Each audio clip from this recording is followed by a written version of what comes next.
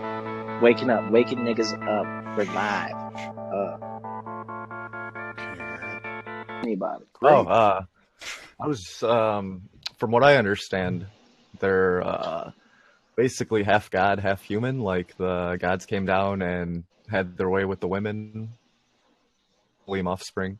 And then, there's other stuff like they're giants. I'm really not too sure. That's just my stupid understanding. I don't claim to know anything.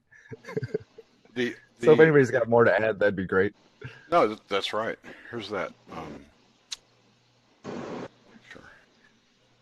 By the way. So they are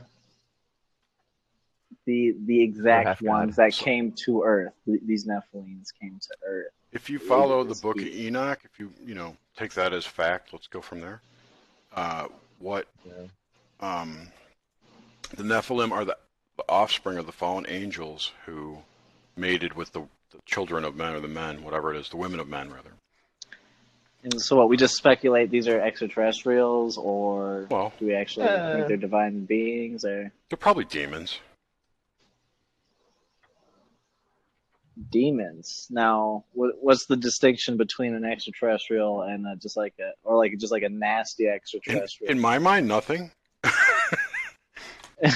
Okay. But I'm teasing. I don't know. I really don't know. We've been exploring this about what these things could be. I think we have an internal type of thing here, that's in this realm with us, like a spirit realm, where all the dead people are, and that's that's contained here, and I think that's responsible for a lot of the UFO sightings that people have and experiences and abductions and whatnot. And I think there could be other entities that live in other realms that may visit here too. And those would be the aliens and extraterrestrials, in my mind. Yeah, when we found out how to split the atom, that's kind of when everything sort of blended, and we could start seeing more into the other side. This is true. That's just what I think. And everyone's like, "Oh, they showed up to stop us from." They showed up to stop us from blowing up the planet and shit. It's like we probably were endangering them or something because they're here with us. Exactly. Like when you're we're doing like insane particle physics, and the human brain shouldn't. From what I understand, we don't even really split the atom. We just break apart a molecular structure that's extremely small, and there's like this release of energy of it when these smaller parts break off into their own little particulates. That's if you accept the atomic model. Okay. Which I do. I mean, I'm not saying that. I don't know. I like that.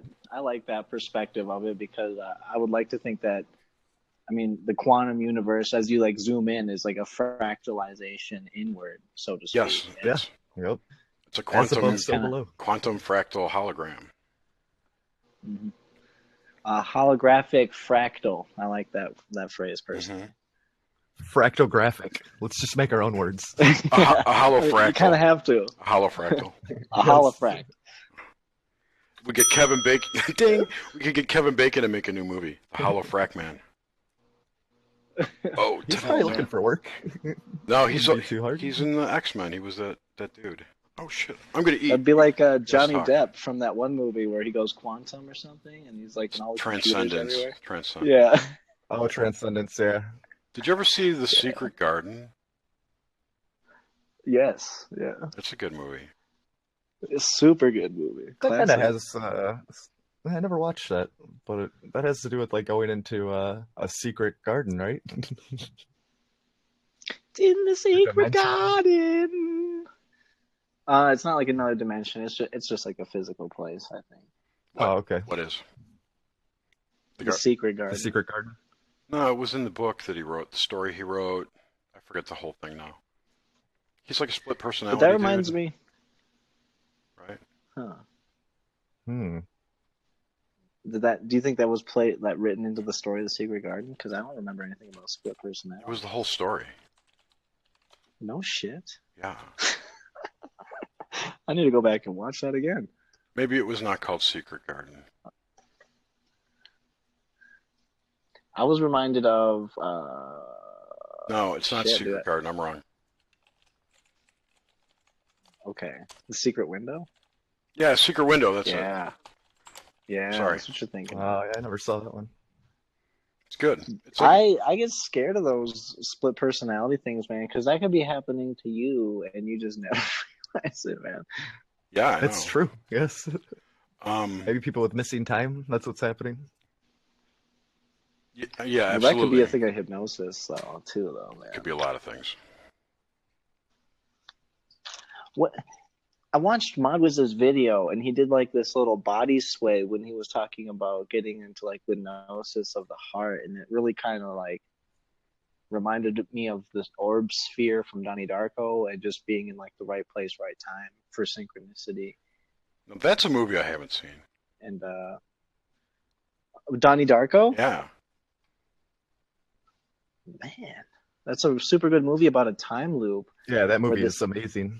Everyone You tells would me never get it from the movie, though, man. You have to read like a description of this shit. If you just watch the movie, you'll never understand what really is going on. But I may. like this jet engine gets like sheared off in a time portal, and it like lands in this guy's bedroom where he was supposed to be, but due to like sleeping night dreams, he like sleptwalked across the whole city, and he wasn't in his bed when he was technically supposed to and die.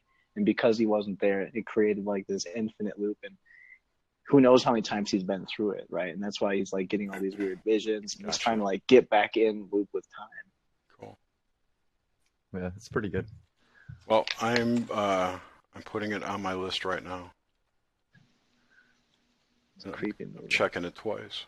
Isn't there some kind of rabbit thing in there too? So hold on, guys. Like, what do we make of these Nephilim like coming down and taking all these like women? Do you think like women Nephilim would come down and take regular Earth men? Well, the thing about the fallen angels and angels in general is that they're genderless. So that's kind of a stumbling block. They're androgynous beings. They're not sexed. As far as I know. I mean, don't you think there would be some that would be like dedicated and then some that maybe not? Yeah, but all the fallen ones were already fucking kicked out of heaven, so they didn't give a shit. Yeah. And this, well, wait a minute. All those Dead Sea Scrolls and the Book of Enoch and stuff, like, that's all just, I don't know. That gets outrageous. It gets crazy. You could just put the Bible in that list too. I'll be right back. Go ahead. Yeah. Go ahead. Isn't it to be incarnated to be kicked out of heaven? Like, isn't that exactly it? Like, so they're just like incarnated beings. Isn't that just what so they just lose their like angelhood? Well, just their complete omniscience and omnipotence. They lose touch with that. But I mean, if you were a spirit on the other side, you'd kind of be like a finger on God's hand more closely than you would be if you're like an incarnated being. Yeah. And I think it's like falling from that state of grace, which puts you in quote unquote hell, or like, I don't know. Also, yeah, okay. Like maybe mortality is hell. Yeah, my personal take is like the slow fires of hell is actually like the burning fire that is the light that emanates from people. And like being an incarnated being, you know, living in these dimensions of light is actually the dimensions of hell that souls, so to speak, not really our flesh. Man. Yeah. That's I don't know, man. The religious stuff. I bet you there were total hot ladies coming down banging their dudes with. Well, that's just the thing. It's like, because I think it specifically says like they came down and laid with the women. So it's like, unless there's, I don't know. I just feel like it's all written by men, so. Those were the jealous dudes who didn't get any of the action. That's what it is. Yeah. Good bet. Just blame it on the Nephilim. Yeah. Oh, shit. I don't know. So, was there any kind of like tyranny or like any kind of hierarchical tribal structure involved with that, or anything transcendent involved with the Nephilim, or was it just that people pointed out that they slept with the people of Earth? Yeah, I think the Nephilim are the byproduct. Like, they're the children of the gods that slept with the women. Like, those were the Nephilim. I get it now. Okay. I'm pretty sure. Like, I'm very, from what I've heard in a few podcasts about it, like, Yeah, Other than that, I don't know much. you're right, Grim. They're the offspring of the fallen angels. Thank you, Failed. Made the Nephilim, and then the Nephilim roamed the earth, and they were cursed because They were giants, right? they're giants, and they were cursed because of who they were. Hey, Kim. Just see you popped in here. Hi, I did. How are you this evening? Fantastic. Yourself? Oh, pretty good. That's good. Just trying to figure out this whole Nephilim thing. Get to Yeah, the I've never bottom heard of it, so I'm listening. Oh, man. I mean, I definitely. We need an expert. So apparently, like if you watch the movie Noah's Ark, that was the big rock things were apparently Watchers. They were the Watchers. But they were supposed to be a depiction of the Nephilim, but I don't think they were big rock things. Anyway, that's how you did them. Isn't Ken Ham building in the Ark exhibit giants fighting dinosaurs and shit? I'm pretty sure that's fact. With people, Giants with like fighting cavemen riding them dinos? around. Yeah, I think so. Because it's all pre-flood world. It's like this pre-flood world diagram, and it's like giants fighting with dinosaurs and all this other crazy stuff. It's at the Creation Museum, right? Yes, Yeah. I need to Google this. Pretty sure. What about these like red-haired giants? Are these potential Nephilims? That's interesting. That was out. Was that the Hopi that saw that, or They're all which over, Indian they're all tribe? over the place. And yeah, I think they are. Yeah, where they found the red-haired giants that they like in their stories. They claim they chased them into that cave and then like burnt the cave and burnt them out. And we actually found like mummified red-haired remains in there or some shit. Like Those caves That's- wouldn't that's be in the Caucasus Mountains, would they? I couldn't tell you. Because that's where like a lot of like the red-haired people came from. I thought because they like That's were stored up possible. in caves, and I was told one time that it was actually like a genetic thing from lack of sunlight exposure or something like that they would even get red hair. It was like a mutation from that. But then It's a recessive you gene. have the story of the Nephilim. Yeah, then you have the story of the Nephilim, and you wonder. Lovelock Cave. It's called Lovelock Cave. Lovelock Cave. It's And the Smithsonian supposedly has the skeletons for it, too, hiding them. yeah. There's that big Smithsonian cover-up theory. It's possible. I've seen Warehouse 13. They're They the can hide some science crazy Nazis, shit. the Smithsonian. Yeah, they're like Warehouse 13, exactly. Yes. Do you think that's where all like this subconscious ginger hate's coming from? Like, like some kind of like genetic. Well, they don't have acknowledgement? souls, so I mean, there's that. We don't know that. Oh man. I've seen South Park. It's confirmed. Oh, man. Clam chowder. I don't know, man. I've got some red hair. Maybe I've got like some heritage. That'd be cool. Possible. What about you, Jerry Cthulhu? Black hair. Are you a fire crotch, Jerry? Nope.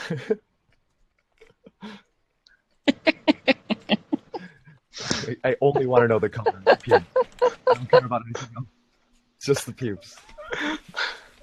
And he's not even like here to like give me anything in response. I'm here, but I got a mouthful of food. Okay. He I hope I says that didn't his make you ex was laugh. a redheaded giant. There you go. Okay. Oh man. So Oh, so do you have Nephilim children then? James doesn't have the link. James doesn't have the link. That's funny. Do you guys have any like ET stories or like potential spaceship sighting stories in real life? No one. Sorry, I was muted. No, Okay. no, not really. I've seen some weird lights in the sky, but nothing that I would think is like that's an alien. It's more just like, oh, I wonder what that was. Me either, except for this one time I was in an airplane. I saw like this black triangular object, which I thought came from a vector and position, which was pretty like we wouldn't really just cross paths with something like that in the airplane I was riding with, and I thought it was weird the position it was in. It made me think it could be a UFO, but It's it was possible. too far. There's Yeah. a lot of black triangle sightings. They're pretty commonly reported. What I saw was in a triangle.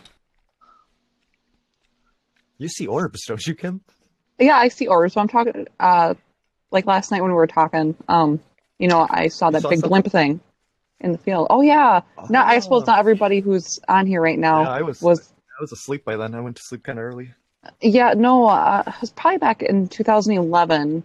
I was riding in the car. I was in the back seat, sitting next to my mom. My grandma was in the passenger seat, and my aunt was in the driver's seat. And I like to use this example as showing how people have their own timelines and how they don't experience what you experience.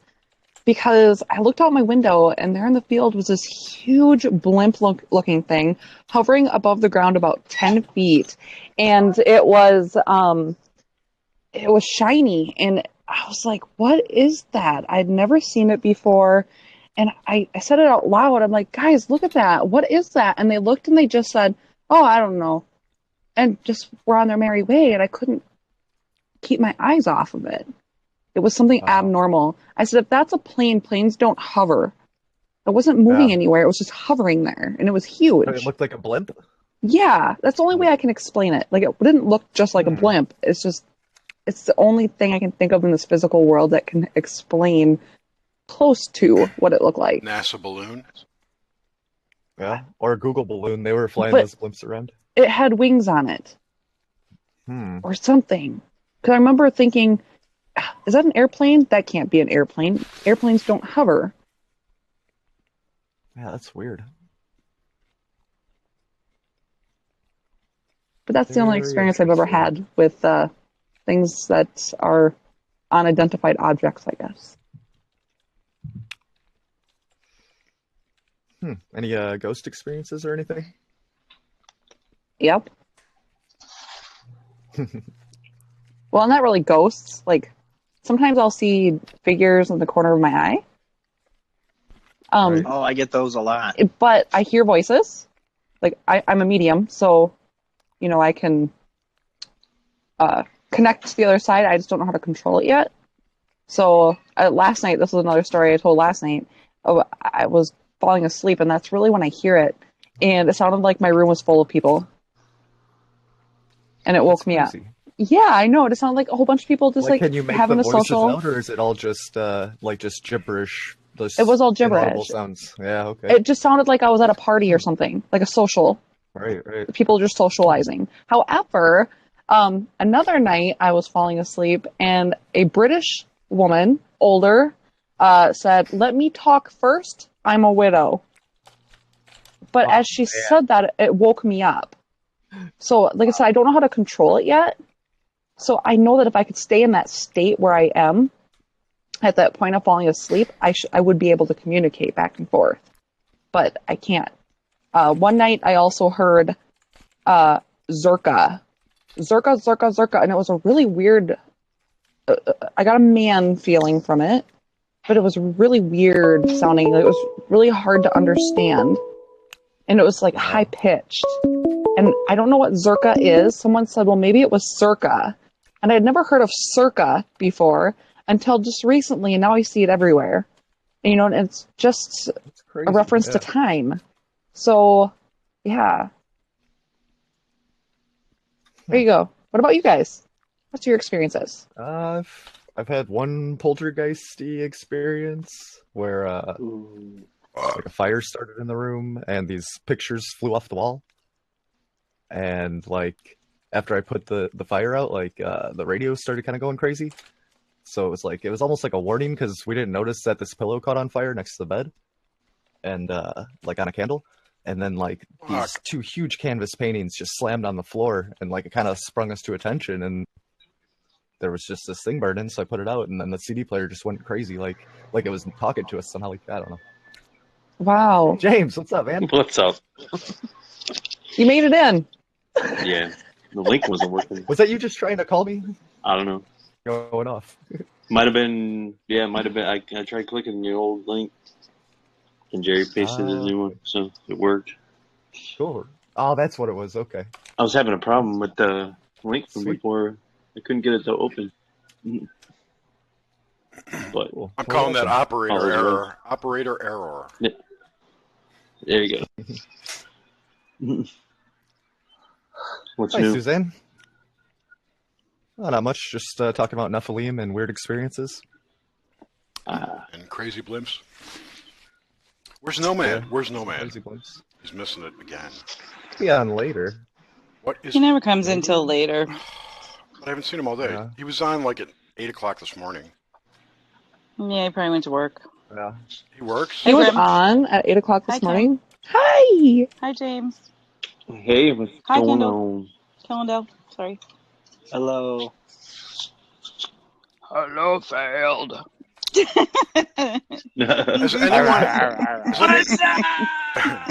Has anyone heard from Og Kendall lately? Hi, Jerry. No, I have not. That dude's like disappeared. I miss that guy. I just like the way he talks. Oh, Kendo. Yes, and we're not making fun of him. We like him. I think he's cool. I mean, No, I never had a problem with him. I was going for an accurate impersonation, not a mockery bad one. No, I know. I was letting people know that you weren't. That's how he talks. And I like his questions, man. They're so like, yeah, he does ask like deep, probing questions, man. And they're always like pretty to the point. Miss the guy. He's probably dancing around on one of his sock accounts, guaranteed. Does he have them? Does he have a lot? I don't know, man. I have so many, I forgot like half of them. I've made no sock accounts.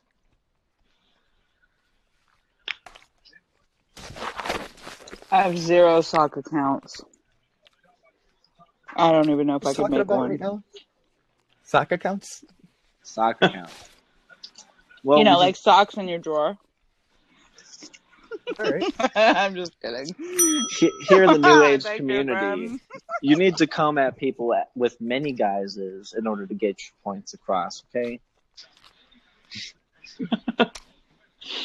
You know, it may not be untrue if you're trolling people. You might have to use a sock account to make a point somewhere. Trolling is, it's actually a very useful thing, don't you think?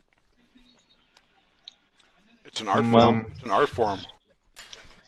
I mean, trolls who actually try to make a real point, I guess. Yeah, if you're not a dick, Yeah.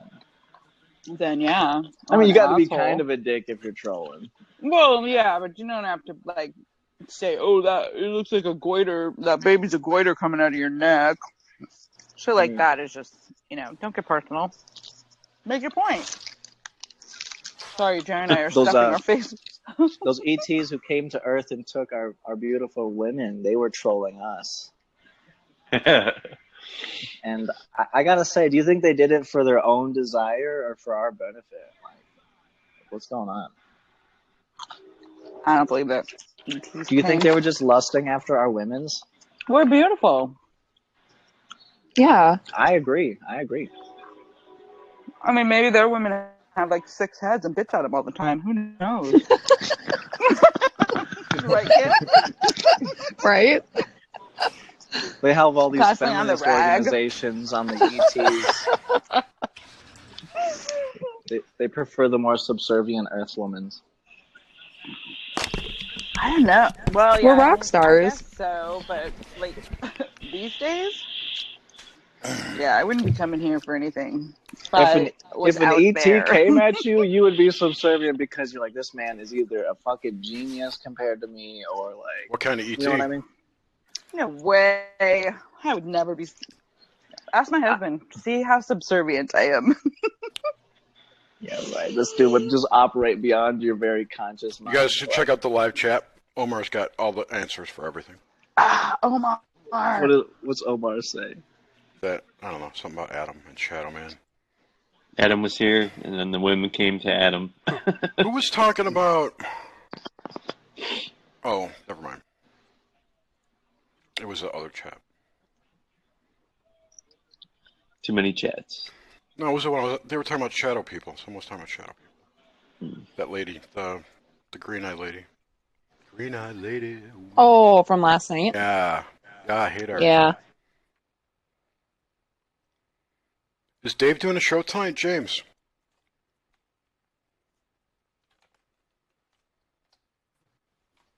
Hello? Hello. I got booted. I like Dropped. We all got got kicked dropped, off or huh? Everybody something. dropped. Welcome my to Hangouts. internet. Okay, so Yep. what were you saying now? You hate her? Or you ate her?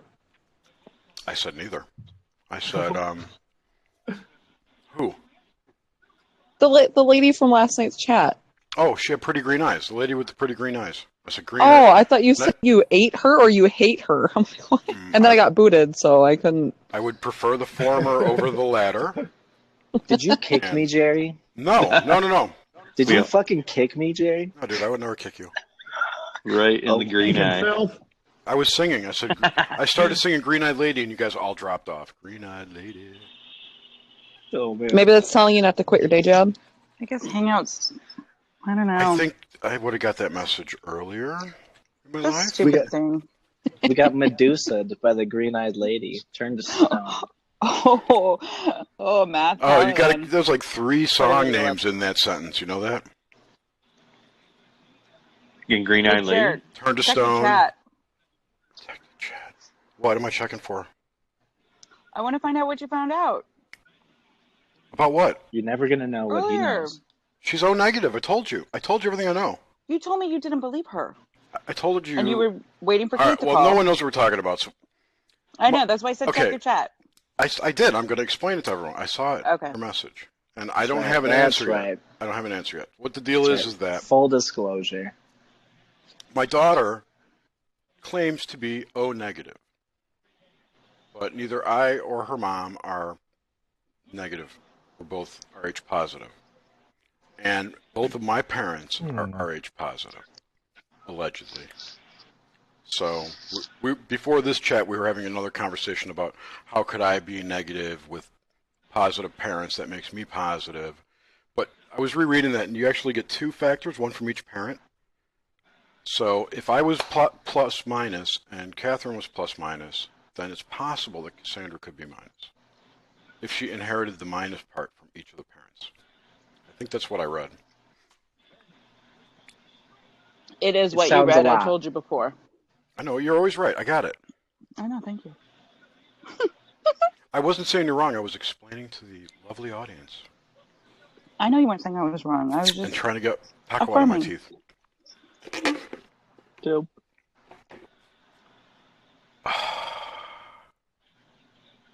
Oh, the beans were all wet and they like spilled everywhere. That's what took so long. By the way, folks, we had a frijoles. Wet beans are good. I know. Beans and rice. Franks How'd and you get the beans. beans over the Frank? Franks man? and beans. I just said that right when you said that. Allegedly, some change blood types. Maybe she could be shapeshifter reptilian, my daughter. I don't know. She got. I love pork and beans. Anybody eat pork and beans when they were a kid? What do you mean when we were a kid? You're talking. There's a bachelor here, you know. There's a single man. Of course, he eats pork and beans. I haven't had pork and beans in 2 years. Oh, See, dang it! okay. We had it all the time as kids. I figured it was probably like a money thing. No, it's good. They're just good. It's easy. You can microwave and they're done, you know? Oh yeah. No, Dude, I know. had, I mean, my mac parents. and cheese and freaking hot dogs, dude. Constantly growing up. I used to No, make no. fish sticks and mac and cheese. There you go. Mac and I'm being cheese and better with cheddar in them. Not hot Mac and dogs. cheese. Better with cheddar. What's better with Oh, cheddar? the Johnsonville brats. Yes. Oh God, those are You so put those good. in mac and cheese. Oh, it's so good. That would be good. I like That's next level. Velveeta Throw shells some and bacon cheese bits in better. there. Yeah. Oh my god. I do too now. We only got Kraft because my mom was such a. That's Kraft has that Tightwad. taste, though. You know, you can always go back to it and say, "Oh, Kraft." You know, Yeah, exactly. It's got You a know exactly what it tastes yeah. like. It's like getting a McDonald's cheeseburger anywhere in the world. It tastes like a fucking McDonald's cheeseburger. That's right. I tested Like it when I was in Paris. I got McDonald's there to try it and see what it was like. It tastes exactly the same. Royale with cheese. No. Like 8 years ago in Cleveland here, there was, I don't know if you guys remember the story, the man with the golden voice. He was like this homeless dude. Oh yeah, I totally Yeah. remember that. Yeah. He ended up, they found him on like just bumming around basically. And then, people would just start having him like say stuff. And then he ended up getting picked up by Velveeta and doing commercials for him. Do you remember that lady who called the cops because she'd been a prisoner in a house with 3 other girls? I forget where that was. Pennsylvania, maybe? Yep. They've been there for like 20 years. Yeah, that was in Cleveland here. Okay, Yeah. right. And the dude across the street was like, "Oh, something about McDonald's." What, he gone to Burger King? He just Was come it back from McDonald's? I just come back from McDonald's. I just got back from McDonald's. I saw her on the steps and she's screaming. I helped her. He like rescued her allegedly, and McDonald's gave him like free food for life. Wow.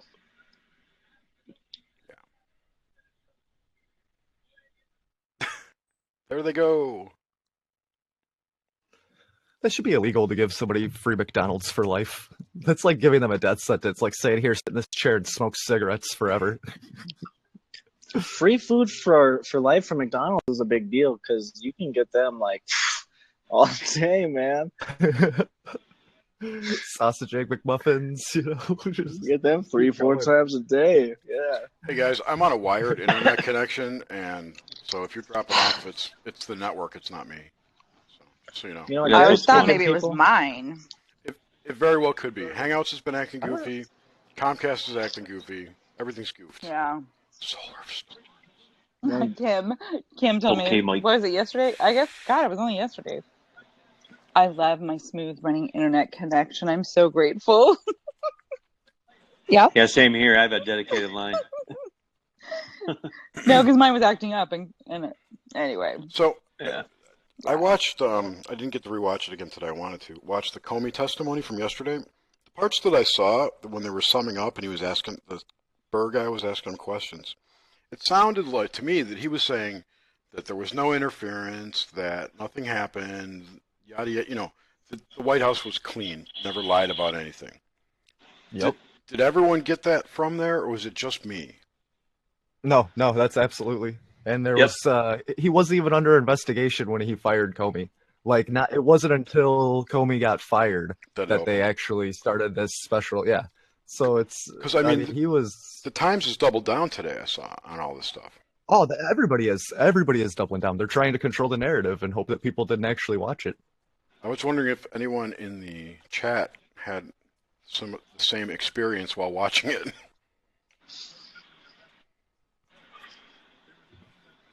As to Who was questioned about it? James Comey? James Comey, the ex-FBI. And director, Trump just- said he was No. questioned about it too, didn't he? Oh, I don't know. But Comey testified before some Senate panel yesterday about the matter. You know, if there was some kind of collusion with it's the Russian witch hunt is what is going on. We're looking for witches. Yep. Looking for witches. I mean, basically, they said that Russia did interfere with the election, but what they did actually had no impact at all. So it's like, but there was no collusion. Like, that's what they're looking for. They're trying to see if they can find somebody from the Trump campaign. Oh, is this But- a cosmic echo of like the MacArthur trials? Maybe.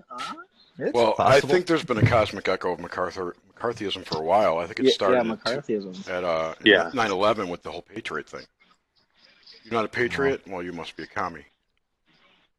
That was the whole thing, though. We were pretty close with Russia through the whole like Iraq War and everything. It wasn't until We still are. I feel like it was in public eyes we were still in good terms with them. yeah.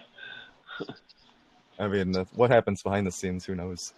Probably But it's the like that exact whole opposite of what's told to everything us. escalated. It's the whole Ukraine, when the Ukraine situation just Which was a CIA painted. thing. Yeah, absolutely. Well, it was just a coup, just a CIA coup. Coup. And then they tried The recent one, the Ukraine, where the one in 2011 or whatever. okay. Yeah, Well, recent Nah, enough. they did one in Turkey. Tried one in Turkey. well, they tried. They tried Aragon one. wasn't Yeah. going to have it. Okay, so Radagast is confirming the media misled. Okay, good. Because I distinctly remember James Comey saying that the New York Times lied. I see the New York Times headline after that says, when they put that. The Trump lied. It's like, no, that's not what was said. The Times lied. Yeah. Yeah, he fucked everyone except Trump, exactly. Okay, good. I'm not crazy. Mm-hmm. No. Fake news. Carlos Slim, but this is a problem. The fake news is now at the New York Times headline level, and we can all see that. But people who didn't watch the testimony or have no clue, they're like, "Oh, Trump's bad," so it's just going to incite more of this anti-Trump bullshit that's going on. Yep. I don't know. Yeah, I don't know. I don't think Trump's going to get impeached. They tried to launch multiple impeachment programs on Obama that didn't go through. Yeah, I don't. Yeah, right. But they finally got Clinton impeached eventually. For a lewd sexual act, like things regarding like legislation and state. I think Trump is smart enough to keep his nose just none of those congressmen ever sucked a cock. Are you telling me that? You guys have never actually impeached the president. They all quit before they got impeached. Correct. Huh. Well, no. Bill Clinton got impeached, but he was not removed from office. It's a two-step process. You're fired. Yeah. It's a two-step process here. It failed. At the end of my term, I quit. Like, how does cool. that I will work? watch that. Radagast. I want to watch that after. Quits. If we're not up till 9 a.m. Oh. The problem in the media is that there's two dimensions, right? It's dimensional politics. So the one side sees what we saw and says they didn't say that Trump lied. The other dimension sees it and says, oh yeah, for sure, that's real. So fake news to us is real news to them. I just want to add to that that the manner in which the questions were asked to Trump, somebody else brought this up last night, the fact that they were different. It was failed. It was the same. Yeah, you brought up the questions were the same, but worded differently from each of the people, from each of the questioners. But I brought up the fact that the first guy, Burr, who questioned Comey, was asking them in a negative way. Would you say there's no doubt? How much? I forget exactly how he worded it, but he asked a question. Just want to slip them up. No. As Feld said, and I agreed, it was done for sound bites, so they could assemble a video of this to make him go, "Oh yeah, Trump did all this bad shit." Uh-huh. Yes, but his answers were no doubt instead of yes or no. His answer was no doubt. So, is he promoting Gwen Stefani? What? I mean, what the fuck? When you're presenting, I hope so. when you're, testifying before a Senate Select Committee, whatever it is, you should be like yes, no. That could be considered a vague response too. No doubt. No doubt about what? He was asked, like, did you have any doubt that the White House was, blah blah blah? And he said, no doubt.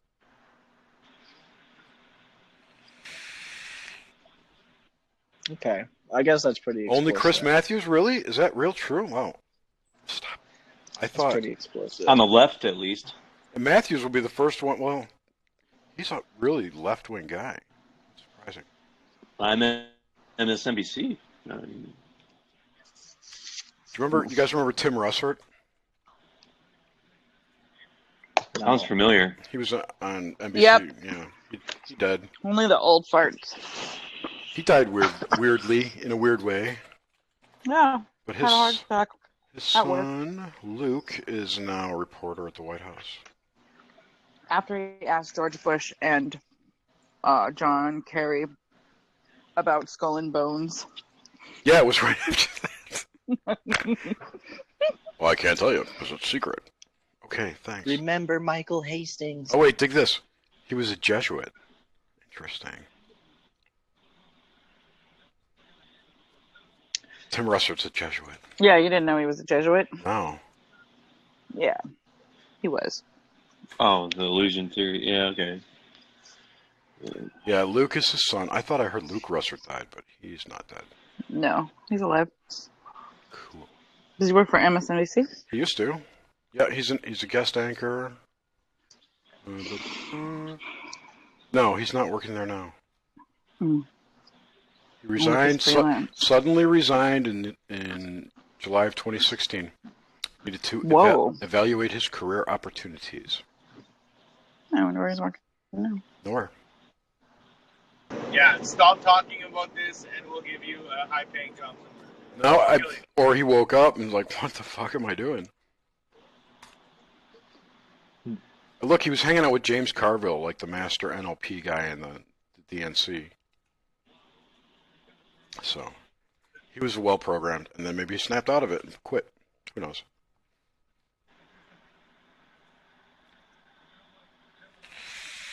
Could have. You never know.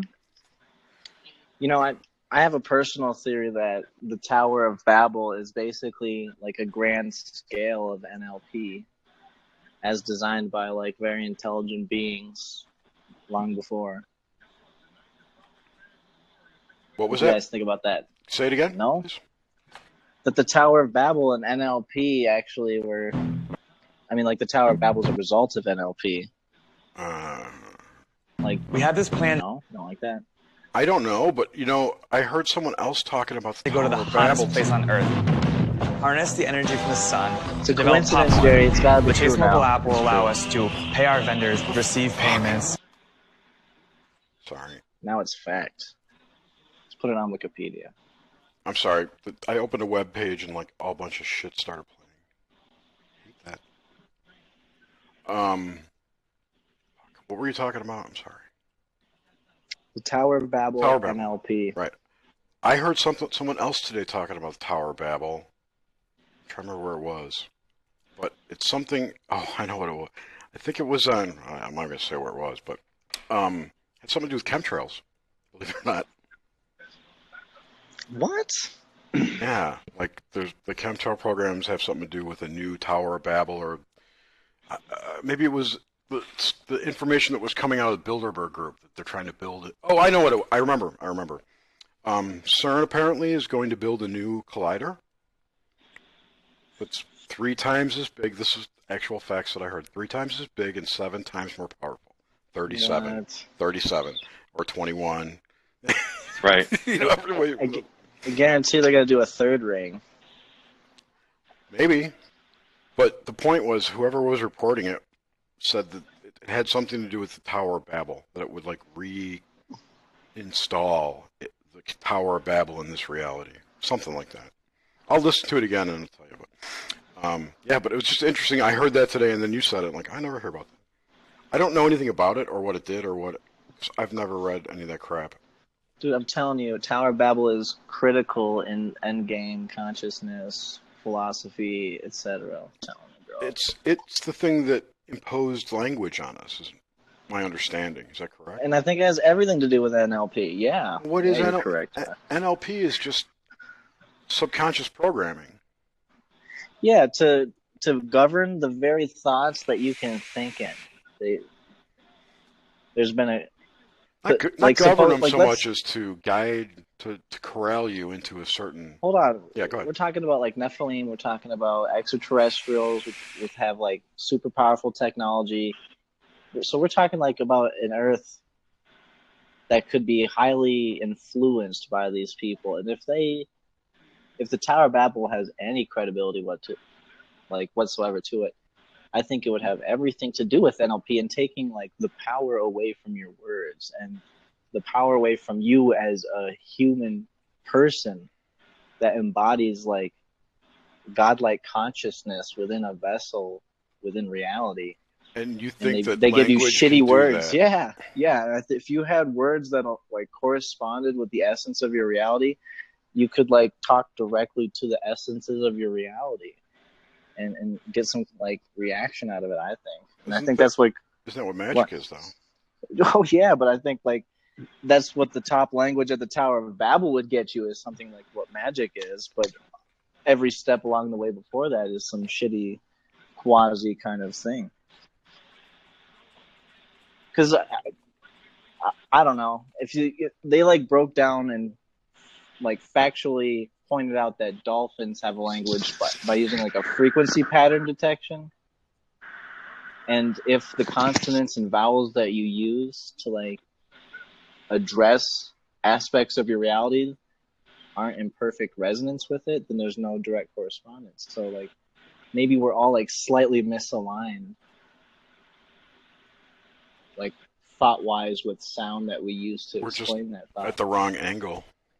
Yeah, like Latin, and like you can look at like Spanish and Latin and French and like see this like tree root like kind Sure. of Romance all the way to like languages. the Phoenician and like these ancient languages too. And Santos Bonacci, like he, I think, like had an epiphany after he observed this in his study of linguistics, and it probably like gave him like a real consciousness expanding understanding of language and thought.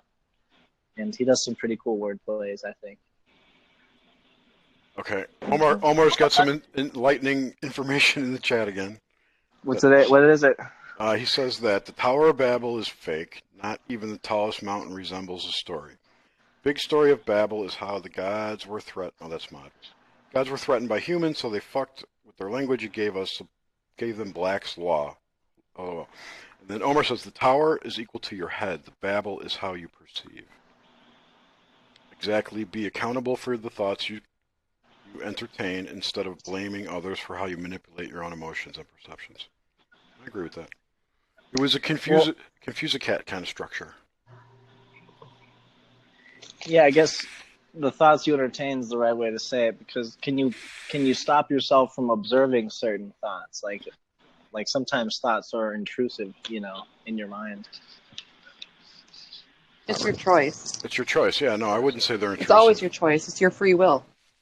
Like an unpleasant thought, or like it's your something choice. Really... You could just say you reject it and it will go away.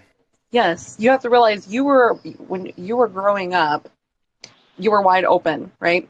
So your parents and the people around you, you're taking all of that in. So you have all of these paradigms from them.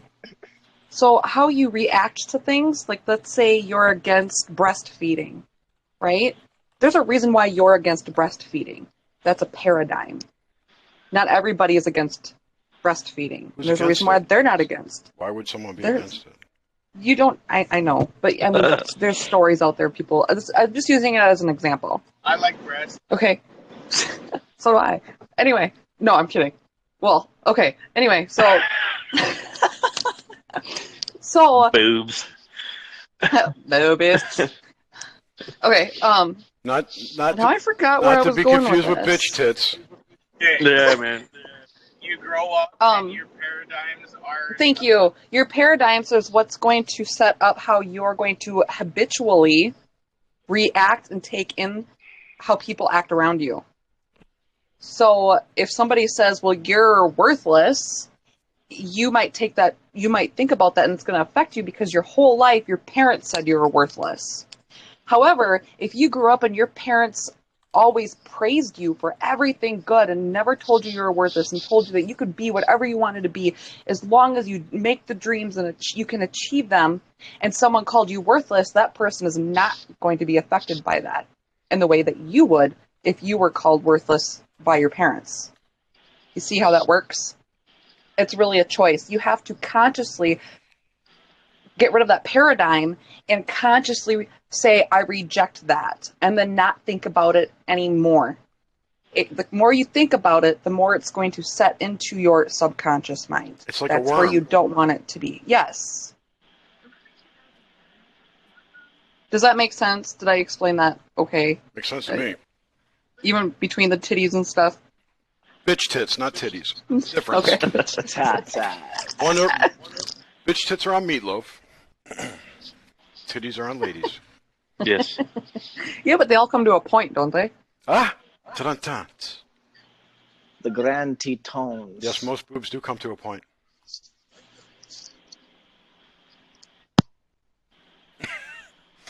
Not even a giggle, Kim? Sorry, I was on mute. I didn't want you guys hearing my bag of tobacco being rattled again. Now that I know that I'm live. Okay. But are you nervous tonight? I'm never nervous. Atta girl. Well, you said you were worried that you'd be nervous if you went live. Whatever you were saying before. Oh, yeah. No, I didn't know. I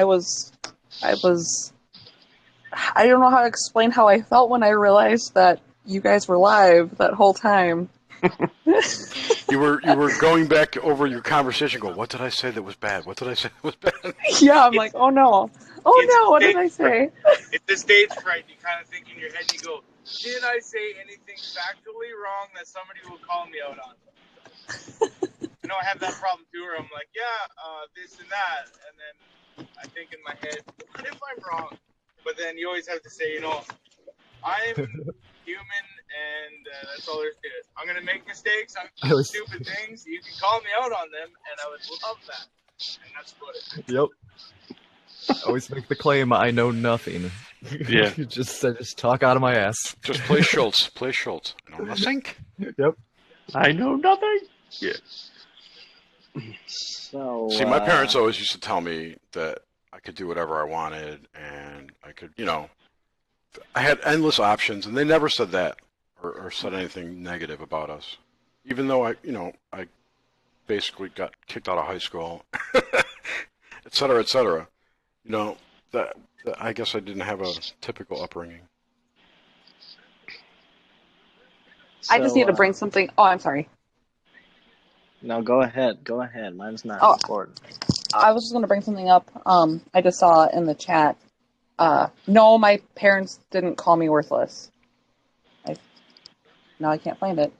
Someone said parents called you worthless. No, I worked with troubled youth. I was a counselor for boys that were locked up for making poor decisions.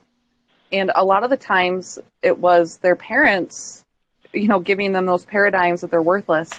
It was their parents either not being there or, telling them that they're worthless. So that's why I brought that up. Not everybody's parents called you worthless. Fantastic like mine were. So. Yeah, my parents were awesome. So were mine. They when I was growing up, I didn't think so. Right. I did because they traveled all the time. They were never home. Oh. They had like a scheduled vacation. I like to eat.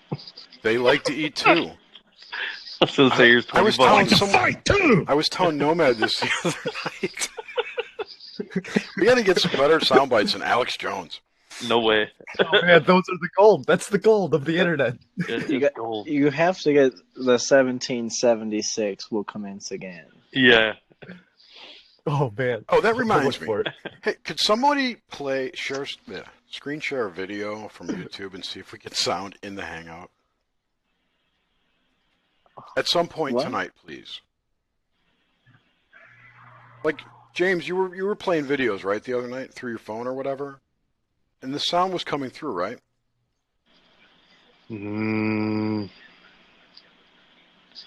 I think I was playing it through Hangouts. Yeah, through a screen share. Yeah. Because Suzanne and I were playing around for like an hour trying to get it to work. I think it's a bug in Hangouts. Because I tried Firefox, Chrome. Both didn't work. I had the same problem on both. It's neither here nor there. Yeah. I'm getting a new computer next week. Holy shit, Flat Earth's blown up. Oh, totally. Did you see Math's video? No, did he put one out? I was trying to watch it. That's our fourth topic tonight, magic. I heard my name. He's pissed. It sounds like he's pissed at Jake, but I don't know. Who knows if that's really fucking true? There's a flat earth. I just started watching it. Who's Jake? The Flat Earth asshole. Oh. He's friends with Math. Well, yeah, and Flat Earth, and Jake was with IPS. He was with IPS. Yeah. Yeah, and like so for no one who knows, he's a fucking. For the people who have no idea what we're talking about, nobody knows what we're talking about. Anyway, I keep he's an eyeball saying that all those guys are connected. Like, yeah. So I have my doubts about a few of them, but whatever. So you guys are regular globe earthers then? I am not a globe earther, but I'm not a flat earther. No. You want to know what I am? Neither. I'm a realmer. I'm a realmer. I'm a dimensionaler. Oh, That's right. Same here. And you know what? The people that believe the Earth is flat, they're absolutely correct. And those that believe the Earth is round, They're They're correct. absolutely correct. It's subjective. That's right. That's No, it's no. yes, it It's is subjective. subjective. It's You subjective. create your own No. reality. You Excuse create your own me? reality. What? Until you start questioning. Wait, stop. Until you start. When you don't question it, it is your reality. When you start to question it, things will change. Because you seek and you will find, and that is I everything. totally agree. You create your own reality, but I don't believe you create it beyond certain bounds of physical laws. They don't. They don't. It's their perception. It's not physical reality. Remember my story earlier about being in the car and seeing that unidentified object in the field and how everybody reacted to it? Yeah. It didn't affect them at all, right? But it affected me. And I can use another example. When I woke up, and some of you already know this story, when I woke up to the governmental conspiracies, it was 9/11, and I watched Loose change, and it totally changed my perspective on that. I could see it was an inside job. There's no question about it. And I did research on it, and I went to my girlfriend's, and we sat and we watched Loose change together. Okay, so she got to see everything that I saw. And at the end of the movie, she looked at me and she goes, "You have too much time on your hands. You're going crazy." She didn't see it. Right. She couldn't see it. Right. She could not perceive it. So, to her, it actually was a terroristic attack. So, those that, and I'm sure if you're aware and awake to the governmental conspiracies, how many people pissed you off that just didn't want to listen because they couldn't see it? I disagree with that exact kind of rationalization because, I mean, it's like someone's inability to believe in some kind of like sensational potential like plot line like that does not mean that they're in a reality where it's actually not happening, right? Like I'm not saying it's not happening. The whole enlightenment community is actually supposed to be about waking people up to like these kinds of facts who are already presupposing there's no way something like that could be happening. No, that's not. See, that's where I differ from you as well. We're not here to wake anybody up. We can't wake anybody up. Correct. They have a set time in their path to wake up. That's why people don't listen to you. That's why people ignore what you show them. That's why people don't want to look at it. It's not their time to wake up. To me, this is my belief, and it doesn't have to be yours, and that's okay, and your beliefs don't have to be mine. But my belief is that we are awake right now because we are to work on ourselves. Inner peace is where world peace begins. We need to work on ourselves. That's why it's our time, because guess what? There will come a time when all of these blinded people will wake up, and it will be a mass awakening, and there will be confusion, there will be chaos, and guess who has to be here to help them? Yeah. To explain to them what's going on. We're the way showers, right? No yes. way. But what makes now different than the hundreds of past years of human history where we've been following the same model and everything? Galactic energy. And how does it unite people? Does it unite people? You trying to wake people up, does it unite you? No, that's a hopeless task. I agree with you on exactly.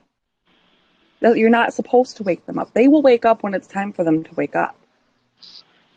My husband, he sees the Mandela Effect. Go ahead. Should add to that if they wake up. Most people get red pilled by people that they don't have a personal relationship with. So, the old saying, you can't be a prophet in your own town. Yeah. I don't know. I was woke up by my father-in-law when it came to the governmental conspiracies. And like my husband and I woke up together. So he's a very open-minded individual.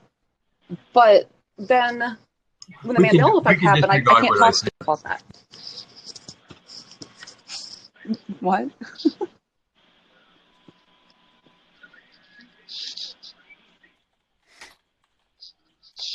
Don't know. I don't know. I don't know either. I don't think that everyone is going to wake up. I think a portion of people will, but I don't actually believe that everyone on the planet is real people. Oh, man. What do you think they are? Yeah. Different things. There's reflections of people, like subconscious reflections out there. And I think there are shopkeepers, the background people, the people that that the AI inserts into the game to fill in the gaps. NPCs. NPCs, yeah. Shopkeepers. It's funny. That's how people describe dreams. That's how people describe the dreaming world. Well, it's exactly like that. I believe that's just another holodeck. I think. I don't believe. I think that. And let's put it this way: if we were in a simulation, or put it this way, when you play a game, there are characters you have to interact with, NPCs you have to interact with, that have intelligence to them. Not really, it's state-based. Do you want to buy something? Yes. What do you want to buy? Here's the menu. But what if those things were a little bit smarter and they were the ones who bred with humans, and they're the fallen angels? So we got a bunch of people out there who may not have human souls. It's just a thought. I don't actually think. But what's a soul in your little holodeck reality? What is that? It's whatever. So when you play a game like World of Warcraft, you are running an avatar around in some kind of virtual realm. So I played that game extensively. Great. Man. Oh yeah. So whatever you are to your character, that's what a soul is. So just like so you're the player. You're the player. Or okay. We're just running around in our meat suit avatars. Exactly. Okay. I could get down with that. Welcome to the best virtual reality game ever. Yeah, exactly. It is. It's an organic virtual reality. It's really amazing. You can wipe God's ass after you die. We are God. We are God. That's the point. It's literally Yep, like we are. It's Roy from Rick and Morty when he plays Roy. Yes, exactly. Hey, has second season come out yet? Or the second episode in season 2? No, not yet. October. Yeah. Yeah. That first episode What? was October for episode 2? I think they're going to start the new season in October, like around Yeah, they Halloween. leaked the first one out on April Fool's. It was just like a teaser. Yeah. Yeah, then there was an article going around saying that the creator died as a joke because episode 2 hadn't come out yet.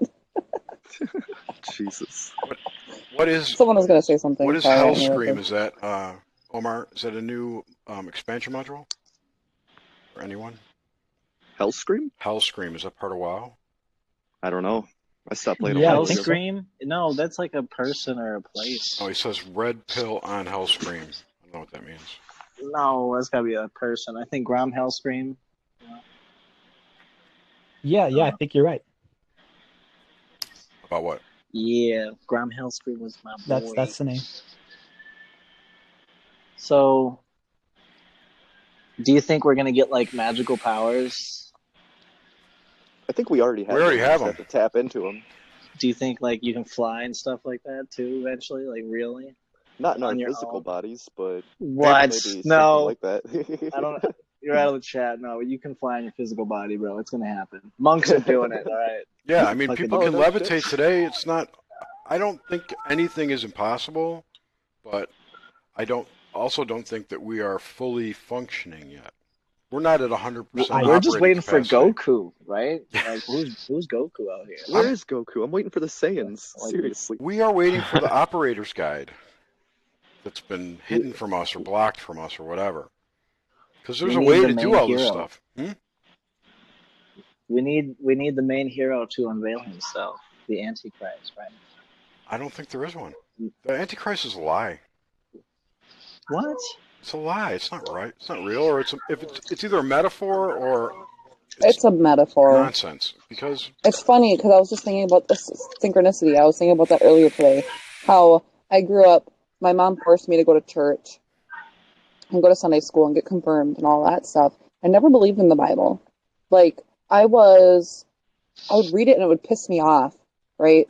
Because it's I'm sorry, my God is a loving God, and this isn't, the Old Testament. I'm this is not a loving God.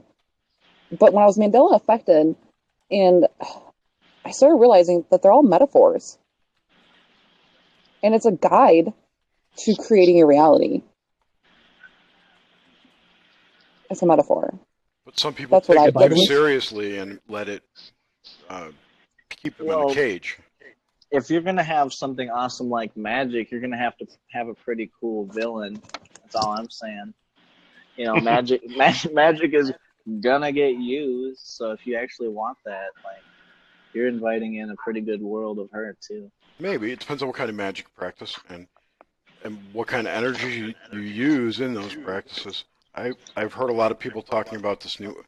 I forgot what he called it. I think it was Gordon White was talking about this new age that's coming or is here. It's going to be like a renaissance of magic.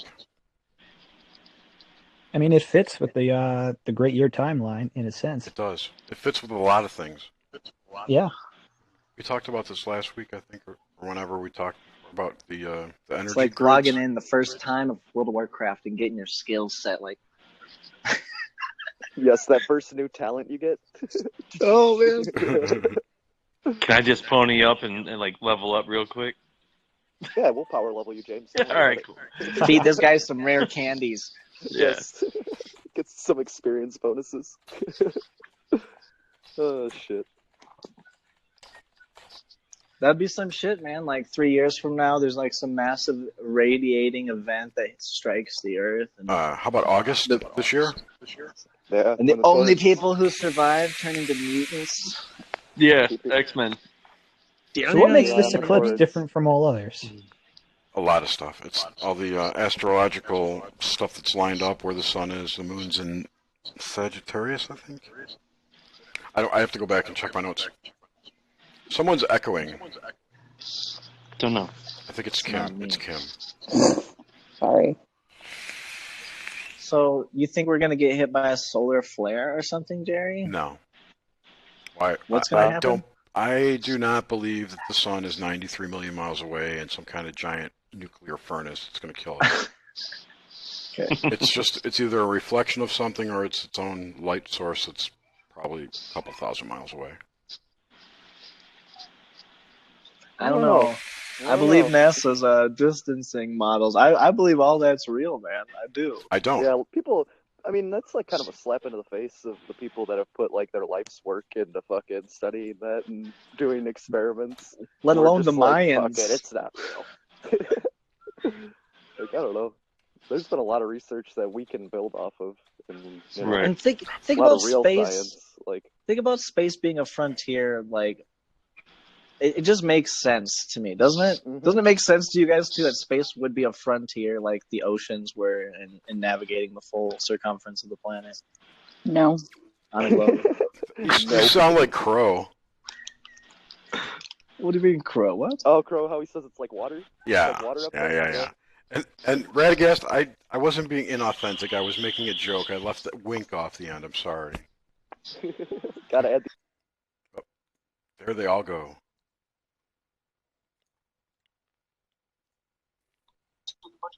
Okay, that's why I put LOL. I'm just riffing with you. I know you are.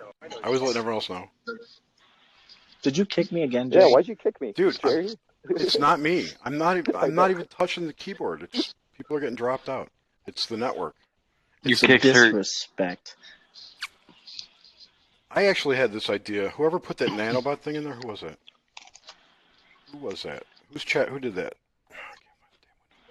Omar dropped a link in chat with nanotech skylights that look like the sun.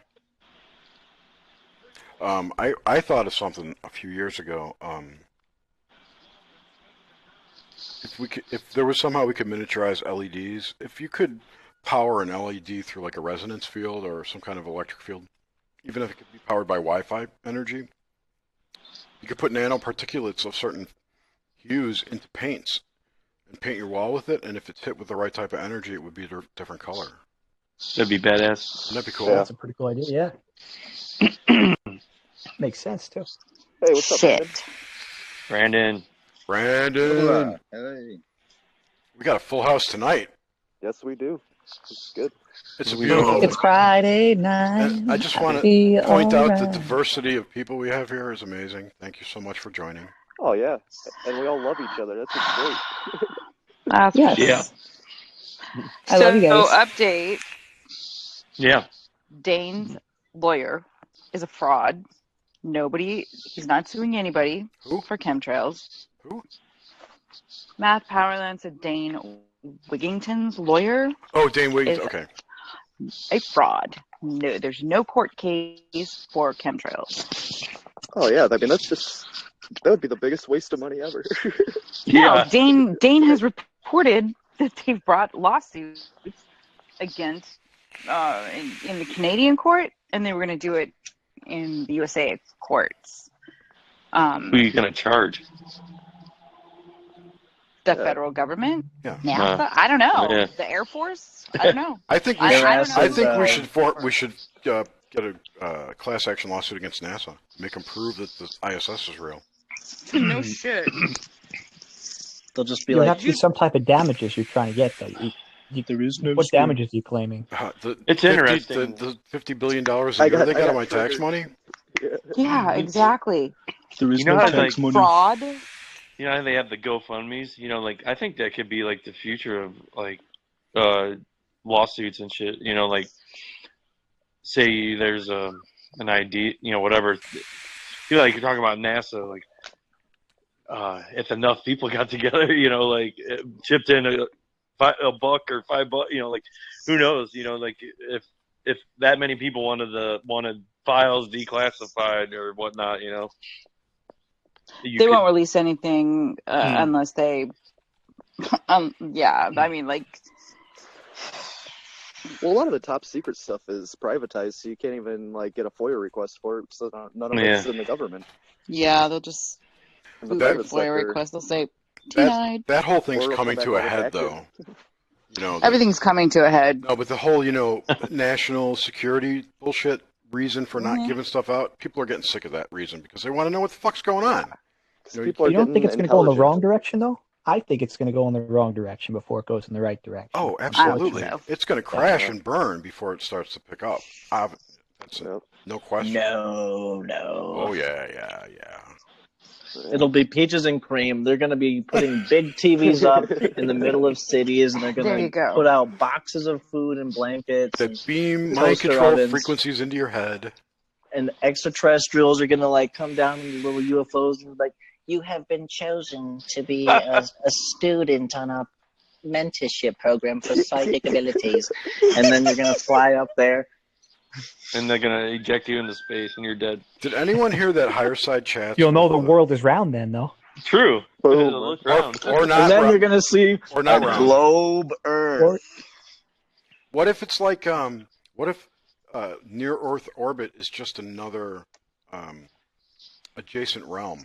So, like, when you're there and you look back at Earth, it looks round, but from the ground, it looks flat, and you look up in space, it looks flat. You know what I mean? What if it's just a different... I keep getting this... Come on, Jerry. Space is the final frontier. I mean, come on. Wait. It has been described that way in myth before. I just can't remember which myth, though. Something very similar to that. There's two things that I remember that stick in my mind about this. First one is that we never, ever see a rocket leave the atmosphere and go like from the ground to the space station, contiguous footage. You know, even from the rockets themselves, you never see it leave the orbit, leave the atmosphere rather. So that's a video riding one of the booster rockets. I thought I've seen that before. How would they get? Oh, I've never seen it. I've been unable to find any video footage of that. If you could find it, great. So I'm gonna look. I'm gonna see if I still have the video somewhere please do. saved. The other thing that I keep getting this in my head, and I have no idea what it is. I really do not know what this is, but I just know the phrase: the tunnels of Set. This is some kind of way to get off the plane to other dimensions. As in Egyptian Set? Yes. I don't know why I know that, but I know it. Well, I'm gonna Google that too. Google it, Mike. Nice.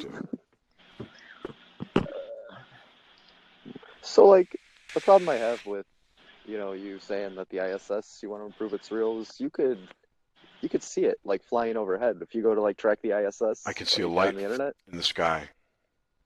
So, well, if it's not the ISS, they at least have something up there going around. A balloon? I don't know. I'm not saying it's true or false. I don't know. I really. Jared, did you post the picture of the balloon we were looking at earlier? No, but I will.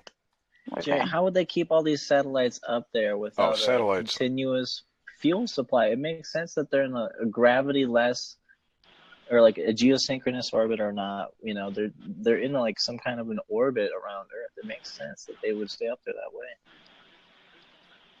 If the ISS is real, then they're using a fisheye lens. And it's not really at the height they say, because we saw a balloon thing today that was 9 miles up. Was it 9 or 7? I forget. Excuse me. And it looked exactly like the ISS footage, like the live That was stream. probably a terrible camera lens, man. It wasn't. It was a GoPro. A Dude, it's a GoPro, man. What do you think they have on the ISS? They don't have a GoPro on the ISS, man. They got some fucking NASA grade camera, man. NASA grade cameras are fucking GoPros. And who told you that? I mean, NASA. it's pretty self-explanatory. It's a NASA station, so it's NASA grade equipment. You're deep in the mind control. Look, I'm not saying it's true. I'm not saying it's false. I'm saying I don't know. And I think that's a good place to be. It was the picture looked the exact same height as the ISS. I have it right here. I was looking for the height. It's I was like, oh look, that looks exactly. That's pretty funny. And they use a lot of helium. But they launch a lot of balloons. That's okay. Well known. They have a massive helium storage facility. There's a super simple experiment that proves flat or Grover. You put We're not hot even air talking balloon about up that. in America or China. Put a what? We're not even and talking. China, and you shoot a laser between these two hot air balloons, and if you can connect them at certain angles and degrees, that you should be able to locate them. You know, whether it's flat or round. That would be awesome. However, it'd be very difficult to control those balloons. What? What if you have them tethered down? How are you going to get the two to point at each other? You just fly them over the vector, like the space and region of North America and China. I mean, you could get GPS coordinates. Probably you'd have to. But you can't really steer a balloon once it's up in the atmosphere. Yeah, someone was good idea with the tethered down. You could tether it down. You can. Now, the only other problem with that is at that distance, I thought the laser would be fine enough to detect at the other end. You get the spreading of the beam over distance, which is a whole... Half the Earth, though? Come on. So... You get it over 3 miles, dude. Look at some of the... Have you seen any of the laser tests over lakes? Now, why? Okay, here's another thing. If it were flat, why couldn't you take a telescope on the East Coast and see Europe or like Africa, like just looking over the ocean? Because if it's just a distance thing rather than it actually being curved and out of vision, like wouldn't you just be able to fire that shit up? There may be things in your way. Atmospheric hazing. Atmospheric hazing. Argument. Yeah. Okay. They say it's just such a far distance that if you go out to the beach on a clear day with a telescope, you can pull ships that have allegedly gone over the curve back into focus. And that's not possible on a ball. But I've used binoculars and observed many ships when I was in the Navy going over the curve, and it looks exactly They're not like really that. going over the curve, though. It's an illusion. It's really all about the angular resolution of your eyeball. And I did all the research on this. Human eyes can only have an angular resolution of 0.2 degrees. So anything that's, if you picture a triangle, and if you put the target at the end, at the pointy end, and you're standing there looking at it, the light rays can't make it into your eye because the perspective is so far, the distance is so far away that the rays, I can't really explain this well, but it's got to do with angular resolution and perspective that can totally be explained. Doesn't make sense to me because I've also then relocated to the upper levels of the ship, and then the degree of the height that I gain has this equally proportionate ability to observe it beyond the curve even further and then go further behind the curve.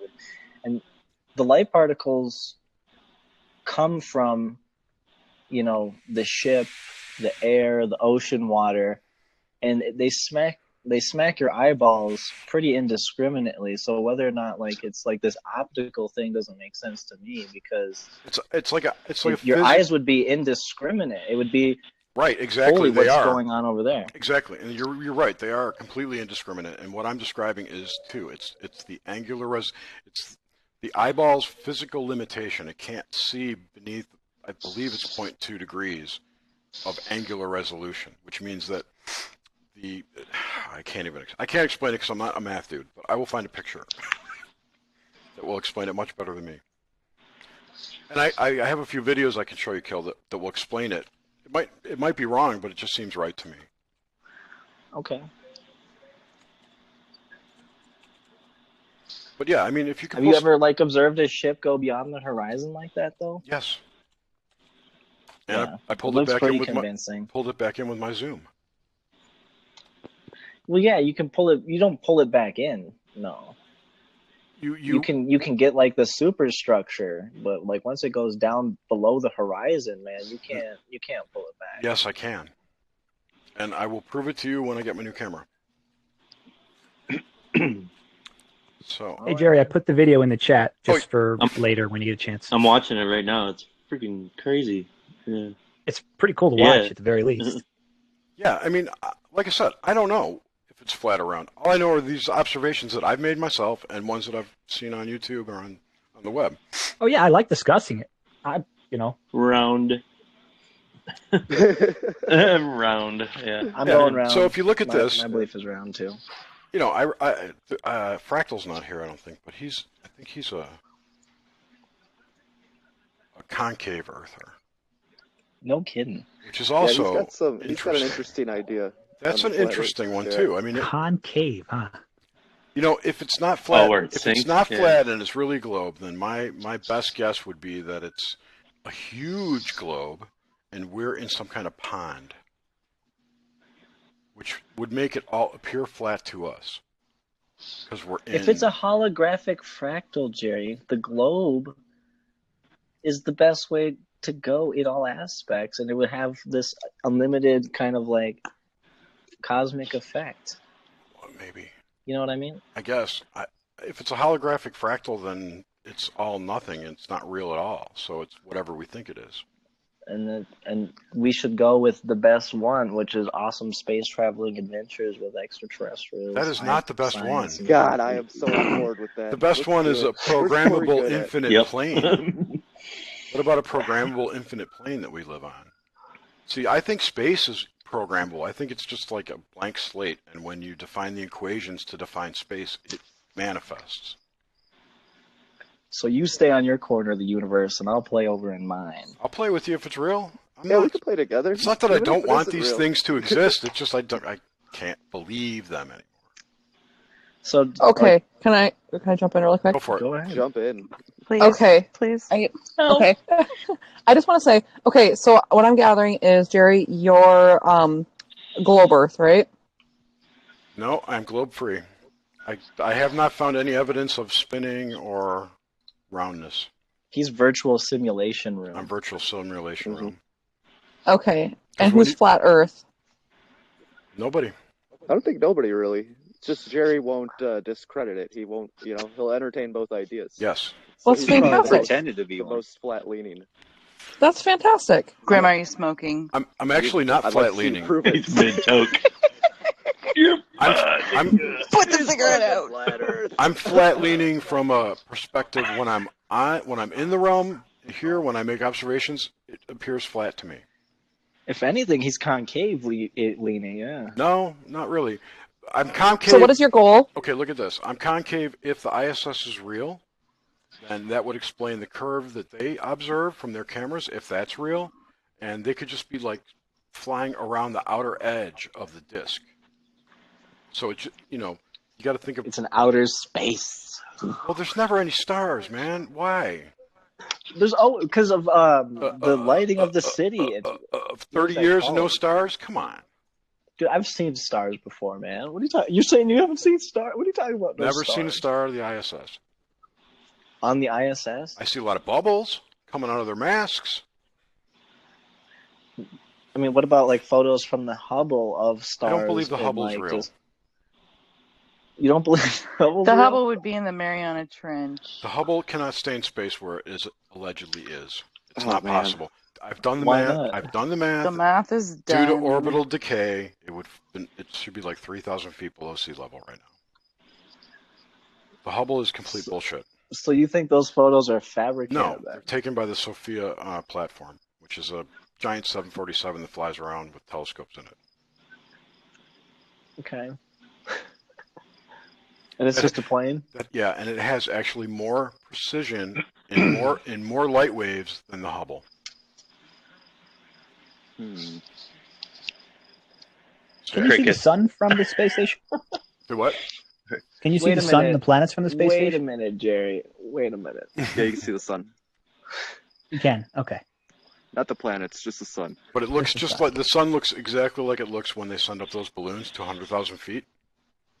There's a hot spot underneath it, and it doesn't look that. It's 93 million miles away.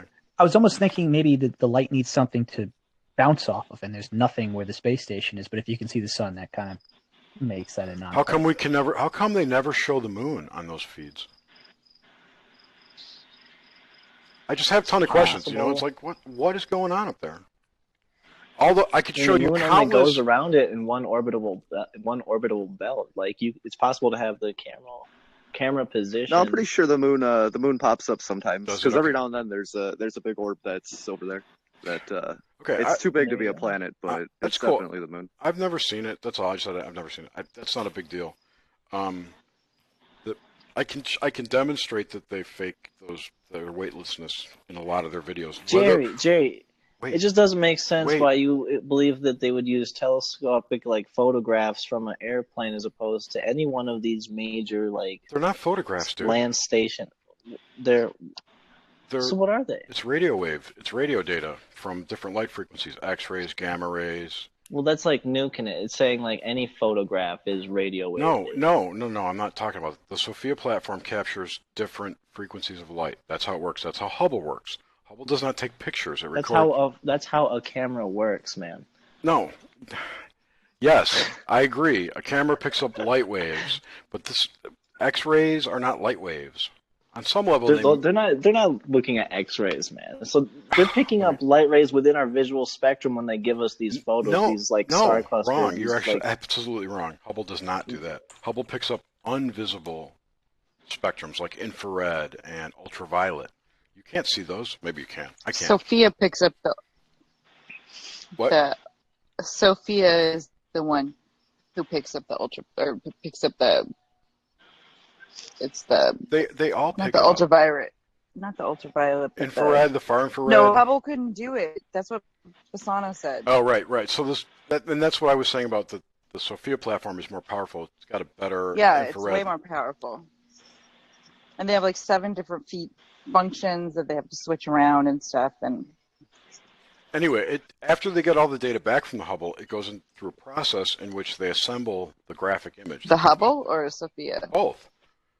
They assemble the composite image. They do the coloring. It's all artist rendering. It really is.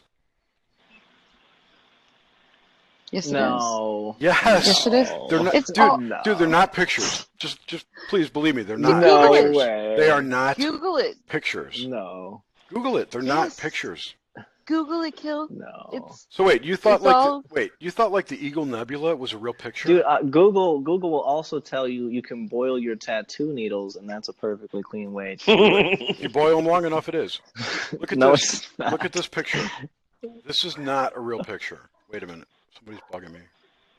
Hold on. I only have 10 on a call. Oh, who's locked out? Failed.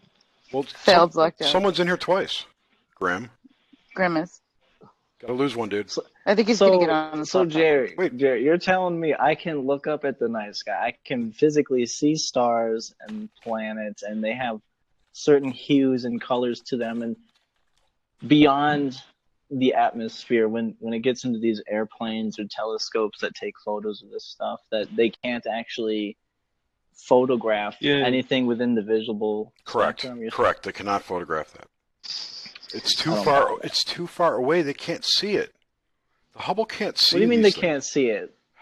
You don't understand how it works. How do we see it from Earth, but not from just outside? This is what kills me. Wait. Let me just show you. People that don't know what they're talking about are trying to make an argument. Don't be mean, research. Suzanne. I'm not trying to be mean. Just look at this. You've seen this 1,000 times. The Eagle Nebula, right? Am I really the ignorant one here? Kinda. Honestly, I've seen these photographs, man. It's these not a photograph. That doesn't look real to me. Even if it was real, it's not a photograph. Yeah. Yeah, it doesn't look real because it doesn't fall into your laws of physics that you've grown up No, with. you misunderstand. You Yeah, misunderstand. it's an non-gravity. I have always thought that environments with, picture was a painting. Okay, listen, Kill.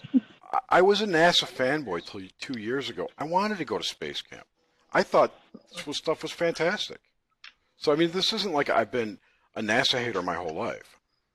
This is something that I've come to, think about, put some time, effort in, my own observations, and research what the hell that they do. And this is a composite generated from radio wave data. It is not a picture. That is So what do you a think they do then? photograph Where do they is. take? Even if it's of the visible spectrum that I'm talking about, you could apply that statement and it would be equally true, Jay. Okay, let me put it another way. You cannot put a Hubble quote-unquote photograph into a developer and get a picture out, okay? It's not the same. Because it's some old technology, maybe. No, because it's not looking at our frequency of light. It's looking at ultraviolet, X-rays, gamma rays, infrared. Well, of course it's looking at all those, but it's also possible it's looking at the ones that we use, and I've seen pictures which look convincingly like space things to me. Here we go. How does it work? Does that not make sense at all? I mean... It doesn't make sense to me, no. Because... Thank you. And not that you don't understand, it's just that I can't believe... I do not believe that the Hubble can see that far. I don't know, man. Like, why is it so incredible to say that they could just take like a regular photograph of light, which already comes through the atmosphere, but beyond it? Like, it doesn't make sense to say that that's impossible to me. No, it's and just not to make impossible. The statement that it's impossible, but that they can take a photograph of every other range of electromagnetic radiations out there. Yeah, but it makes no damn sense. It can't take. And why a picture like we could just assume that the human one is the one that we could never take a photo of, and that all the ones that look like they fall within the human visible spectrum don't apply. That's I think bad thinking. That's not what I'm saying. The Hubble is nothing like a camera. Okay. In your head it may be because they're all radio waves or whatever. That's fine, but they don't. It's these damn Nephilims. Right now. I don't know. Oh, the Nephilims? It's these, yeah. So the Nephilims. These damn Nephilims. Here it is. Okay. OTA. Children! This is probably really small. What is there, a whole soundboard you got, Grim? It's slowly growing. Can everyone read this? Perfect. All right, let's see. What happened to failed? He got booted. I think he's driving. Yeah, it definitely sounds like he's driving. Yeah. Boot to the head. Trucking. Okay, does someone have a voice thing? Watch. Yeah. Grandma has a soundboard. Yeah, that's me. I can do it without a soundboard. Okay. Do it. Do you want to touch my penis? I am a sex machine. Are you a trans? I'm a sex Are you machine. tranny? Do we have to have a transvestigation? Optical telescopes typically have mirrors polished. Blah, blah, blah, What's Jerry highlighting?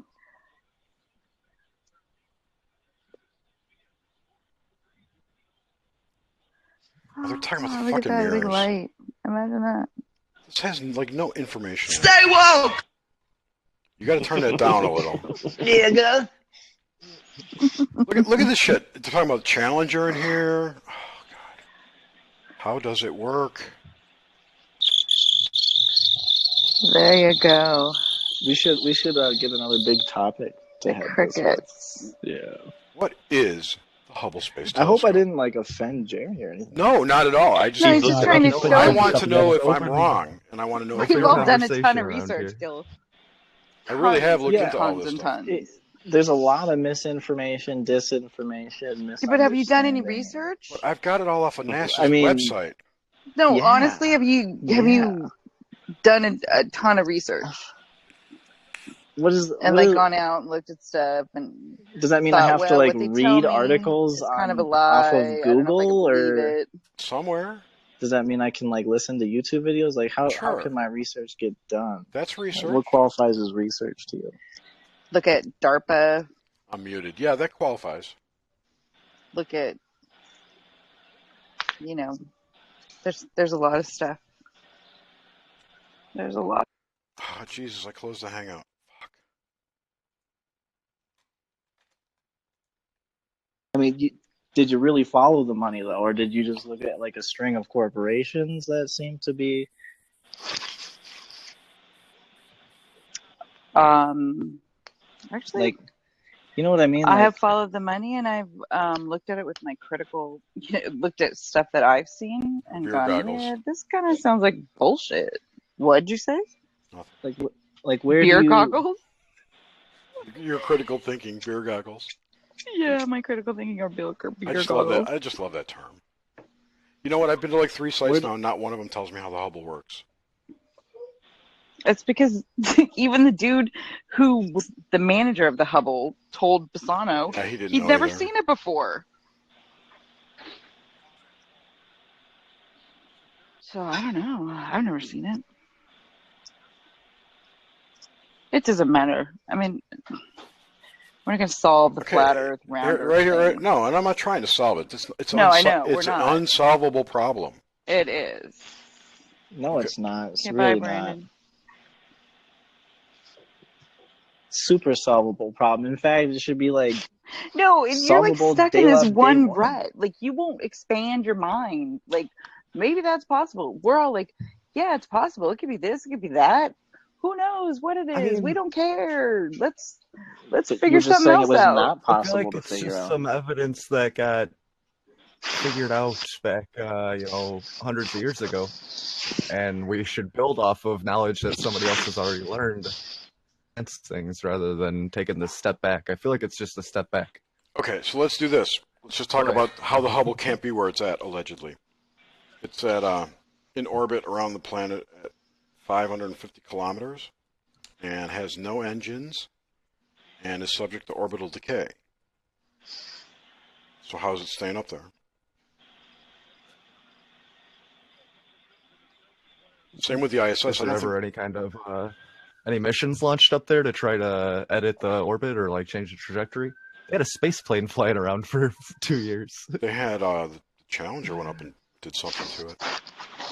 Yeah, didn't they go up and replace some stuff in it? Yeah, they do maintenance on it, so you figure they probably tweak the trajectory. I just nudge it out a little bit. What is the rate of orbital decay? There was something that got broke on it, yeah, and they had to fix it, or else the whole thing would have been scrapped or whatever. I mean, and then the James Webb Telescope. Do you believe that's going to get launched in a couple years? No. It looks pretty incredible. It looks awesome, yeah. I don't know. I mean, I don't believe it. No. What is the normal rate of orbital decay for these things? I forgot. That's the key. It's just a matter of how long that actually will take.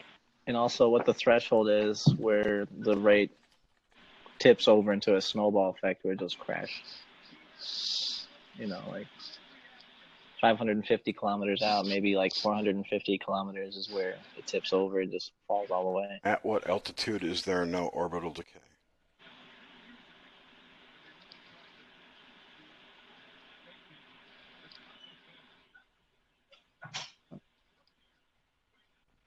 You get significant decay at 500 kilometers, the height of the Hubble telescope.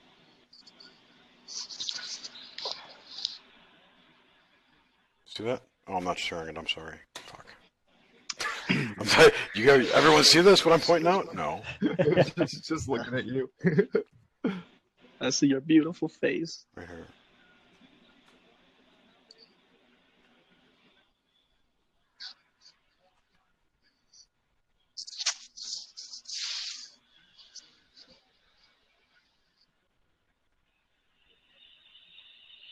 So it's within the exosphere, and it is subject to orbital decay. Which, based on the math you said, means it should have already crashed back into the Earth? When I did it, yeah. I did this like a year and a half ago. Here, at 800 kilometers orbital lifetime, 100, far beyond. I may have done it wrong. I'm assuming NASA probably nudged it back too, man. Does that mean that all of our satellites are going to eventually crash back into the Earth? Yes, if they're even there. Yeah. They have said that. That's a horrifying thought. Well, I don't They think always land in the ocean. Not if they're not real. Well, yeah, if they're not real, fine. You know what? Now I'm rooting for that. Well, rather than have the satellites come crashing back. It makes sense. If you look at this nonsense that they have. Which one has crashed into any city? None. Yeah. Well, they haven't crashed down to the Earth yet, have they? Skylab fell in the ocean, allegedly. They always fall in the ocean, which is hysterical. This is the bullshit they give us. Look This at how is much ocean is on the guys, Earth. guys, check this That's out. the biggest target. This is the bullshit we get from NASA. That's not from NASA, man. No way. Whatever. It doesn't. It's what is That's allegedly around the planet right now. Okay. Those are supposed to be all of the satellites. Space junk. All of this is Photoshop Yeah. because nothing's out here to take a picture. So anyway. Yeah, what's taking a picture of that? That's true.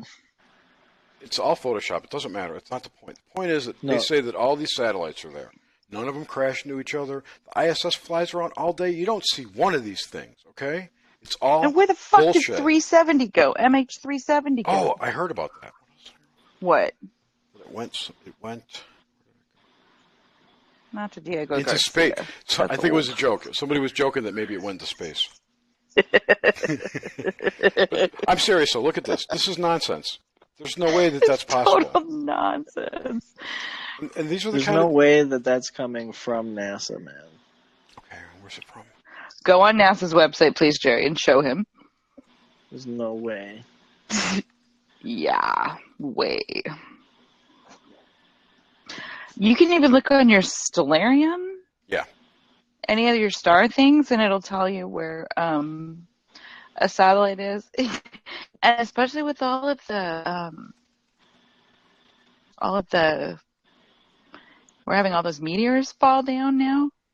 Everybody's reporting them at night. Oh my God, meteor showers. I can't pronounce the word. It's like from the officious. Wait, weren't we just talking about that the other night? Yeah, well, that's the meteor shower we're in now. Officious? Oh, right. That's the star that's right below the moon. Mm-hmm. To the right of it. I don't know where that Those, NASA thing is. And this looks just as good, so I don't care. This is the kind of stuff they Screenshot say. or it didn't happen.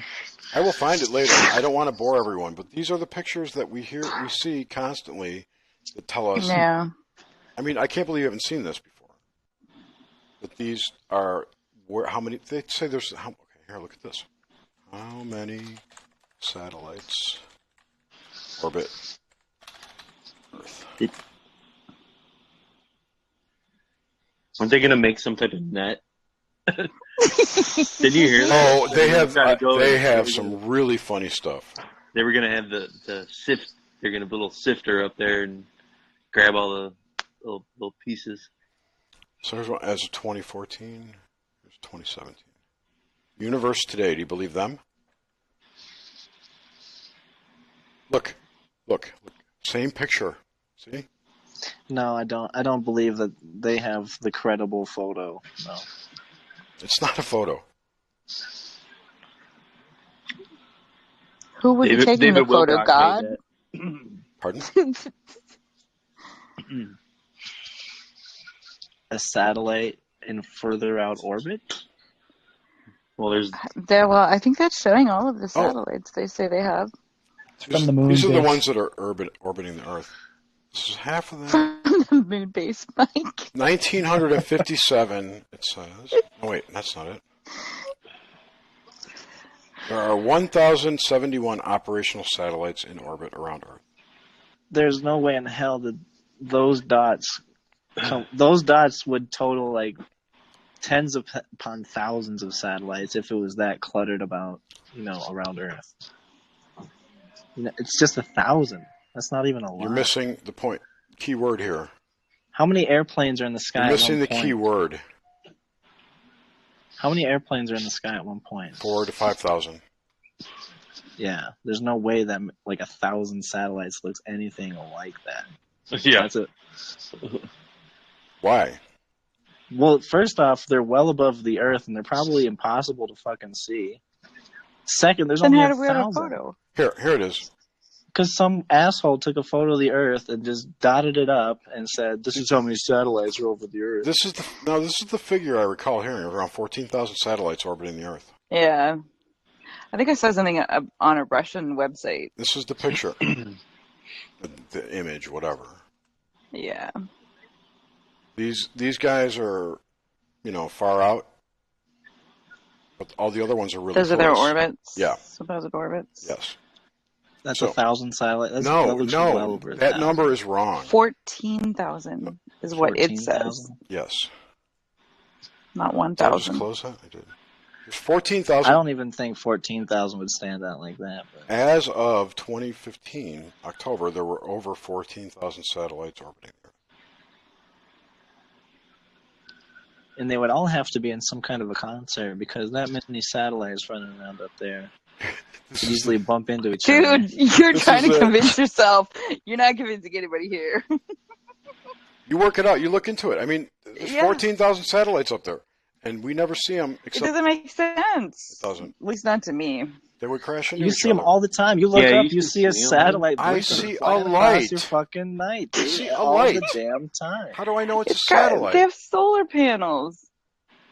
I can look on Google Earth and see I tons can of satellites explain at Vandenberg satellites. Air Force Base. I can mean, explain satellite data without the use of satellites. I think it's a big scam. I really do. I think NASA takes the money. Look who controls it, okay? Launches a rocket and does absolutely nothing with it. It goes into the ocean. They take the Waste of time and money. No, yeah. no. The satellite goes to Antarctica or wherever they're putting these things, and they hook it into their computer system, and that's where the data comes out of. No, I can't agree with that. Personally, like they're definitely launching satellites, guys. I don't think Definitely. I don't think No, they're leaving. I don't think so. I don't think you can leave the atmosphere. I like that picture. I don't think people can leave the atmosphere, not safely, no. But No. metal, yeah, sure, why not? No, I don't think they can get out like rockets up there.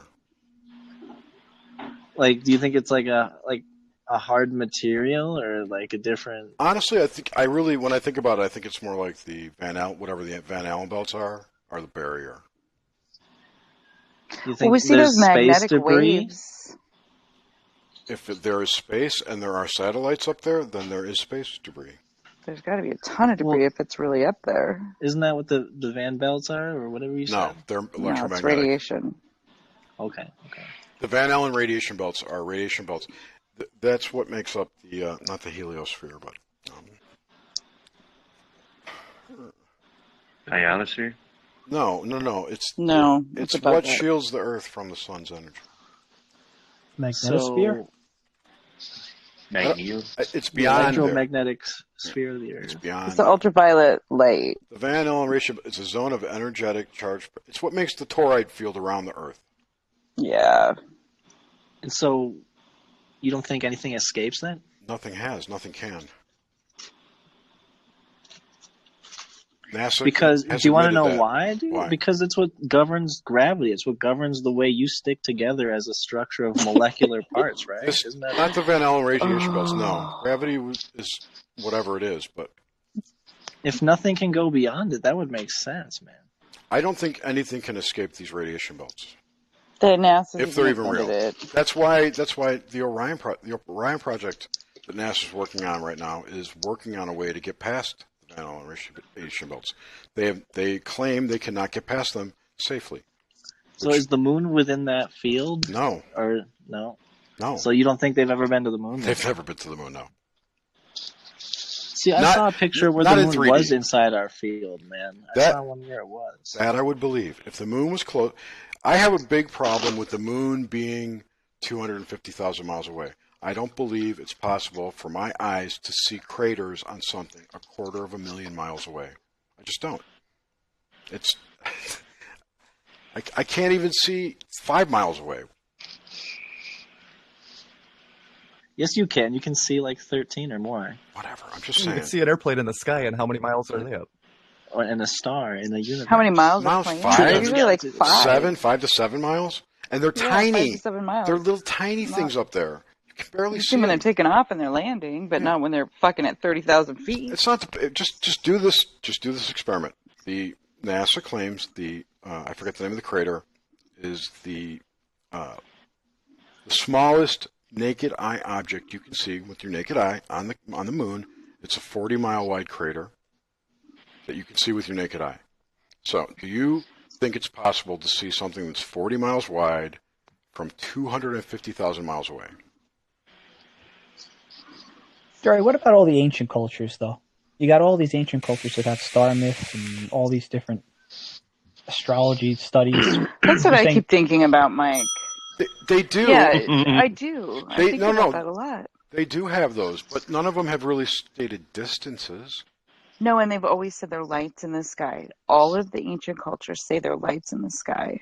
Because that's what they look like. Except for like Pythagoras and I mean. Well, the Greeks fucked everything up. It's their fault. Yeah. They're the infection. They fucked everything up. They're like they're the proto-Nazis. You're right. Pythagoras was actually the first Freemason. Noted first, and in my view, a dark sorcerer. Do you think he was looking for the apple of his eye? No. I don't know. That which, if he focused his gaze upon it, would give him life everlasting. I'm not getting the reference. Me either. But it's a Bible quote. Is it? Well, Pythagoras figured out the Pythagorean theorem, right? Yeah. Which is, oh wait, never mind. You're thinking of Newton, aren't you? I'm thinking of the Fibonacci sequence. Yeah. Now, let's talk about the. I heard someone saying the Fibonacci sequence, the spiral, is actually, if you're into the whole, we've been infected with some kind of artificial intelligence parasite thing. There's a group of people who say this, that the Fibonacci spiral is the infection, is the parasite. Like, that's the thing that well, if you're calculating infinity, bro, you're not going to step off the merry-go-round. That's exactly their point. Yeah. There's no escape from it. Yeah, it's just a constant spiral. It's interesting. I don't know. It is the acid which, rips and refolds reality so that it can continue to, go. Mm-hmm. Yeah, I don't know, dude. It's just, things don't seem right. Maybe it's just that we're in this time when everything's supposed to look weird. I don't know. I don't think it's flat. We're sick of people. It just appears flat. And I don't think it spins. It's spending our money on nothing. This was the thing that we want to spend it on. When I was a little kid, I could never figure out why I couldn't take a plane, take a rocket or whatever, some kind of ship, go off the ground 50 miles and wait for the Earth to spin and come back down. You can't do that. Yeah, that'd be cool. Well, yeah, why do I have to fly over there when I could just go up and wait for the Earth to it's spinning 1,000 miles an hour. I saw a good video. Because you're within an atmosphere, and so you're still going to be moving relative to the fact that you were standing upon the Earth when it was spinning too, right? That's what they say, but I don't believe that's true. Have you ever been in an airplane where it develops its own atmosphere? No. When you get up on an airplane, even though it's going 500 miles an hour, because you create an atmosphere within it, when you stand up, you're still only getting up and moving with resistances relative to the plane. You're not working against the 500 miles an hour that it's moving at. And every time when I'm on a plane in the air, I know I'm moving. I can feel exactly. I can feel it. It's a tiny, tiny thing, and it's doing crazy little wind can blow that thing around, man. A planet is enormous, man. Yeah, but the planet's moving only slightly faster than an airplane. A planet is so big it has its own gravitational field of mass that keeps you on it, man. A plane doesn't even come close to fucking with that. I question gravity too. Me too. It doesn't make sense. It makes perfect sense. That NASA theorizes that like matter attracts to each other within dust clouds, and that they cluster together. Yeah, that's an electromagnetic thing. It's not gravity. Yeah, it's electromagnetic. I will say gravity confuses me. Gravity makes zero sense. Why do gravity could very well be a function of electromagnetics? Okay. Yeah, that's what I believe, that it is a type of electromagnetic attraction. It's a field within the toroidal. Maybe. I don't know. But I don't buy the whole Higgs boson, Higgs field stuff. It works. That's all dark matter shit, man. But dark matter's been disproved this year. Well, dark matter's always been junk, man. Yeah. Well, then what is Electric the... universe is where it's at, bro, and that's all supporting what you're talking about. I just have a different view of what space is than everyone else. Okay. I don't think I wouldn't say it's far from right, man. I'm pretty close to agreeing dead on with you, but certain things like I think space is a projection of our consciousness. It's doesn't mean you couldn't be on a sphere globe on that though. Well, if it's a projection, then everything's a projection. So we're not on anything. We're just in a field, a reality field. That's interesting. Right. An energy field. Right. Yeah, an energy field. Science. Energy field. Both the science or atheists and people who that believe in God can agree on that. Everything is energy. I'm an atheist. Mm-hmm. Everything is energy.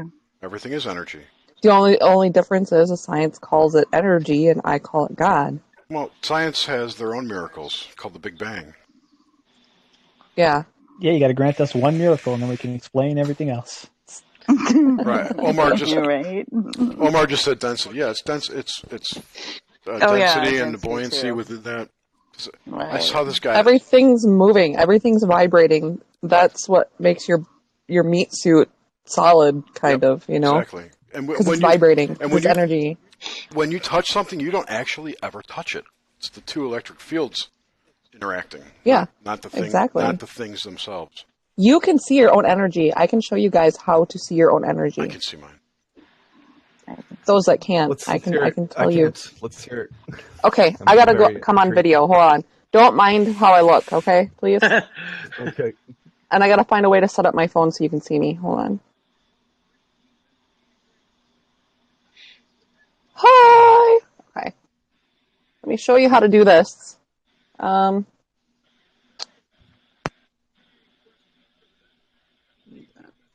on. Can you still hear me? Yep. Yes. Okay. I lost my headset there for a second. Okay. What you need to do is...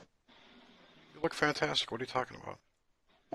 Really? Oh, you're so pretty. Oh my gosh, you look so young. Thank you. I'm 30. Something. 33. 33. She's a Freemason. Oh my god. Oh man, it's a magic number.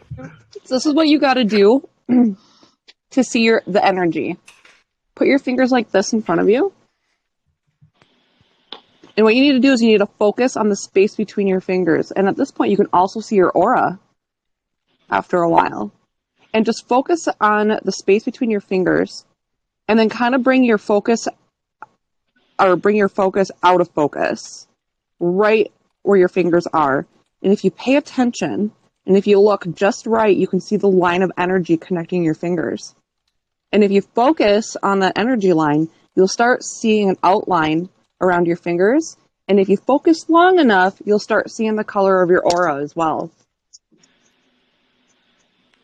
That's how I started seeing auras. Grim, you're not trying. No, God. I'm not. How's it going, James?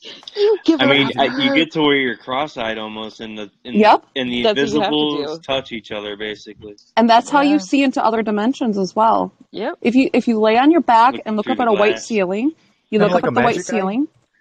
Yeah, you look up at the white ceiling or a ceiling and bring your focus out of focus and you'll start seeing stuff. Be careful though. Holy fuck. Yeah, sometimes when you're not expecting. That's how I see Christopher, my spirit guide. That's how Is see I the will bug people. Yeah, I will bring my focus out of focus and I'll ask for Christopher to step forward. And then he will come to me in a red orb. Everything else I see is white orbs. He's the only red one. So you I can see remember colors. seeing an orb like Yeah. staring at my ceiling one day too. It's pretty interesting. You said that. Yeah. So see, we're all energy. Everything's energy. And you can see it if you just go out of focus. Okay, I don't want to show myself anymore, so. When I saw like video setting. a golden orb, and it like told like ideas like you are perfect, everyone is perfect, and it like gave me visualizations of like consciousness filling up through the earth, up through people's feet, and looking out their eyes. So that was Kim. Oh. No, I'm just kidding. That's cool, Kill. But Kim's like that too. yeah.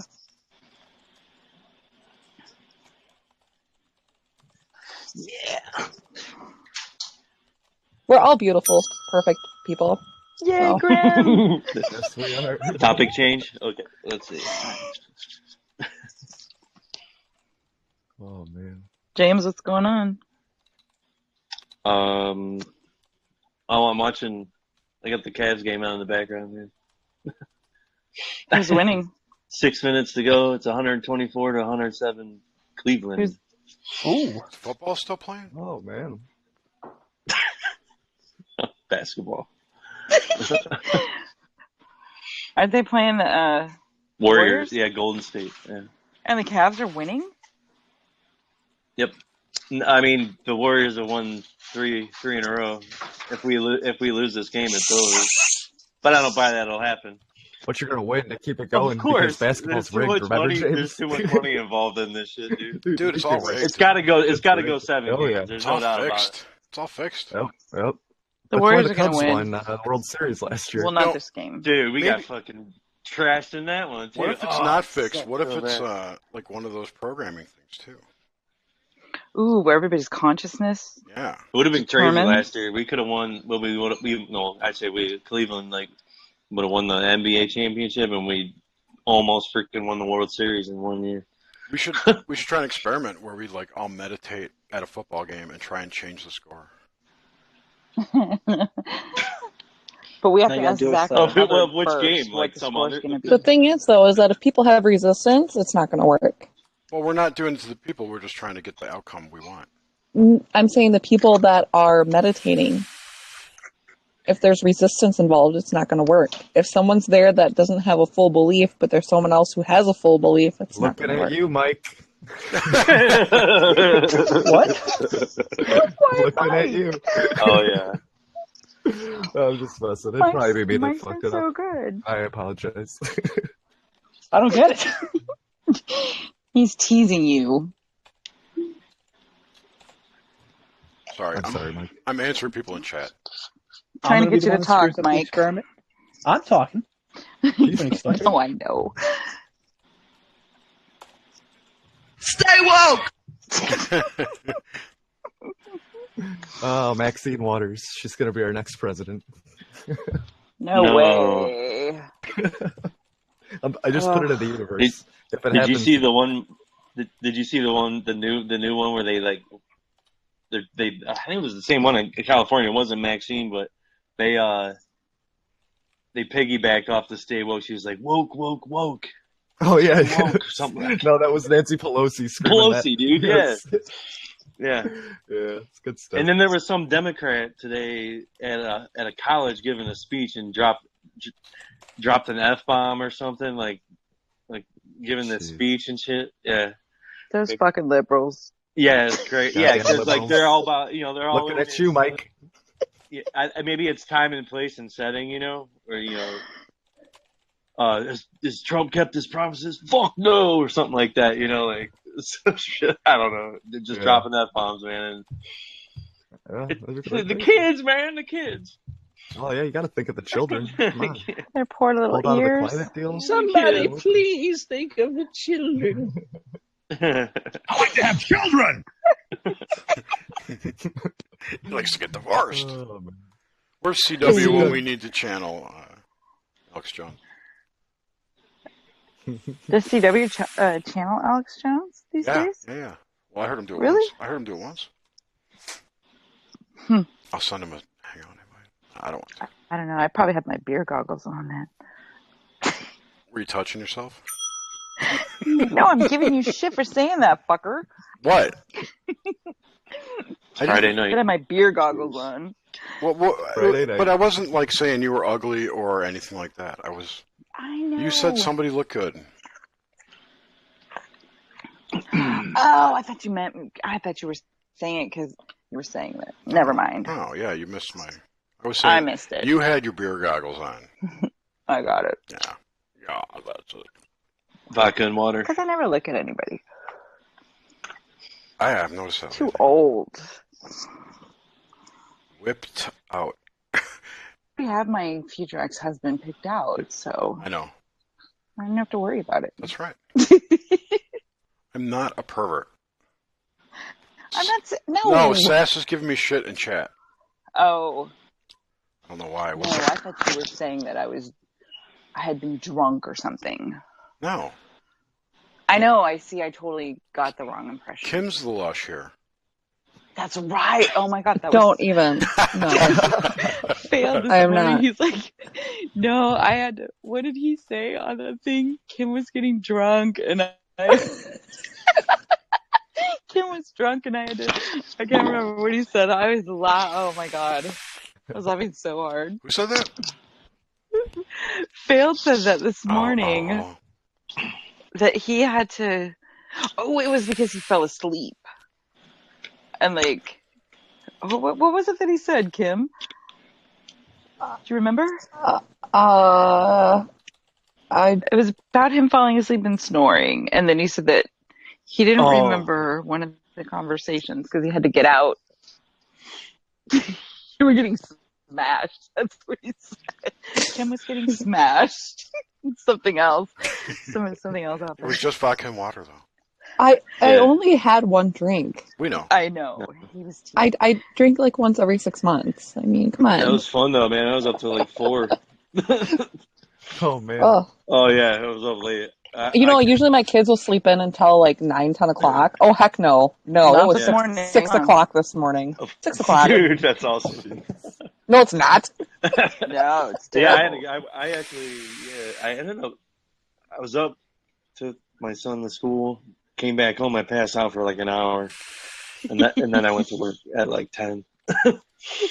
So my mornings are vary, like I don't know, my time frames usually start times after 9, but today it was like around 10. That's funny.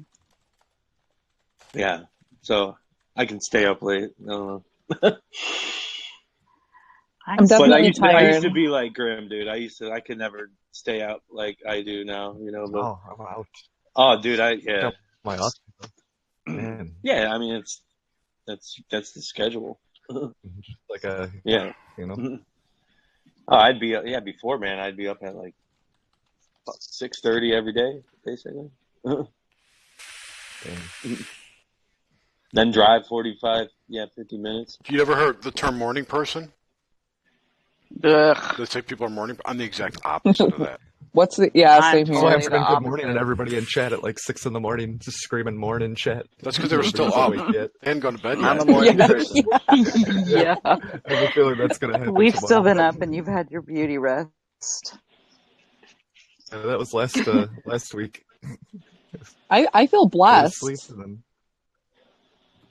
I work from home for my job, so I just have to wake up like at 8 o'clock and walk into my dining room and go to work. I work from home 2 days a week on Monday, Fridays.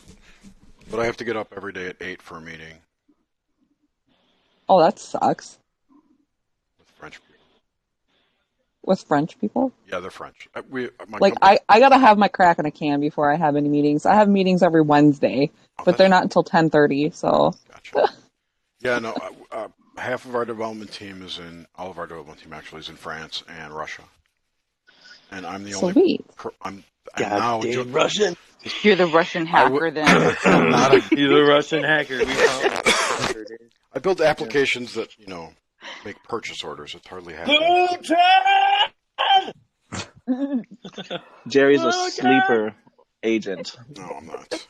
When I was actually unaware. When I was 14, actually, this dude and I broke into CompuServe. Oh, no way. Yeah, if you remember. When he starts taking pilot license and only wants to learn how to take off. Hackers. Jerry's code name was Crash Override, I'm pretty sure. Crash Override, yeah. Well, I don't know if you guys remember. Jolene Jolie. Coolest name out there. If you remember CompuServe, their system would transfer between, I don't remember if they have VAX systems or PDP. They had big mainframes, and some of the newer games were on different mainframes. And they went through this transfer procedure to move from mainframe A to B. And my friend and I figured out that we could press, I forget what the keystrokes were now, but it was 40 years ago. You could press a certain keystroke sequence and it would break into a command line prompt. So we found that and we made a whole, do you remember how the CompuServe numbers were like 70,000 something, comma, 100? Your account number looked like that. It was a long number, comma, and then a short number. Before AOL, that was all Jerry's design. No, that was the original design. We found the command line tool to create blocks of admin accounts. We made a bunch. It was fun. And we got caught. It was awesome. Did you get fired? No, they just wanted us to tell them how we did it, and they said, slap on a hand. I was like 13. You know, what are they going to do? What is that, Grim? Tell you how. Yeah, Grim, what are you watching there? Tell them how you did It's it. just a live stream of the moon. That's Clouds are cleared. hilarious. Looks cloudy up there. Cloudy as shit. It's clearing up though. These guys, they're kind of dicks. P&K? P&K guys, yeah. Because someone asked a question in their chat, and it totally triggered them.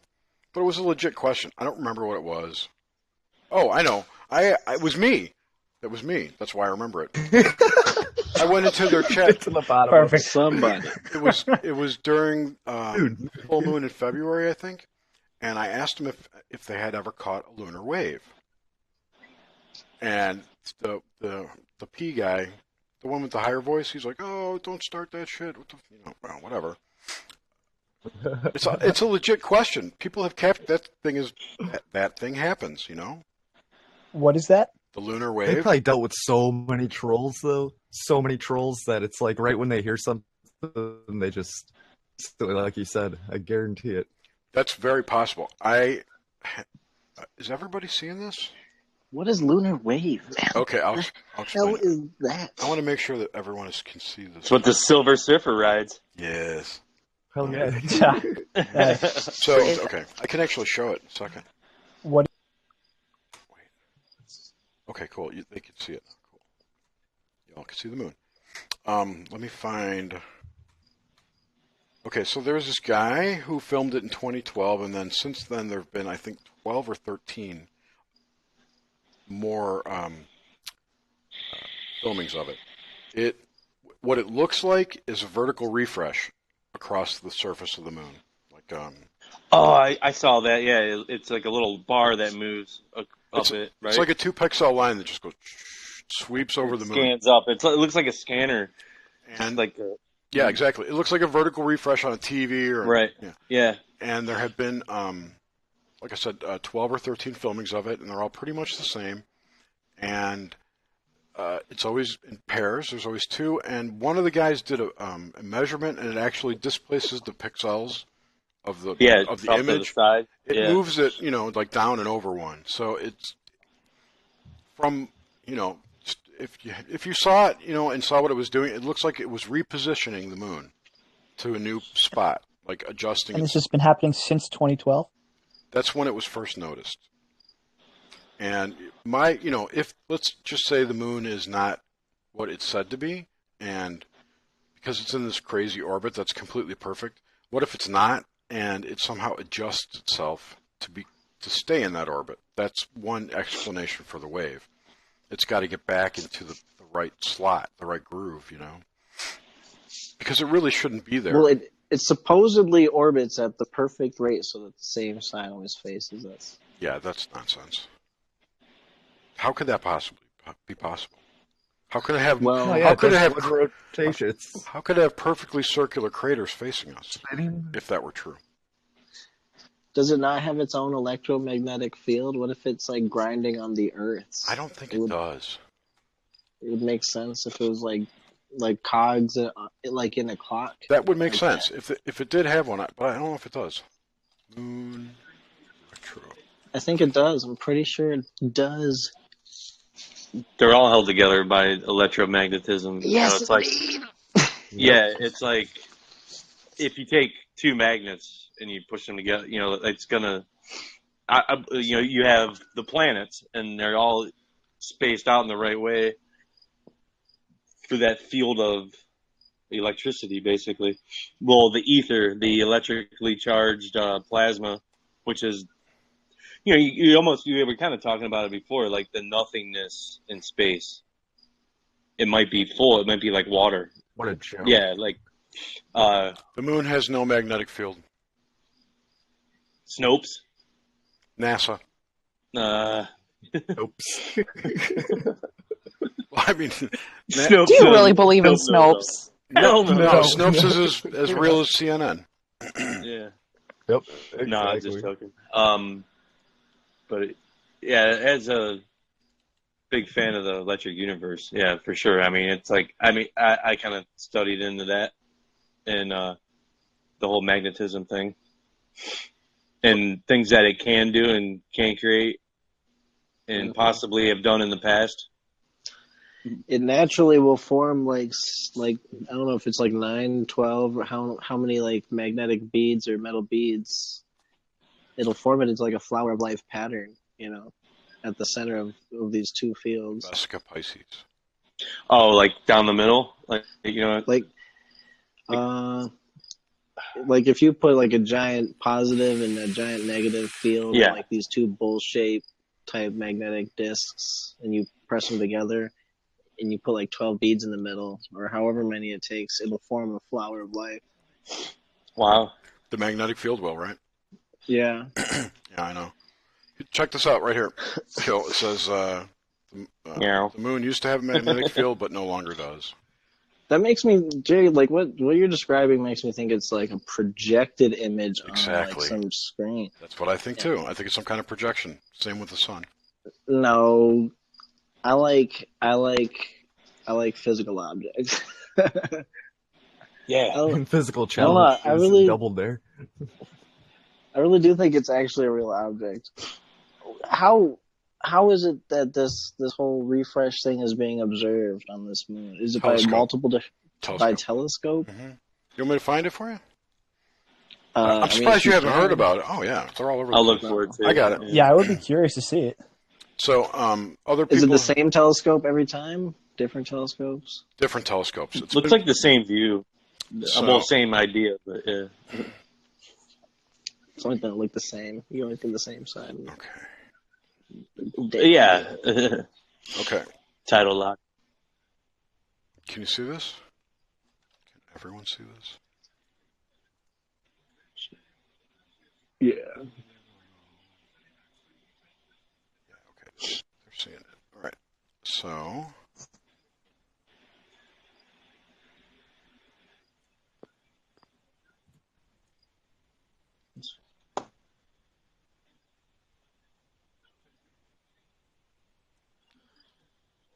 Did you see that?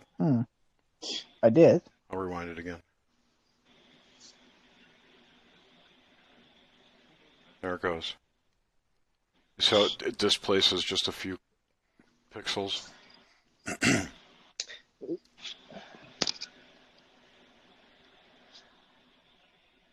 What the?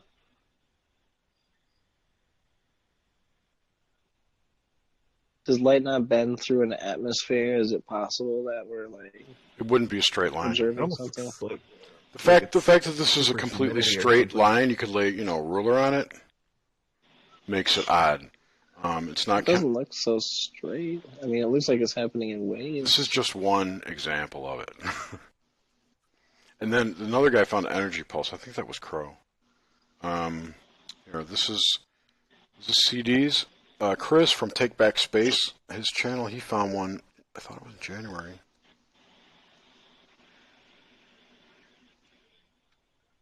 All right, here we go.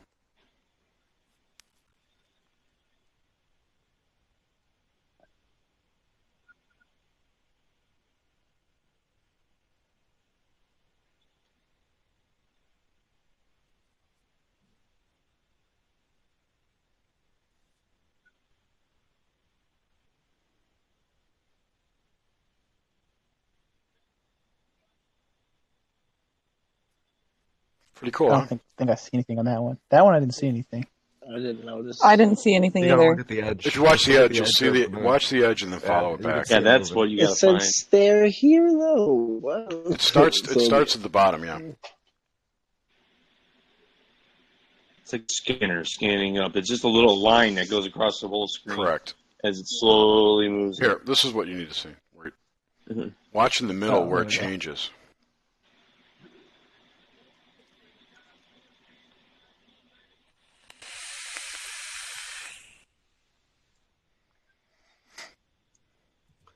But yeah, that goes back to the whole ancient civilizations. Like, if this is some sort of technology, it wasn't put there by people. Right. Like, it's been something implemented there since our existence. Right, like, right. I'm not saying that we did it or anyone did it to us. It's been here. And actually, it was this lunar wave that made me question space and everything about it. Because it's inexplicable to me. If the moon is what they say it is. And then the ancient texts that say... Time before no moon. Right. And there's a Native American... it's not a prophecy, but it's like a oral, like a history. And they say it's something about when something brought the moon here. I can't remember what it was that they say brought the moon. It's supposed to be some... I've heard like 80 stories. It's like... It's the soul factory. It's the soul regenerating thing, where you go and you die. Oh, no. They were talking about something brought the moon to where it's at. And then, there's tons of stuff about what the moon really is. I had heard that it was brought here from Lyra, I think. From Lyra? Yeah, because it's... That's interesting. That's not what I heard. Not Lyra. Maybe not Lyra. Maybe Orion. It was brought here as like a monitoring station. It's really like a spaceship. I heard it was even made here. Maybe. That could be... I don't know. What did you hear, Mike? Me? I have no idea. I guess out of the loop. I've never heard any of this. This is the wave that... This is the one that Crow filmed in 2012, and he actually figured out that it was displacing the pixels, displacing the moon, which gave me the whole idea maybe it's adjusting for leap year. That's how it keeps in perfect order. Oh, yeah.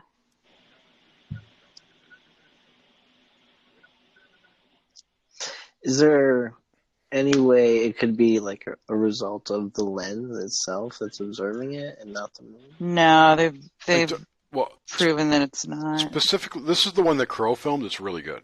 And the reason it's not fake is because he adjusted the telescope while it was being filmed because he didn't see it. So he moved... I saw the first one, but not the second. Here, let me rewind it for him. It's pretty... He cut this is really good. Here comes the first.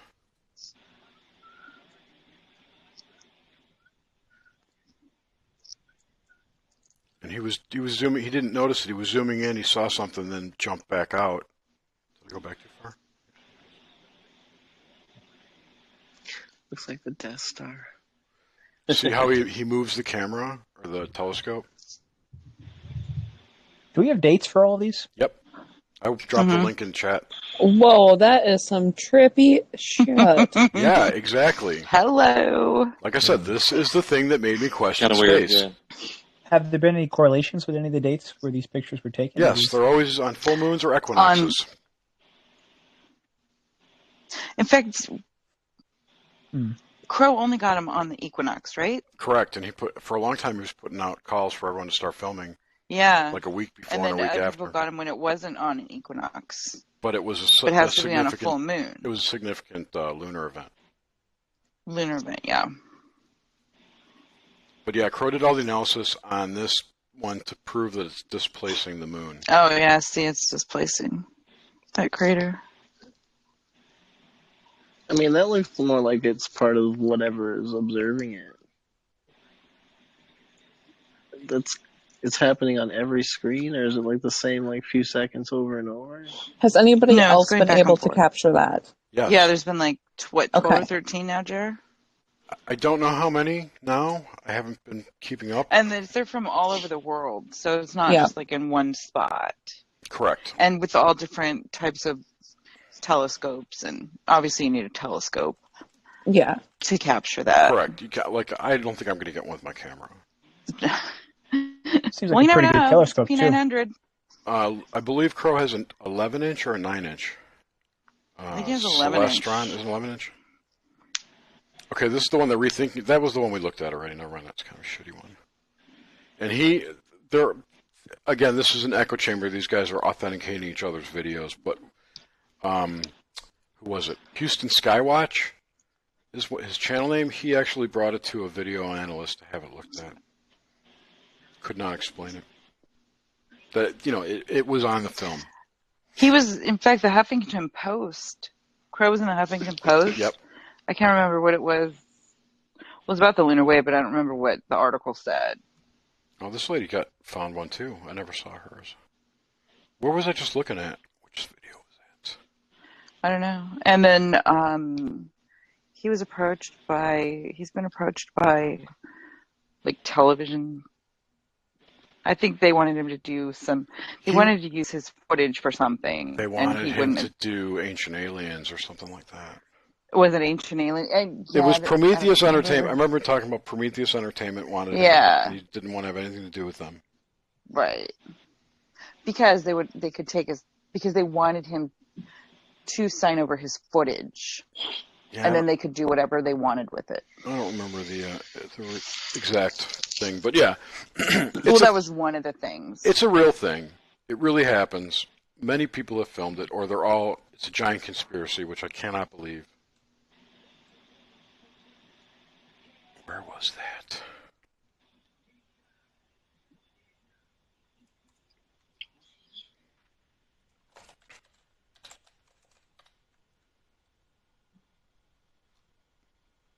If you guys see the one I was looking, I could put it into the...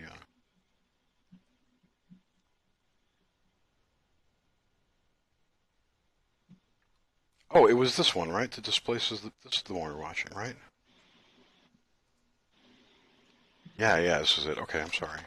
All right, where's my chat? Here we go. Sorry, guys. There it is. That's the vid.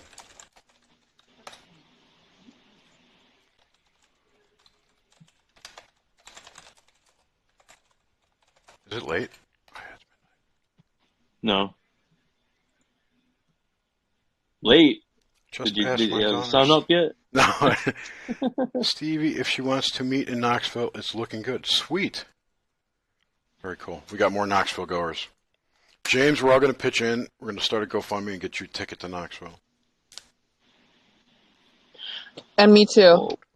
Where are you? Oh, Minnesota? You can drive. I mean, I would definitely go. I got to figure out.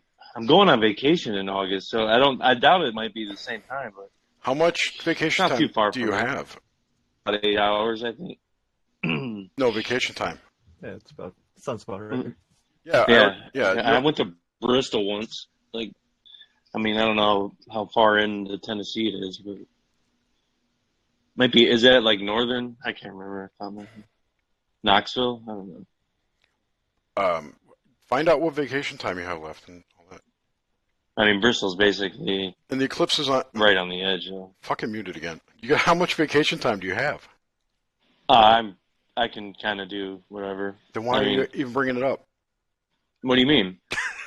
What? Like I should just go? No. Yeah. Well, no. I see what you're saying. I would. Your current vacation may overlap, is what you're saying. Oh, I'm talking about a family vacation that I'm doing. Yeah, I already have it all planned out, and I'm going up to. Well, I'm gonna stop in Chicago for 2 days, downtown, and then we're going up to the Wisconsin Dells. Don't go for 5 days. Dude, never been over there. I've never even been to Chicago. Chicago's nice. The Dells is hideous. We're staying at actually we have this kind of the same thing here in by Cedar Point. Yeah, Cedar Point's way better. Well, no, I mean there's this water park. If you but there's one in go ahead. In with the Dells. Yeah. But I want to go kick it around, and they have some really cool I don't know, outdoorsy kind of shit there, kind of you can, I don't know, you can check out all the little, there's a lot of water features, river, all these little Dells, river connected type stuff, chilling. Yeah. Dells. They're called Dells. Well, the Dells are That's all like it does. the rock formations. Yeah. If you go to the Dells, try and stay at this place. Well, I'm staying at Kalahari. That's where I'm staying. Kalahari. It's this crazy ass water park. Yeah. Yeah. Okay. It's got, well, take care. Thanks for stopping by, Killhandle. Thank you. Oh, you rolling, dude? Or is he already out? He's gone. No, he's here. He's in there. He's still in here. All right. Good night, dude. Thanks for coming by. Great talking to you. Be here all night. No, I don't know. This place I stayed in see. the Dells was called the Great Wolf Lodge. Yeah, I think we have one up here too. We have a lot of shit like that up here. And this place, the cool thing about it was it has an indoor-outdoor pool, so you can like swim underneath and go outside if it's cold. Nice. Yeah. Yeah, my kids. I don't know. I have to look it up again, but the water park, because it's got all the hotels. It's got a wave pool. It's got all like the surf shit. I haven't been there in 15 years, so I mean, I'm sure. I'm gonna break my neck messing around on that thing for sure. But I'm sure they have better shit now than they used to. I don't know. We'd have to look it up here, but I mean, we're talking crazy shit. So. In the one thing I would warn you against is going on any of the rickety ass roller coasters they have there. I've been on many. We had a lot of parks up here that like theme parks and shit. Some of them have closed down, but we used to have Geauga Lake, and a SeaWorld connected to each other. Then like Six Flags bought it out. Then eventually it just died out. But I mean, Cedar Point's king, dude. Right, but it's actually metal and safe. Yeah. This is just. Yeah. The shit burns down when you flick a cigarette at it. They actually tore down the world's biggest, baddest wooden coaster. But I mean, it was always the best ride when I was younger. But as I got older, I mean, God, it destroyed you. But it's called. I had a Mandela Effect happen concerning an adventure park. But go ahead and finish, and I'll say my. All I wanted to say is just look at the wood on this thing. Street. Yeah. Look at the wood on this roller coaster. We have one of those in Minnesota. Stick your hand out, you get splinters and shit. Exactly. And then there's this creepy monster on it. Right here. Of course. Right. Where is it? Here. Creepy monster, dude. Cyclops, dude. Anyway. Yeah, no, it was just very... The Dells is just really cheesy. It's Wisconsin. I mean, I don't know. I've never been there, so... We wanted to go somewhere different. So, no. I mean, I usually go down... I've been to Florida the last, like... No, the Dells is fun with little kids. It's really fun. Go on the duck. Yeah, that's what duck it's. boats are I fun. wanted to stay at the park. Yeah. I took my kids there. It was a good time. Yeah. And then we decided to go to Disney like forever. That sucked. Oh, dude, I can only. I don't know. I've been there. Well, I never went when I was a kid, but I finally started going there. I've been there twice now in the last few years, but I won't go again until, God, I'd give it a long time. I mean, that is some brutal shit there, man. Like, well, in Atlanta, it's only like a 7 hour drive. Yeah, and I get plane tickets cheap as like I use I have like a hotel card, like credit card, like a Marriott card. I get all them points and shit, man, and like the hotel's free, the flights are basically free. It's like you're just paying. For your food and shit down there, basically, and your passes to go to the park. I mean, you're dropping it's like $120 to get in that freaking place. We bought the ones that don't expire, like the 6-day pass. They used to have. They used to have a group thing, or not? Well, a group ticket thing. No, not a group, but yeah, like a week-long pass. Yeah. It's. I believe it was a 7-day pass, so you can use it 7 days. But they don't have to be like 7 continuous days. And so, we would drive down, take the kids for a weekend. We'd go to the park maybe 1 day, 2 at the most, and do other shit. And you still have 5 days left, and they don't expire for 4 or 5 years. So I would take the kids down on a weekend kind of thing to go to Disney. Last year when I went there, it was when that Pulse nightclub shooting just happened. You were saying then that kid got eaten by the alligator. And crazy as fuck, dude. That girl got killed too. What's her face? It was crazy, weird weekend down there, man. And then, like, we went to Universal. We weren't really even planning on going to Disney or anything that time. We were just going to do, like, Universal and Legoland or some shit. And, but, dude, it was, like, 90-some degrees. It was so freaking hot. We were at Universal for, like, most of a day. And we're just, like, the kids are just melting. You know, like, it was horrible, man. And so we were like, so then we went over to Cocoa Beach, man. We called up a place. We like basically got our money back for the tickets we had bought for Universal. Used some of that money, picked up a place right on the beach at Cocoa Beach, and I actually went to NASA, like the Kennedy Space Center. It's kind of cool. I've never been there. My kids went. It was pretty cool. And like I saw real! They shot off. It's real. Yeah, it's real, dude. Well, whatever. If it was fake, but I saw Atlantis, the space shuttle Atlantis there, which is pretty cool, man. Actually, I got some pics I can probably show you. But I don't know. It looks like a space shuttle, basically. They do a grand presentation for it. Yeah, it kind of take you like in groups of like 50 people, and they move you through like these little sections and corridors and shit. And then at the end, like dun dun dun dun, and then this like thing raises up, and then you're staring. It's like right there. It's kind of cool how they presented it, but and then you can just go around and check all the different things out. Like, but outside they have all the. I mean, I'm sure it's all replica, this and that, whatever. But I think that's the actual Atlantis. Oh, that is, but there's stuff outside, like rockets and shit. Yeah, that's all. It's kind of cool seeing all the progressions of them, like, and they had this one thing I wanted to go on, but I would have been there way longer, like, but where it's a free, but they can get on a bus and they'll take you out to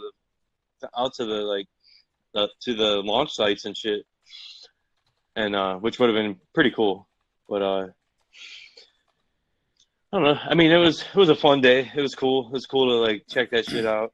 The main thing I really wanted to do though, I was like, take me out to one of them sites, dude. You know, like I want to check it out. And they had just lit off one of the SpaceX rockets like a couple days before we even got out there. Do you know that the Falcon 9 in Chaldean Gematria is 33? Is that the one that can land like by itself? Yeah. Which is pretty badass. Yeah, but it's got the number 30. Now they don't have to crash it in Antarctica, dude. They can just fucking take it up and fucking bring it back down. You know, let's say if the rockets aren't going into space, they're probably going to the ocean somewhere. There's probably a big giant pile of rockets somewhere. Big ass space debris floating around. Yeah, with all the satellites. Fucking Rocket Island, dude. You know, there's no evidence that they're actually launching satellites into the air. You just see. I know. I was being funny because you said something about they just all go in the oceans for some reason. They never land in the cities. You know what? I saw that fucker shoot off, man. I mean, it was. But yeah, crazy, but you saw a rocket go up. It's a fireworks, as far as you're concerned. You don't know what's inside of it. You know what would be cool to do, like eventually, which might be cool to like.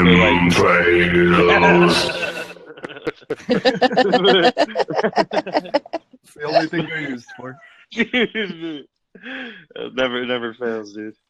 But for like 4th of July, people, I bet eventually it'll start happening. Drones lit up just like they did in the Super Bowl. I don't know if you guys have seen anything like that, but they made the American flag out of fucking drones and shit, dude. Yeah, it's all synchro drones. Like you get like 100 fucking drones up there, all colors and shit, you know, flying around, doing synchro. You know, like I mean, you've seen all those like DARPA videos of their drones, like fucking throw shit at it and it all moves out of the way like a big wave and shit. There's like fucking 100 of them. They're in a hive like mind. This big. The hive mind, dude. Yeah, yeah. It's all like it's in a field, basically. Like it's pretty wild how they do it. But I mean, obviously DARPA's like, what the fuck? That's some crazy shit right there. Yeah. I don't know. Stuff beyond my knowledge. Yeah, I mean, is this the thing? See, I'm gonna put this thing in. Don't be whipping anything out, dude. Oh, you ready? This is a family show. Check this out. No, it's not. Go ahead. Show your dick. I was gonna say, don't say that because I would Yeah, I've said some pretty bad stuff. You haven't said anything bad. I don't even think you swore. I asked if you wanted to touch my penis. Oh yeah. No, some other guy. There was some guy. Kim, that was you? That was me. That was her fake voice. Oh She said, my "I don't need a God. sound box." You're really good. I was like, who the fuck was that? That was me. I said I can do it without one of those machines. Do you want to touch I know, my I heard. penis? Damn, did I hear? Do you want to touch What my is that, penis? like I'm a voice thing? that wasn't No, it's me. No. Okay, here, look at, watch. Do it again. All right. Okay, Wait. hold on, watch. Ready? Ready? Yeah. Do you want to touch my penis? I'm just kind of shocked that you have one. No, actually, it all started when I was little. Dr. Doolittle came out with Eddie Murphy. Yeah. And there was a cat in the insane asylum, and the doctor's like, well, what would my cat say? The cat said, I would say you were a butthead. But he was all monotone and deep, so I always repeated that, and I'm like, I gotta try talking like that cat. And I got it. I was like, I'd say you were a butthead. It's exactly how he said it. And then I just changed it to, do you want to touch my penis? Do the it rubs the lotion on the skin. It rubs the lotion on the skin, or it gets the hose again. Oh my God, you're scary, freaky Kim. So freaking. My girlfriend, she calls it. My girlfriend calls my man voice Carl with a K. That's what I call Everyone's myself. alter ego is Carl Carl. with a K. Cousin Carl. Yeah, Carl with a K. And the boys they like get so mad. Why do you always spell it Carl with a K? Because I was calling him Karl Marx. You know, because you know how cats are. Yeah. What was that Anthony Newley song that someone was singing before? I don't know. I found out some more shit about what I was talking about earlier. Well, whatever it wasn't in Dr. Doolittle. It was incorrect. No, it wasn't in Dr. Doolittle. That was I Could Talk to Interesting. Walk with What? I hated that movie. All those Which creepy one? Dr. Doolittle, Chitty Chitty Bang Bang. You brought that up today. I know. Mary I Poppins. said Bedknobs and Broomsticks. the Chitty Chitty Bang Bang. What was it? I was hearing the Dick Van. I could picture Dick Van Dyke singing that. Dick Van Dyke. He was like the song. rapscallion. Chitty. Oh, I What remember. was that I had heard. song? Who did I hear? Someone said that it was somebody with MI5. Chitty Chitty Bang Bang. Somebody with MI5. Yeah, who was that? Well, I said that I had heard that. I can't remember. I know, I heard it too. We watched the same shit. I want to say it was Miles Johnson. But this is why. This is why I might have actually come to this decision on my own. It's based on an Ian Fleming novel, Red Flag. Oh. And Roald Dahl wrote the screenplay. So yeah, that's totally got shit written all over it. My brother actually met Dick Van Dyke a few years ago. And really? Yeah. I guess, well, my brother does 3D animation, and that's like his specialty. And he has all these courses that he's built on how to do 3D animation. And Dick Van Dyke wanted to learn it and hired my brother to do like personal tutoring, so he got to hang out with him for a few days. That's awesome. I got to tutor Gene Siskel in 1980. Really? 1980. Whoa. 5, yeah. Right before he died, he had. This is going to show my geek really bad. I used to work at Radio Shack. Of course. Of course. And Of course. I was a sales engineer or something like that. I don't remember what my title was, but Radio Shack came out with this thing called the TRS 100. If I had a picture of this thing was crazy. Like, you know, you think about a tablet or a laptop these days. Mm-hmm. This thing, it wasn't a TRS. TRS. Is that like an old printer or fax machine or something? Isn't it like a kind of like a typewriter but with data? Yeah. You could save stuff. This thing was more remember speaking spells? Yeah. Those little red things, man. Yeah. So this was the thing. It was called the TRS-80 Model 100. My ex-boyfriend had one of those. See this, and it was like a brick, like a little laptop thing. Yeah. But it had I think it might be. I think that's what he was talking about. Yeah, he showed me some or Steve, he might have posted something, but yeah. Who's this? Adam Oil and from Friends to Know. Oh, like maybe he's into really old school electronics and shit like that. Like, anyway, it had a modem built into it, which was interesting. Oh, I should look at pictures. Wasn't it just basically like a typewriter that would save your data, and then you could print it out? Yeah, or you could send it over the modem. This is what. Yeah. Okay. It had Yeah. whatever this is, like a 40 by 8 line display. Right. 40 characters wide.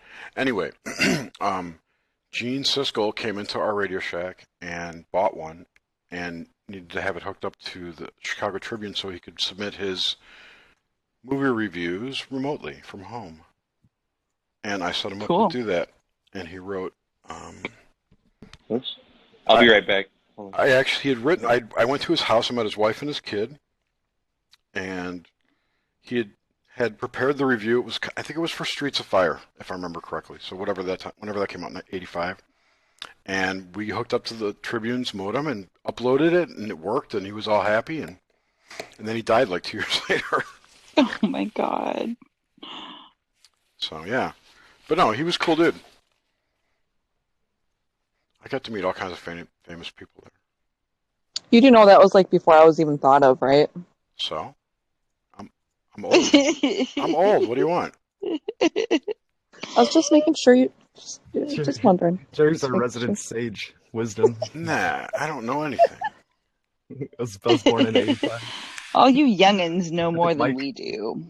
Mike was around there. Shit was cool back in the late '70s, early '80s. It was like the time when the future was wide open, I know. All this technology was coming. I miss that. These desktop computers we have. Oh my God, these are fantastic, and imagine what they'll be like in the future. Now we've got worse computers on a tablet that lock up every 5 minutes. I don't know. I made this point the other night. Technology has not advanced as it should. It's gotten smaller and faster, but then you create it. I want my flying car. Not my forte. I make the cool software. Oh. I did have an idea for a magnet energy generator, though. You know how I forget what the term is, though. If you put a magnet in a copper pipe and you drop it, it slows it down. Oh yeah, it goes in like slow motion. Yes. Yeah. Okay. Yeah. So imagine a copper sphere, a hollow copper sphere that's in 2 halves. If you can picture that, like two cups, right? Okay. Mm-hmm. What if you put a round magnet in the center of that? Would it continually keep going around? It would keep spinning, and I believe that would generate a current. Perpetual motion device. That's what we need. Maybe or maybe not. I don't know. I've got all the parts to build it. I haven't done it yet. Hard drive magnets, I always felt like would be the best because those are such powerful magnets. Like you drill out of a hard drive. Yeah, they're crazy. Neodymium. Yeah. I have so many magnets, dude. That's how you generate power. You could do it. You could get free energy for sure. I have like shitload of magnets everywhere, all in my house. Oh man. I love magnets. I carry them with me all the time. I need some magnets. Who is showing that picture of the magnet thing? James. What is that, James? It's magnets. It's demonstrating magnetic fields. But what is it called? He said he'd be right back. He's not here right now. Okay. Well, Oh, that's actually like a video that he's playing or something? Yeah. I thought he was doing that. That's cool. Oh, yeah, I see it. Are those ball bearings or magnets? I think they're magnets. Oh, I have this thing too. Where is that? I have a box with like a...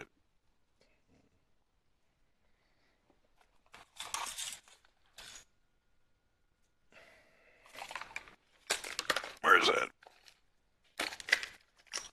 I honestly don't know why, but I'm magnets. I'm tired. I think I might have to go to bed. Why don't you have You a don't know why, vodka Kim? and water, and we'll see how you feel afterwards. You know what? Maybe I will. There you go.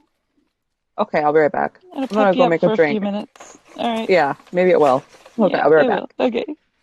All right. I'll make one too. Yay! I'm not gonna drink alone. I'm having beer.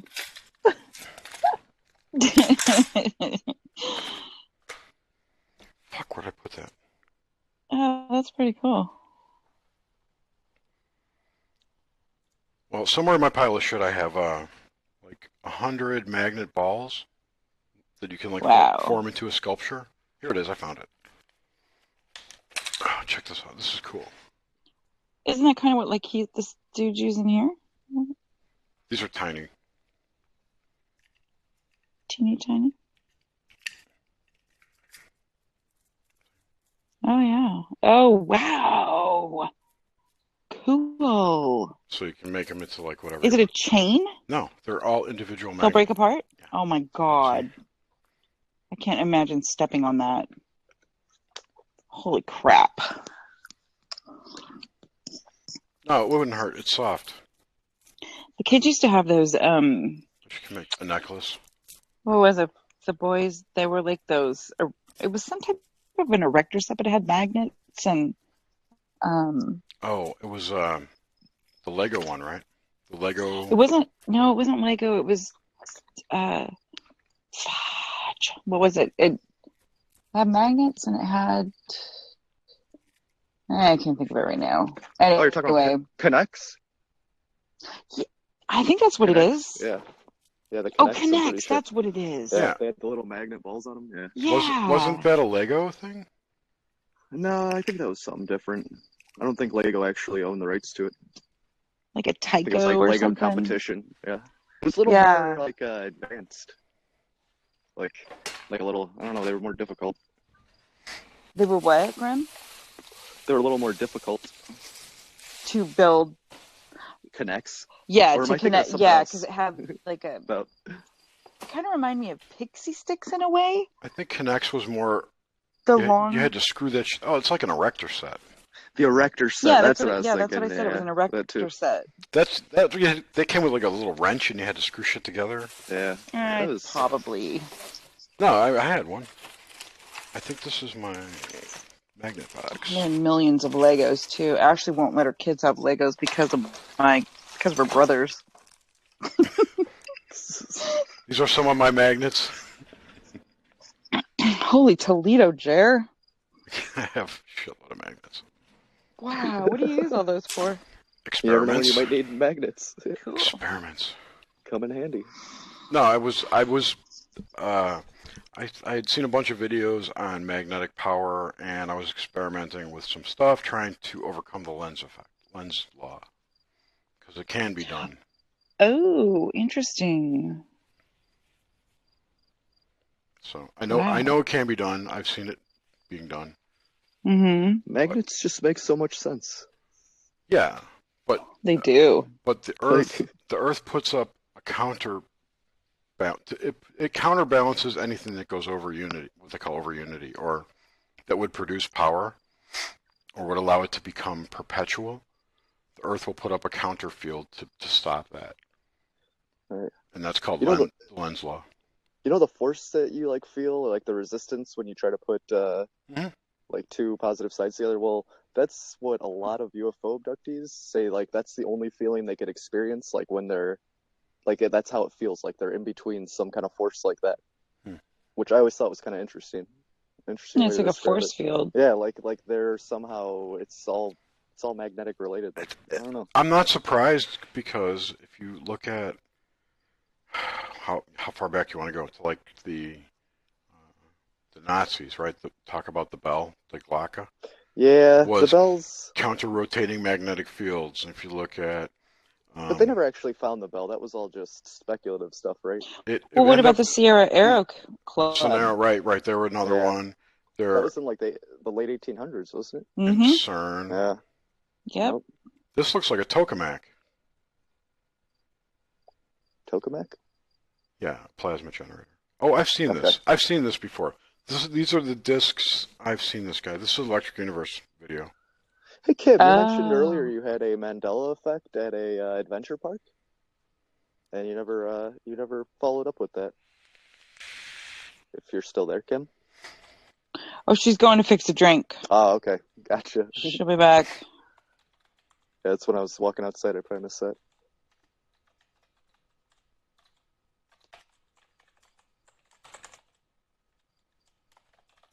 So that's kind of like what that star was doing with those.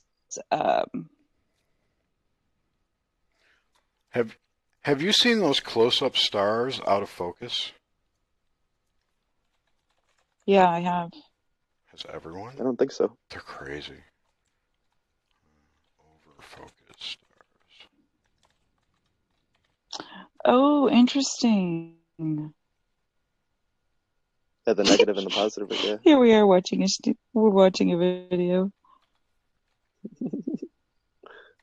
That kind of looks like the Squatting Man thing pictures that James sent the Yeah, other day. exactly. Yes. Yep.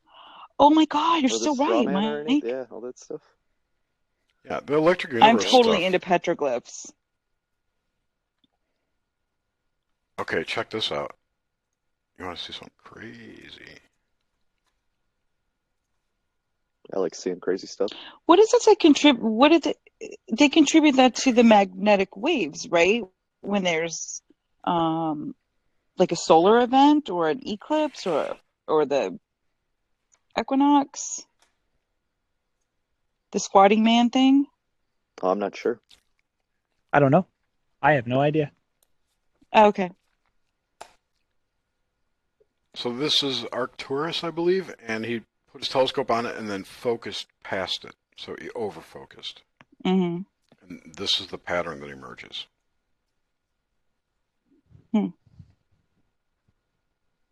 Okay, so what are we looking at? So I know I can catch up. Oh, I see that. Yeah, that's the kind of stuff that I It's film a in the star. sky. It's a star. With my piece of crap phone. That's allegedly Camera. billions of miles away. And when he overfocuses his telescope, this is the pattern that emerges. That's pretty awesome. And it's like a laser disc. And you can get the same effect if you do it on a mirror. The other ones look more like I would say they're undulating. I've noticed for some that they reason, move these are back giving and me. forth. Oh, sorry, ahead. Kim, go ahead. I was just going to say that for some reason, looking at this is giving me goosebumps. Oh, that's weird. Yeah. Maybe you're from that star. See, I think the stars. Maybe. I think the stars produce a frequency of energy. That, definitely. That hits our field and it augments it or augments people here. So when you look at a star and you see these things, it's just really a transmitter of whatever frequencies. Same for the planets. I definitely had some type of commune with that star that night. Like a sexy commune? No, it was beautiful. It was like freaking amazing. I couldn't believe what I was seeing, and I was trying to get it on camera, and it didn't pick up any of what I saw. And then I was like, of course, then you question yourself. Look at this one. Did I really see that? That's amazing. Now that looks like the Templar cross. It Totally. does. Right. It also looks like the things that the space shuttle saw flying around that thing that whatever, some kind of boom or something that got loose. Did you ever see that video? Oh, the no. Oh yeah, they look like orbs to me. Yeah, they looked very orbish. But they had a hole in the middle. They had a hole in the middle. My orbs that I see, it's not that they have a hole in the middle, but you can see a ring in the middle. The orb I saw looked like a balloon. Looked like a semi-opaque balloon with a candle in the middle of it. Wow. I had one that looked like a butterfly in the middle of it. That sounds Shaped like a a butterfly. I have like shitty a Chinese eyesight. lantern.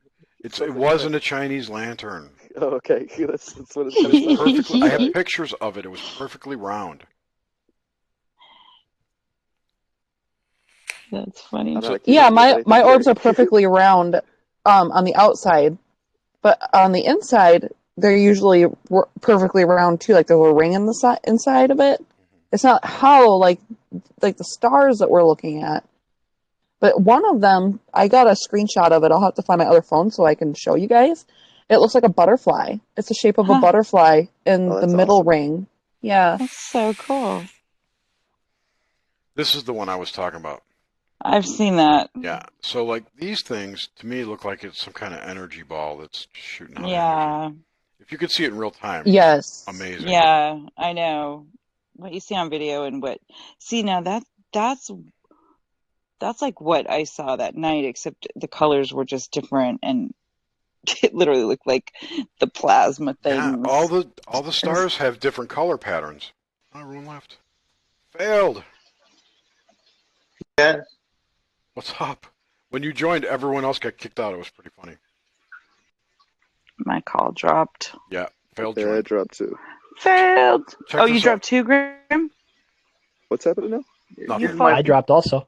Yeah, I dropped Oh, also. really? Everyone dropped except me and nobody. Anyway, check this out. With the purple in the middle. Oh. It's because I command the presence. You do. What's up, Phil? You are commanding. That's so nice. Failed. That looks like an orb to me. That's pretty, Jer. It's beautiful. Well, could the stars be orbs? Of some sort. And that's Arcturus or a different star? That was Procyon.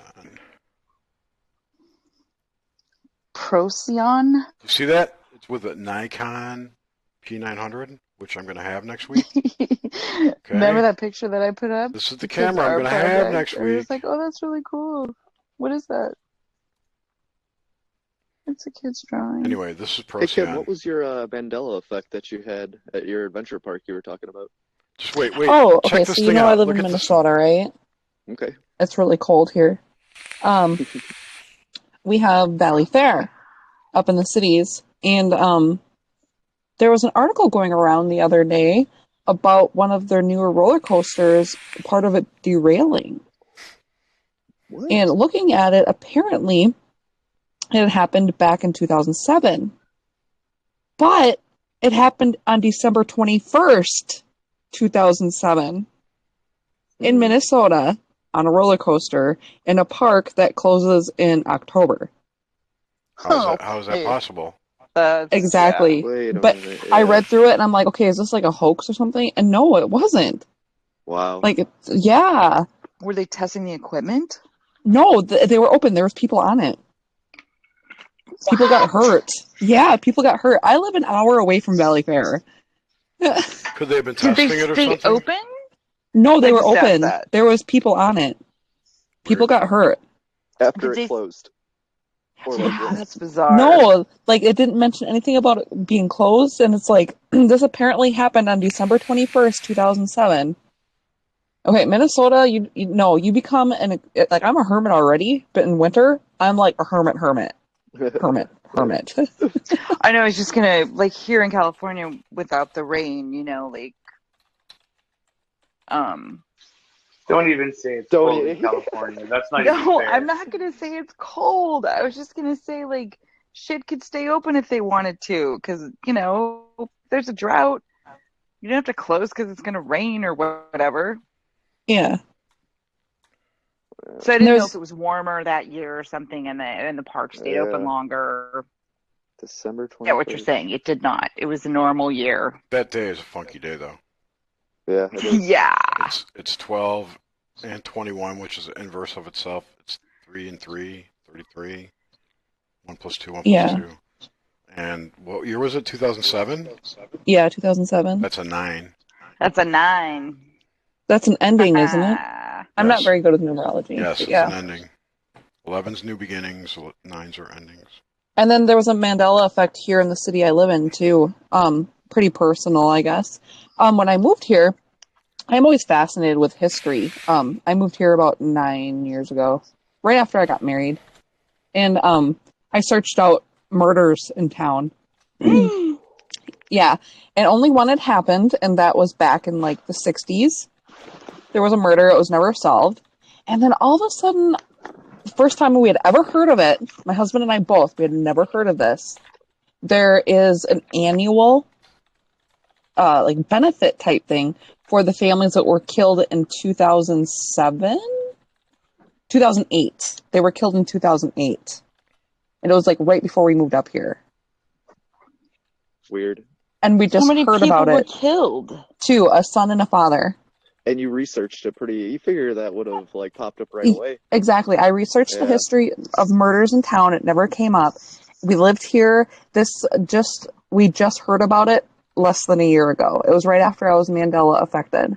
That's weird. I started seeing the stuff about the benefit, the annual benefit. They have it every year. Wow, that's weird. Yeah. I'm still not convinced the Mandela Effect is real. I know. You're not convinced the Mandela Effect is real? No. Do you believe that there can be changes within your reality? Yes. Okay, so you just don't call it Mandela Effect then? I haven't witnessed any except that one spelling one that I brought up before. The spelling of dilemma has changed. And organized. Yes, it always had absolutely. a Z. And responsibility. And not absolutely. What's the other word I like to use a lot? See, I think Definitely. This is all Google crap. Definitely. And responsibility has changed for me. Were you misspelling it? No. Hello, I am like a spell nerd. I work with Scholastic, okay? I have to She's know a how to grammar spell. Nazi. I have to know how to spell. I man. work with one of the biggest You probably hate seeing my messages then. retailers. How did you spell definitely? With an A instead of an I. And I remember why I started doing it, as I used to spell it with an I, and then I started using the computer with my job. Right. And it kept autocorrecting me to an A, and I'm like, oh, I guess it's spelled with an A. This is how I learned So dilemma was misspelled. Same thing. Yeah, Google so told me. I always used to say dilemma just to remind myself. Exactly. How to spell it. Right? And that changed for me too. Dilemma changed for me too. And for Taryn Lupo. Yeah, responsibility changed for me as well.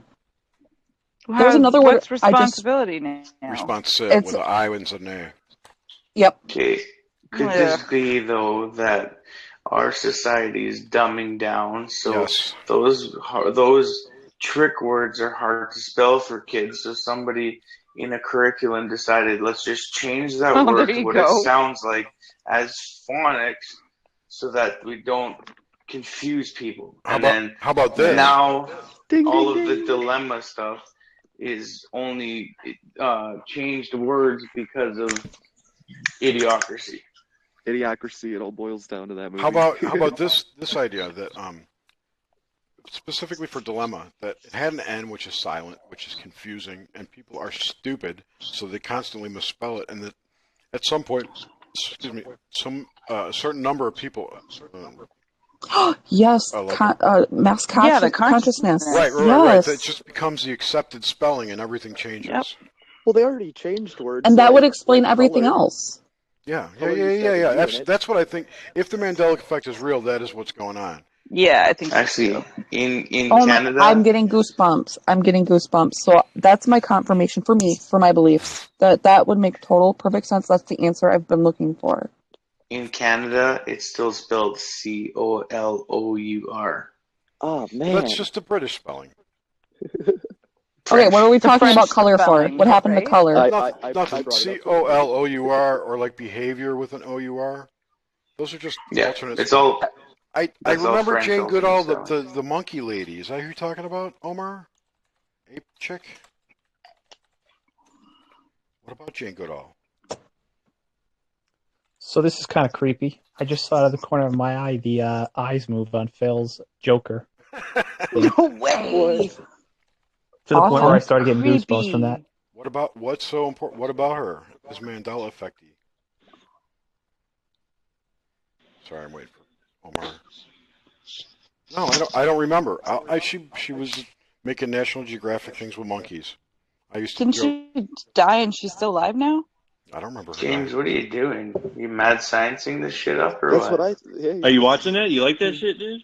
It's pretty cool. Everyone was digging digging it with like plasma. It's called Primer Fields, and then it's. You should put the link in. Drop the link in the live chat because people were asking when it was. It's awesome. Yeah. James, you should enter your kids in the science fair and make one of those. Yeah, dude. I want to get them involved with more tech stuff because I was talking about like building computer, da da da. Not that it's like this, but I mean, dude, all that. If you see that, all it is magnets. It's all magnets, dude. With like, can't remember what it was. I know someone who could hook you up with some magnets. I know a magnet guy. I know a magnet guy. Jane Goodall was killed by gorillas?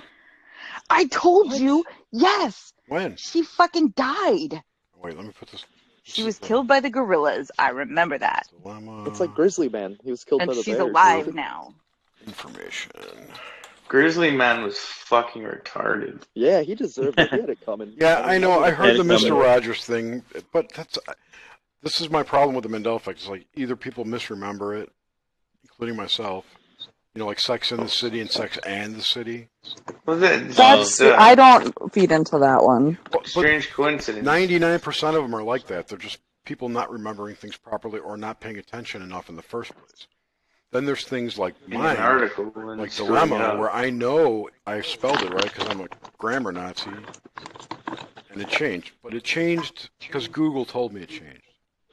Right. I remember Jane Goodall. Yep. Though being killed by the gorillas, unless that was just a fake news story and they put it out there. This is the other thing. There are a ton of fake death stories. Remember when John Carpenter died last year or 2 years ago? But he didn't. You know, think of all the people who see these bogus death reports on someone like John Carpenter, and then they see him on the news 5 years later and go, "Oh, he died 5 years ago." Well, no, he didn't. Just like Louis. Exactly. So Didn't somebody comment here saying that? Never mind. What? Stephen Hawking's died. I remember somebody saying that. And I was like, yeah, that was a fake. That was started on purpose. He was in the chat. Yeah, on Twitter. I'm like, see, so that I did that. I was part of that too.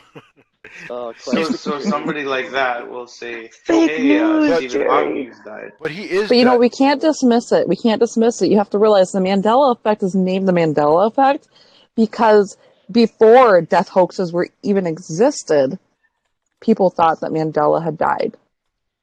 I thought he people died. remember Mandela I remember died. him dying in prison. So see, what if he did die? You are Mandela affected. I never said I wasn't. I just said I don't believe all these stories about it. Oh, it's because there's too much.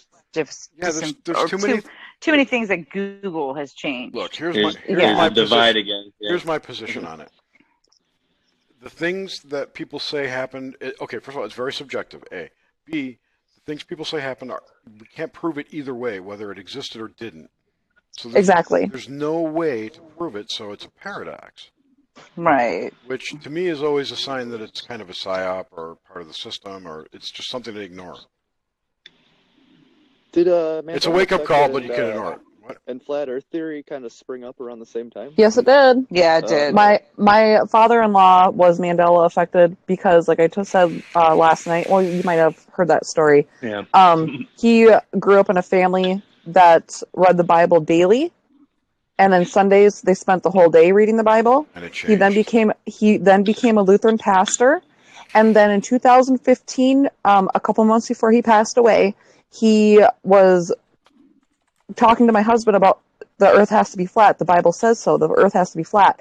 How come it took a man until 2015 who has lived with that Bible, has studied the Bible daily for his whole life, only just realized it now?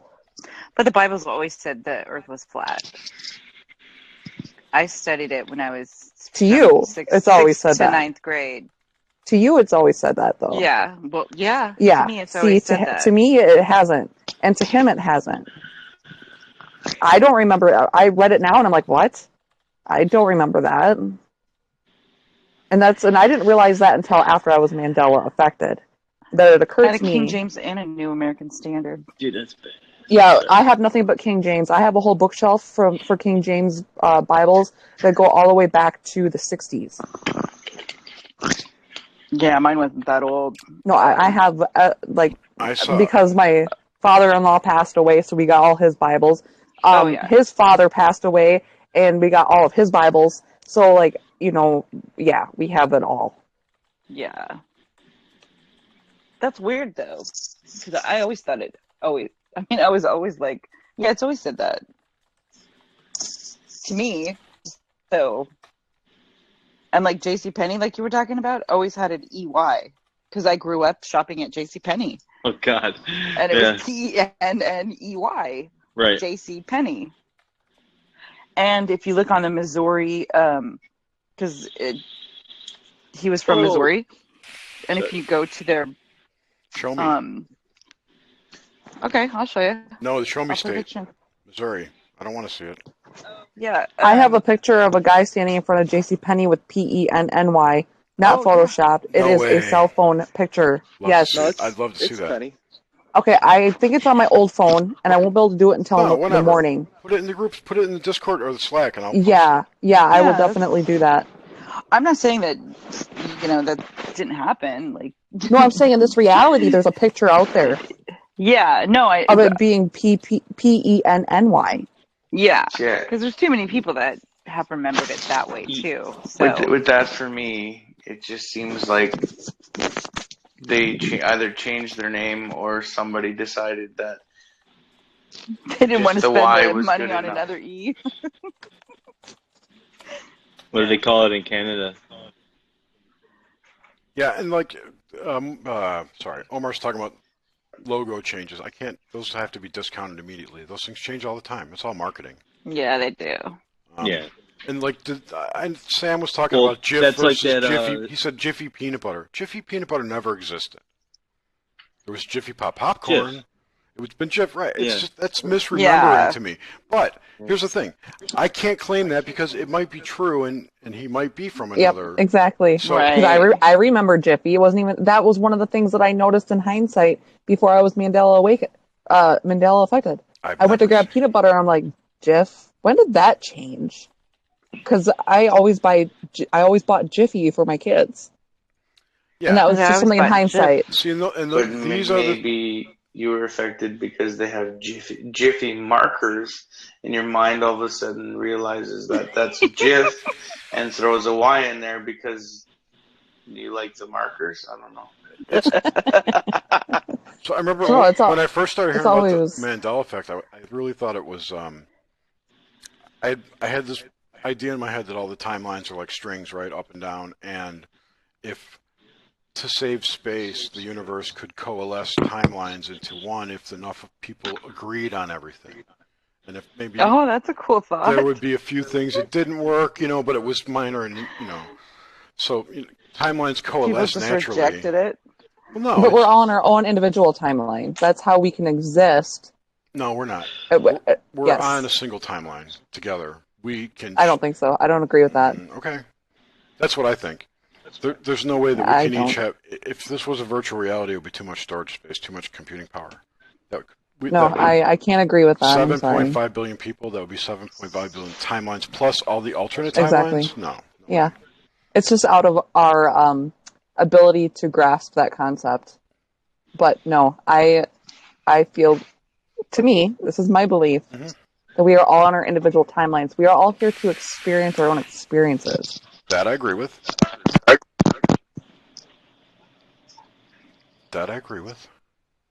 And that's how and why we can experience things differently and remember things differently and have different timelines. Maybe. Because I can shift to a timeline where I'm a millionaire if I work on it hard enough. Damn it, Kim. Do it. Yeah. Give I'm it going up, to. man. You want to see what I'm doing right now? Let me show you. Teach me your thoughts. Okay, hold on. Let me put up my cigarette. I'm not going to smoke live on the air. Smoke. I need to get some. Oh, come on, don't be a pussy. I need to get some smoke. No. I'll be back. I don't know. It's not that I want to be a millionaire. It's that. No, I know. Just You're not here to live and work, right? Well, that's what I've been doing for 10 years. 10 years of wake up, work, sleep, wake up, work, sleep. Failed. I have. Failed. It's going to be so tired. All these hundreds that I lay around.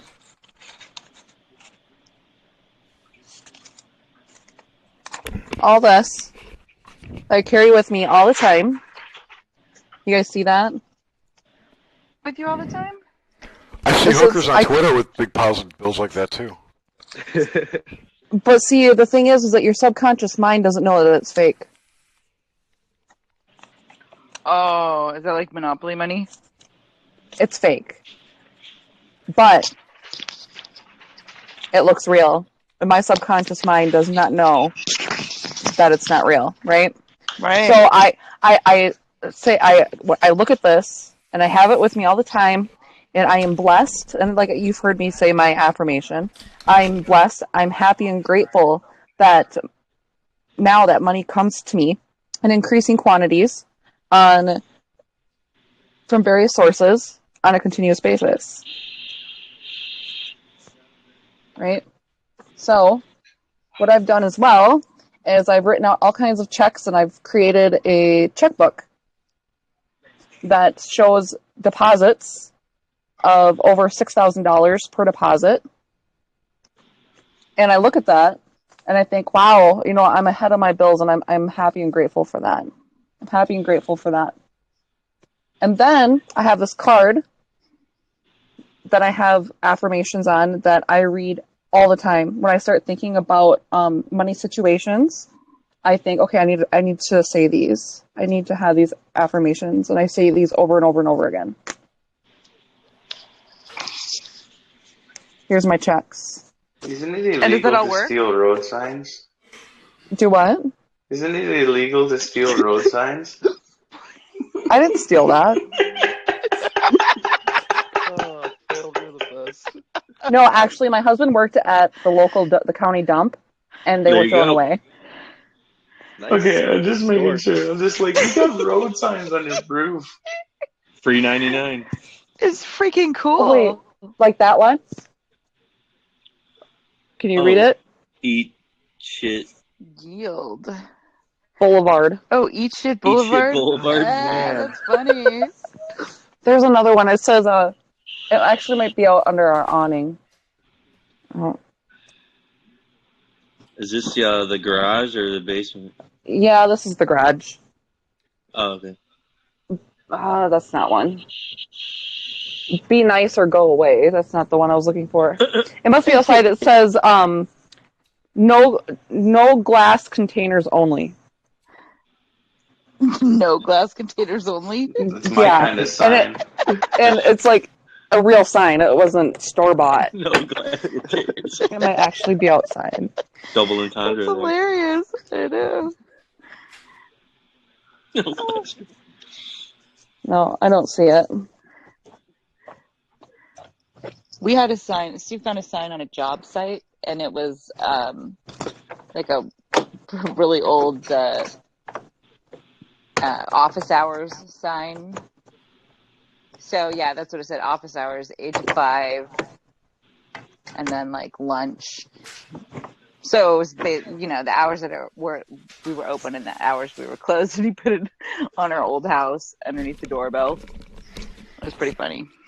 All right, Hive Chat, you're getting derailed there. Back to the topic at hand. Hey, get away from the signs, please. Check out this. Check out this shirt I got today. You rocking? Did you get it? Yeah. Oh man, Hail it's a great shirt. bacon! I found that my notes on that ball with the magnet. Yeah, you like that? No, this is something I came up with. Oh, that's cool. Oh, but that's what where this primer field's thing, dude. It's magnets. It's all like. Yeah. Right now, it's the two halves. You can change the. There's a tight. Yeah, you can. We watched it when you were those. gone. Yeah, sorry. Yeah. No, it's fine. We thought on. it was way cool. Yeah. I mean, I don't know if this is the same. And then one. Jerry showed us all of his magnets. Well, not all of them. Oh, he showed us. I missed all that. That's why I said I know a guy who has some magnets. Probably 1% of his magnets. I'm sure there's a whole room full. Yeah. It's a box. It's not a whole room. Yeah. I actually have some diagrams. Well, I must have not played this. Oh, here's that crazy picture I drew. Remember this one, Suzanne? Yeah. Oh, yeah, I do. Black Sun. I have no idea what it is. It's something I was doodling it on the phone. That's what do you call that? One some of my type of drawing or whatever. automatic writing. Automatic, yeah. That's cool. Cool. Actually, I have a picture. Who's in the tub? This guy. Sounded like somebody's in the tub. Or just took a giant shit. I do strange things while I'm on the chat. I'm either in the tub or Kerplunk. sleeping. So. Wherever I can go, man. Yeah, Kerplunk. Just, don't worry. Talks Don't like worry a about dude. this guy. Kerplunk. Did you know Green Day's name of their band was Kerplunk before it was Green Day? No way. Yep. No clue. Did not know that. Yeah. Same thing though. You know, punk rock. There you go. It's a Mandela. That's cool. That's not. That's still not it though. She'd asked yesterday. I've never seen Green Day. Thought. Describe your mind. That's what she said. Who? Kim said this. Describe your mind. You said, when did you say that? I don't remember. Last night. Maybe it was when I was gone. Last night. I said, tell me what your fridge looks like, and then tell me what your mind looks like. Yeah, but then you got derailed from that. Because I said that my mind looks like a dark hole. This is what my cat looks like. Oh, that's cool. I drew my dog before. That's what Failed said. Kim didn't want to be alone when you left. He said he had to stay because you didn't want to be alone until I got back because you were getting smashed. It wasn't that bad. She wasn't out. No, he was kidding. It was hilarious. I laughed. Hey, Suzanne, check this one. What is that one? Ah, that's cool. What does it say? Control my control? I control my chakras. Oh, I control my chakras. Oh, that's cool. Anyway, I see my mind. I just see a black hole, and then in your fridge. No, in my mind, and then things appear, like and manifest them in my mind. You know what I mean? That's cool. Like someone is seriously duking or something. No, I'm taking a bath. Leave me alone. Oh, taking a bath. He's giving his son a bath. Oh, what a great man. I thought for sure you don't have enough time to duke. Time to do all the normal stuff, so I gotta take a bath. He has to take a bath while he's on the chat with us. Take a bath. I can't take a shower in chat, so I'll take a bath in chat. Yeah, whatever. I'll take. Oh, I love baths. I don't like showering. I love bathing in water. My 18-year-old's like that. He loves to take a bath. I'd rather get rid of the full baths and then just have showers. That's what we got. I miss taking a bath. Yeah. I have 2 bathtubs and a shower in my house, so I can kind of pick what I want to do. I mean, I got one full and a it's a stand-up shower in the basement. That's the guys hang out shower. Yeah. All right, guys, I gotta get some sleep. Maybe I'll see you still in. What are you doing, guys? Hanging out? I gotta work. No, he's gotta work, dude. Yeah. Tomorrow night. You're I work on Sundays. Cut that meat. I'll see you guys later. All right, see you later. Good night. See you later. Okay, I'm gonna take off too because I gotta finish this bath. You hoser. I gotta sleep. You know how hard it was to work today? Were you like driving all day or something? Yeah, something like that. Fine. He was driving and crying. I still have like 20 days to go, so whatever. Cool. We'll boost your spirits. Yeah, man. All right, have a good night. Later, Fed. Good night. Good night. Good night. You don't sound so disappointed. I'll be back. Don't worry. Okay, come back. We'll be here when you wake up. Okay. I have another sketch pad that I can't find, and that's where all my good sketches are. So when I find it, Kim, I'll show you that picture. That would be great. Is it kind of like my princess dude that I posted last night? No, Oh. It's what I think when you ask me how I would describe my mind. Oh, good. Remember I said it was like 2 parts, and one was connected up to the cloud, and one was frontal, controls the body. Yes. Yeah, it's that picture. Yes. I go into my mind. It seems like I guess like a nebula, and then you can venture off to each part of it. I guess like your neurons. I'm going to try to explain this, actually. Okay. It's kind of like neuron firing. Yeah, like I can see that part of it. But then I can almost follow it, the neuron to where it's going or something. It's weird, but the path. Yeah, like connected from one giant. Basically, okay, so my brain, empty space, fill it with stars, and then it's all connected.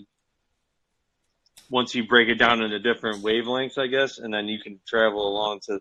I don't know. I guess it might be just illusions from like games or whatever, like stuff you've seen. Everything I've put into it. I guess that's your life experience morphed into it, but it starts as black. Yeah, you start at black, and then you can go from there. So, and I create that environment, I guess. Have you, how many of you in here have tried manifesting and failed and just don't? It worked. For some things, right? Yeah, it did work. It was weird. I didn't realize it until years later, but it did work. Because when I was talking to you last night, I was married when I was younger, 21 or whatever. Mm-hmm. Got split, whatever, and then it took about a year or so before I finally was like, all right, my head's back together. And then I envisioned like I would. You hate to like label what you want, but just some basic things, and then I meet my wife now, Cindy or whatever. And so I met her. I'm randomly out. I'm over at a friend's house, 30 minutes away from where I was living. We're all out one night, and then I ended up hanging out with her all night long. I ended up crashing out in the same random party house. Like, it was just a weird long night, and woke up the next morning, didn't really talk for like 2 weeks, but it was like this weird, cool connection. Found each other again, and long, and then on and on and on. All those things that I was looking for was right in front of me, but I was like almost scared to believe it. It was weird. I almost didn't want it. I almost wanted to bail at one point. I have goosebumps now. And like it was really odd, but and then I had to like okay it with my subconscious. It was fucked up, man. Yeah, like, and once I did that, like, I had the world. Then it was cool. It was crazy. Like, I was like, I just sat there the whole time because I would at my old job. I'd get there, I'd go out and I go out and power smoke. I sit there and the whole time I'd like to be a person like this, and this, and not like this, but a little along the lines of this, and then over the years, I'm like about 2 years just normal dating, having fun and stuff, and then like it's right in front of me. Why didn't you seeing this? And then like I broke it down like that, and bam, it just hit me like a ton of bricks. I'm like, I have it right now, and then we went from there. So that's awesome. Crazy. Yeah, crazy, that's awesome. Crazy. But talk about manifesting, and that's what I manifested. That's probably the most prolific thing I've ever done with manifesting something. I never intentionally. I never really tried anything else. Because everything in your life you've manifested. It's just effort. It's effort you put into it. I mean, it's like I don't know. Actually, and whether it's you not the effort it or not. What's that? Whether you recognize it or not, Kim, is that what it is? No, it's. I've been doing a lot of educating myself on this, right? I've been able to help people manifest little things, and I want to move into bigger things, and I have to experience it myself before I, like the psychic said, if you guys watch that show, I practice what I preach. That's just who I am. And it's true. I do practice what I preach. So I started researching it a little further, knowing that there's more to it than what I know. So this is what I came up with. From the training and stuff that I've been taking, which she was also correct about. I'm getting informal training, but it's legit training, like she said. And I know it's from someone who's very, very, he's a millionaire. So, like, when most of us picture our mind, we picture a brain. You know? So, yeah, you picture a brain, right? Yeah. And our manifestation comes by visualizing. How often do you think about, okay, oh my goodness, I can't pay my electric bill, and you start thinking about your electricity being shut off? You know? Yeah.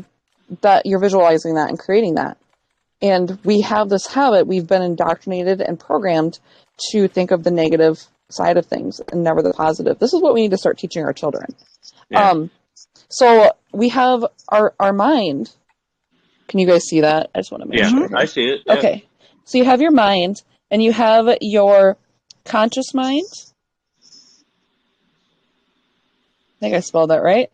And then I'll just put SB for subconscious mind. I would swap them and put subconscious on top and conscious on the bottom, so it governs the body. Versus... You will see why it's going this way. I'm just saying that in my picture, I have the same thing. Put a stop in it. Oh, okay, I get it. And then this is your body, right? So our conscious mind is our thinking mind.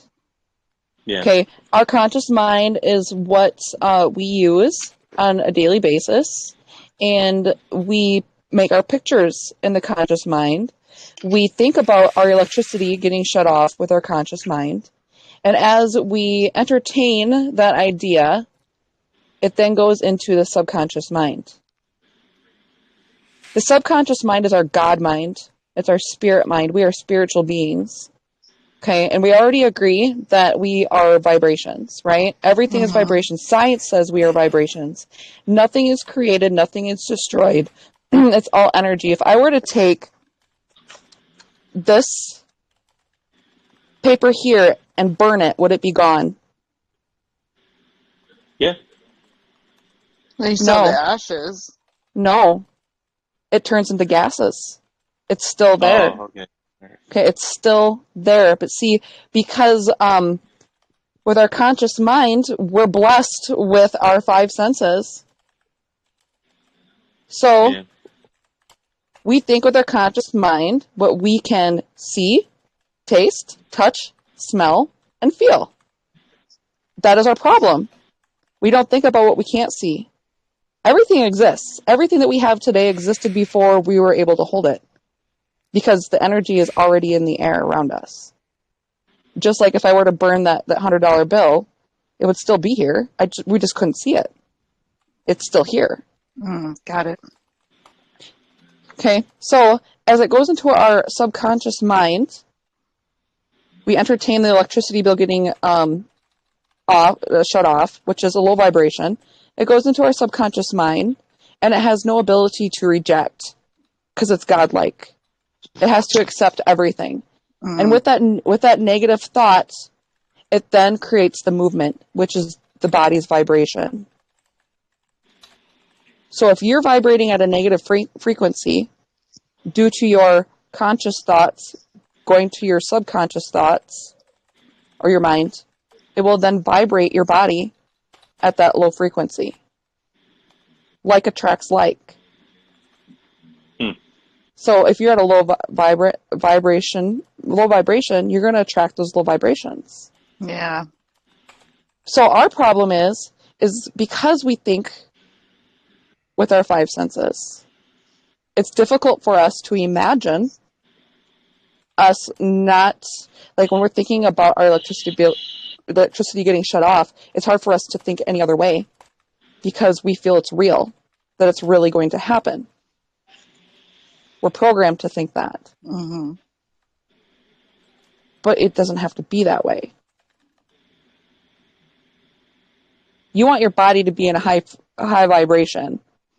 So you have to retrain your thoughts. Every time a negative thought comes in your mind, there's always an opposite to everything. Every time a negative thought comes into your mind, even though it seems so real to you at that moment, you must change your thought immediately into the positive side. When I start thinking about any money situations I might find myself in, I immediately pull out my card and I read it. Immediately. And then I read it over and over again. I'm at a stop sign, I read it. Is that your little mantra type thing? Yes. Because guess what? Just like Hitler said, you tell a lie enough, you believe it. Yes, I believe it. You believe it. Yeah. And Hitler, it's sad to say, Hitler was a very, very intelligent man. Yeah, he was. You're just You can programming your mind. You can lie to yourself because you know what? Remember, your conscious mind does not have the ability to reject, or your subconscious mind does not have the ability to reject. So if It's always soaking in stuff. so, constantly lie to yourself. Constantly fill your conscious mind with this. Entertain this idea here, and your body will raise its vibrations to meet that. Wow, man. So would that work on the same level for healing and things of that nature too? Not just... Absolutely. Yes, I can testify to that. Yes. Oh, so can I. I've used affirmations totally to healed stay myself, healthy. Yeah. So I there was a time where I was trying to, I have a torn ACL. I've had it for about 2 years now. And there was a time where I was trying to heal it through meditation similar to that. Have any of you heard of a guy, Joe Dispenza, before? I don't think so. No. So I was trying to follow his thing. It's essentially very similar to what you just described there, Kim, but ultimately, there was the constant reinforcement that it was hurt that kept creeping in, I think, is a large part of why it did not work. But you said you don't know why it did not work? No. I think essentially based on what you were saying is the negative thoughts, is the constant reiteration whenever it would hurt or whenever it would become an issue, saying, it is still hurt. And, it's very tough to change this headache your perception hurts. of it. Yeah. Exactly. Pain reflex type thing. Yeah. I've gotten rid of menstrual cramps. Just recently. Yeah. Within the last couple months, I have figured out how to get rid of menstrual cramps. And I get them bad, where I can't function for a whole day. And I will beat myself up before I'll take any type of pain medication. Remember, I had home births. So, Right. Hardcore. That is what I used to stop. As a threshold of pain, yeah. Yep, I did. I told myself, I've had babies, and this is nothing compared to that. And it stopped. And the last time that I had gotten my period, I didn't have any cramps at all. Like, I totally forgot I even had it. I'm like, whoa, that's right. Crazy. I better go take care of my cotton pony. It's funny. One of the case studies that Joe Dispenza was exactly that same thing. Ultimately, if somebody was having debilitating menstrual cramps, and he was able to train them ultimately to get past it, and completely solve it to the point where they were completely off their feet for the entire period. So, wow. Yeah, it's interesting correlations ultimately. It's an amazing thing. Your mind is definitely the most powerful thing. The most powerful thing, and we've been just indoctrinated and programmed so badly. Our kids get their imaginations taken. That's all it takes is imagination. I know. That's all it is, and it gets taken from us right away in school. It really does. It's hard to focus them back on to just enjoying life at the moment. It's moving so fast. And, we would sit there and play with a toy, whatever it was, or you'd be gone all day playing. It's just it's a lot different now. It's hard to relate to what they're going through too. My son's 11. He'll be 11 next month, and today was his last day of school, and he's gonna be going into 5th grade, and it's gonna be a whole nother experience, and it's gonna be faster. And I went to a parent introduction to the middle school or whatever. God, it's even more prison-like. It's fucked up, man. It's crazy. It's such military style driven, and I don't really aspect of it. I wasn't that energy fucked me up. It was weird. I know who his teacher is probably gonna be, and I think it'll be good for my son because he's I probably passed DNA down to him where he's got an ADD. Probably, I think they're almost relating it to a highest form of functional autism, basically, which I've heard recently. Looking into, my son's been. I've gone to the Cleveland Clinic with him. He's passed the ADD test. He is there's two versions of it, and then there's a combined. And he is like, well, there's the hyper version, and then there's the other side of it. But it sucks for me to say that because I know, and it sucks for me to say that because everybody has something. Yes. Everyone has some type of something, and they're putting labels on kids. But he does have issues in school with focus problems. But that's maybe that energy coming in, fucking their brains up and shit. You know, like it's a weird situation. I'm trying to deal with what I know and what the school wants. It's hard to do. They'll sacrifice your son for the school, though. Exactly. I understand that, but it's like, you want to know what I told the school? All the school wants is stats. Like, exactly.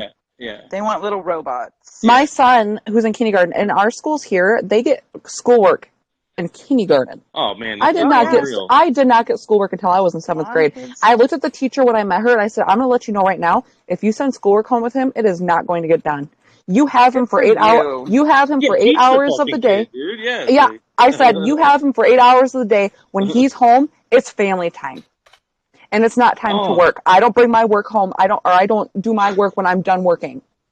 Like I said, my son has that inability to soak all that in during that day. He gets home, he's like, "Fuck, man, it was a hard day." You know, like I have an IEPs and stuff with him, and anyway, it's called an individual education program where it's like he gets a little extra time on stuff or a little extra help here and there. Maybe in a little group setting or something. But basically, the way his brain works, it's like, okay, say there's 5 steps. Like get your pencil, get your math book, turn to page 37, and do problems one. He tuned out at get the 3rd step. It's weird. Like, you want to know what you could do for him? I try a lot, but what's your idea of an ADD type-ish person? No, see, that's the thing. You're placing an issue to a symptom. I'm not trying to label him. No, I know. I hate Listen, to label it. Our hospitals have a problem with treating symptoms of what's really going on. Everything can be traced back to what you're thinking, to what's inside of your body and your vibrations. Okay. And I just think of it as every kid learns different. Like that too. Yeah, so all you have to do it's like help the kid learn. I understand there's other kids in the class, but there's all a simple it takes solution for my son to be is like, hey, just so. Are you good with a computer? Do you have a printer? I don't have a printer right now, but I mean, God, you can buy one for $10 now. But okay, we have computers. We got all that shit, man. I got all this stuff here, but I don't have a printer. Imagine that. Okay, well, create a mock report card when school starts. Yeah. Create a mock report card and have all his information on it. Even put notes on it from the teacher saying, "Oh, I loved having you in class," and put all A's down it.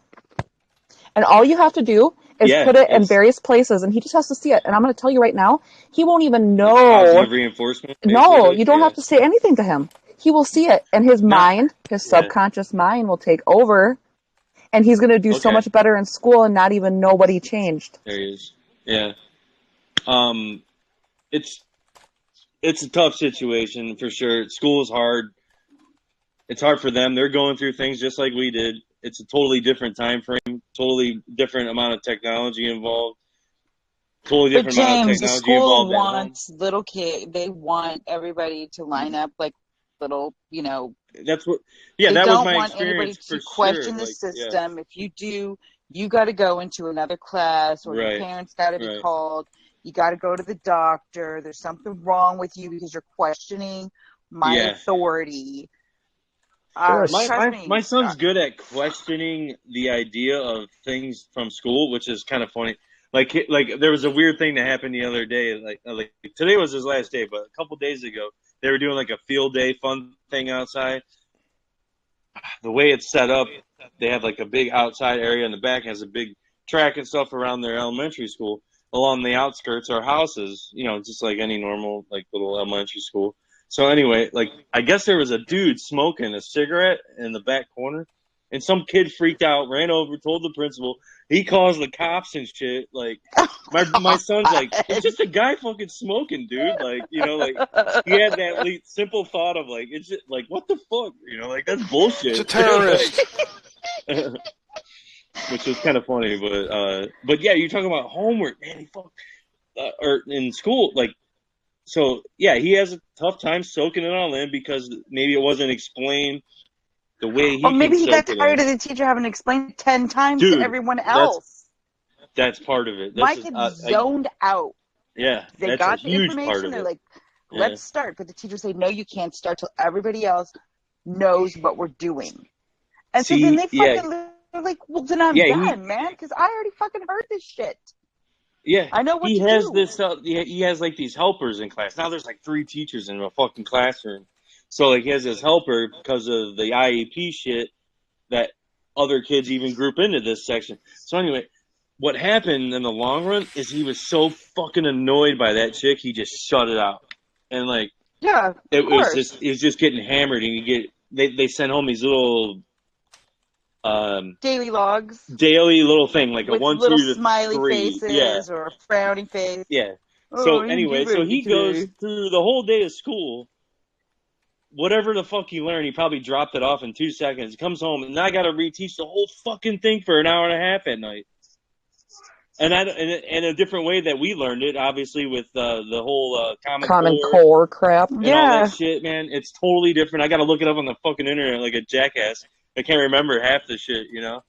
But one cool thing though is his teacher made fucking YouTube videos on like that is cool on the math stuff, because fuck, it's totally different. Like 1 + 1 does not equal 2. There's 18 ways to do it. I can't totally imagine up, having man. kids in school. It's totally different, and now it's just gonna get completely fucking crazy. Like going into middle school, and it's just gonna get harder and harder. But I like to see how he evolves with it. I mean, I hope he gets. I don't know. I guess all you can do is support him, helps, James. Support him, and it's hard because he's quiet, you know, and like he's into certain things. He does not like big group settings. Like, recently he's been asked to like go over and have, like tonight, he was just asked to go hang out at his buddy's house and for a sleepover, cook out and s'mores. He's like, and he didn't want to go. He stood there, was like, and like fucking started walking backwards like a robot and just like left the room. I'm like, what the fuck, dude? Like, your dude just asked you to come over and hang out all night. And like, if I was him at that age, I'd be like, later. Like, yeah. So like, I'm like, there's just he's not comfortable yet. He's not ready, which is fine. I don't know, but yeah. I don't know. It's just there's some weird things that like kind of I don't know. I'm trying to figure him out. I've always been trying to figure. You know what the thing is? He's just like me. Yes, which is very strange. Yeah. I mean, and my youngest son is the complete opposite. He's a maniac, dude. He's off the charts. He'll go right up to you, high fives. What's up, dude? Jump off something. He's just bananas, man. Hey, James. Can you take me to the store? Yo, have you ever had this juice or heard of this juice? Which one? Broke dick? No, man. Is this backwards to you guys? No, it comes over good. Okay. I know when you look at things, it's opposite, right? Yeah. Yeah. But yeah, broke dick. Broke dick. This one's called the number one. Do you want to touch my broke dick? I'm sorry. It's called the first. It was their first juice. Can I touch your broke dick? You can. The guy's name is Richard Dick. He's just a broke dude in Chicago. Making e-vape. Got it. Made a vape juice company called Broke Dick. It's cool. It's good. No, it's cheap. It was $11 for 120. Damn! I pay like for a 60 mil. I pay like $32. I just got some of my favorite juice the other day. Yeah. I paid $45 for a 240. Oh man, that's where I need to get. But it's already half gone in a week, so. Well, you drip though, dude. You're powering through juice. Yeah, not when I'm at work. See, I mean, I just run basic coils and I mean, they're good. They're like, I think they're 0.5s. They last me almost a week, maybe. But like recently, staying up all night, just powering through it, man. I mean, yeah, What kind a little bit less than that. What kind of coil is it? The Aspires, I think. I think that's what they are. Or Atlas or Aspire. I can't remember. Is that an Atlantis tank? This tank, no, this is the tank that came with it's an E-Leaf tank. It's a Milo. Yeah, this is the Pico thing, remember? Yeah, so it's like, it came with it. I really like the Milo. It has an adjustable airflow on it, and I'm running it right now got my battery so low. So they're the long, thin coils? Yeah, hold on, I'll show you. I mean, they're not super long. No, they're not like, they're round. They're not square like Kanger coils. The old Kanger coils. I gotta try vaping. Is that Nomad? Oh, buddy, where you been? Nomad. Nomad, you're gonna try vaping and then grow a badge. Grow a badge? And if you grow one, I'll lick it. That's just wrong. Yeah. He's never going to grow it. Yeah, that's an Atlantis tank coil. Yeah. I have a whole box of them. You want some? Yeah, these are 0.5s. I mean, these are the ones that work with this tank, but... Yeah, you can get down to 0.3, 0.2. Yeah, you can go down. Not with the Pico. I'm going to send you a better mod. Okay? Really? Yeah. All right. Drop me your email. Email me your address. Yeah, I'll do it. I'm going to send you a nicer mod. I'll let me know and I'll pay the shipping. No, I got it. I have a bunch of those things, so you can use the same tank. Yeah, that would be sweet because that's helpful. I mean, when you buy them, yeah, you get it in a group, but then you start piece parting. Yeah, it's like. Yeah, I've got extra RDAs. My shop sells like a bunch of used stuff and all that, but I just stick to the one. This is good for my work and shit. But I've dropped this fucker. I've cracked the glass like 3 times already. Oh, I have tons of extra glass. I have all the rubber bumpers and shit, but I get fucking drywall dust all over it, and this shit don't stay on there, man. Look at my crazy here, dude. I got tons of shit. Oh damn! Gary's got the hookup. Yeah, you're set up, dude. Yeah, I can't. Holy fuck! Yeah, I got a ton of shit. I spent way too much money on vape stuff. Yeah.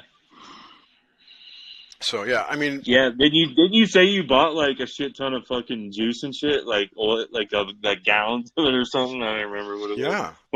Because I know they were threatening like shutting that whole shit down. My shop, we used to mix that shit. I'd fucking be like, throw this in it, that in it, dude. Like I'd sit there for 20 minutes coming up with ideas and stuff, and like, but now they won't do it. They have to sell it basically. Kind of pre-done already, like right. They can't mix it anymore rule. Because each flavor has to be approved separately. And they don't want kids fucking getting it. It's got to be like sealed and shit. None of those rules are in place yet. They're really not because they already kind of started going back and they're like, fuck it. Well, this is the thing. Those were the things the FDA was going to do. And my complaint to the vape shop owners, the 3 of them that I've spoken to, is you're a fucking idiot for going along with this. You should be out in the streets protesting. All you're doing is bending over and hold your fucking ass cheeks open to get that big ass dick up there. Do not comply. That's the answer. The Govo dick. It's crazy. There's so many vape shops. Apply, yeah. There's so many vape shops. Oh, they're up everywhere now, yeah. Right. All they have to say is no. And then all they have to say is prove it, because nicotine is not a cancer-causing thing, and that's not an issue. And batteries, not at all, are not fucking tobacco products, and that's the law they're going to pass. They're going to improve it as tobacco product. Yeah, they already have. They can't sell lighters to anybody under 21. Dude, it's all bullshit. Why are they even? The only reason they're doing this is so they can make money off of it. Well, yeah, and big tobacco is got their bribing the shit out of FDA or something. I don't know what the fuck's going on.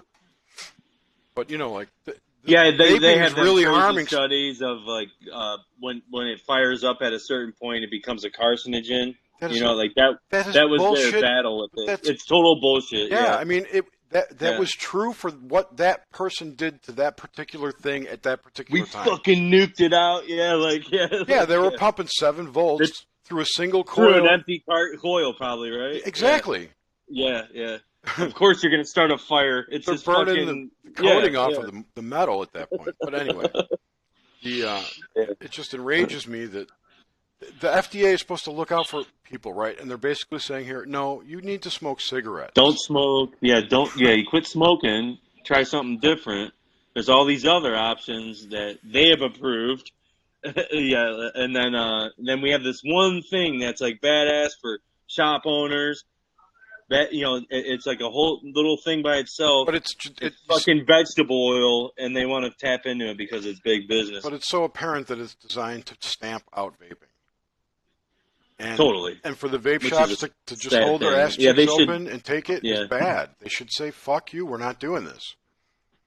That's my. What do you think will happen with the weed thing too? Like when eventually it's all going to be everywhere. Let me ask you this: Did like Nicorette and those kind of things, did they undergo this type of scrutiny when they came out?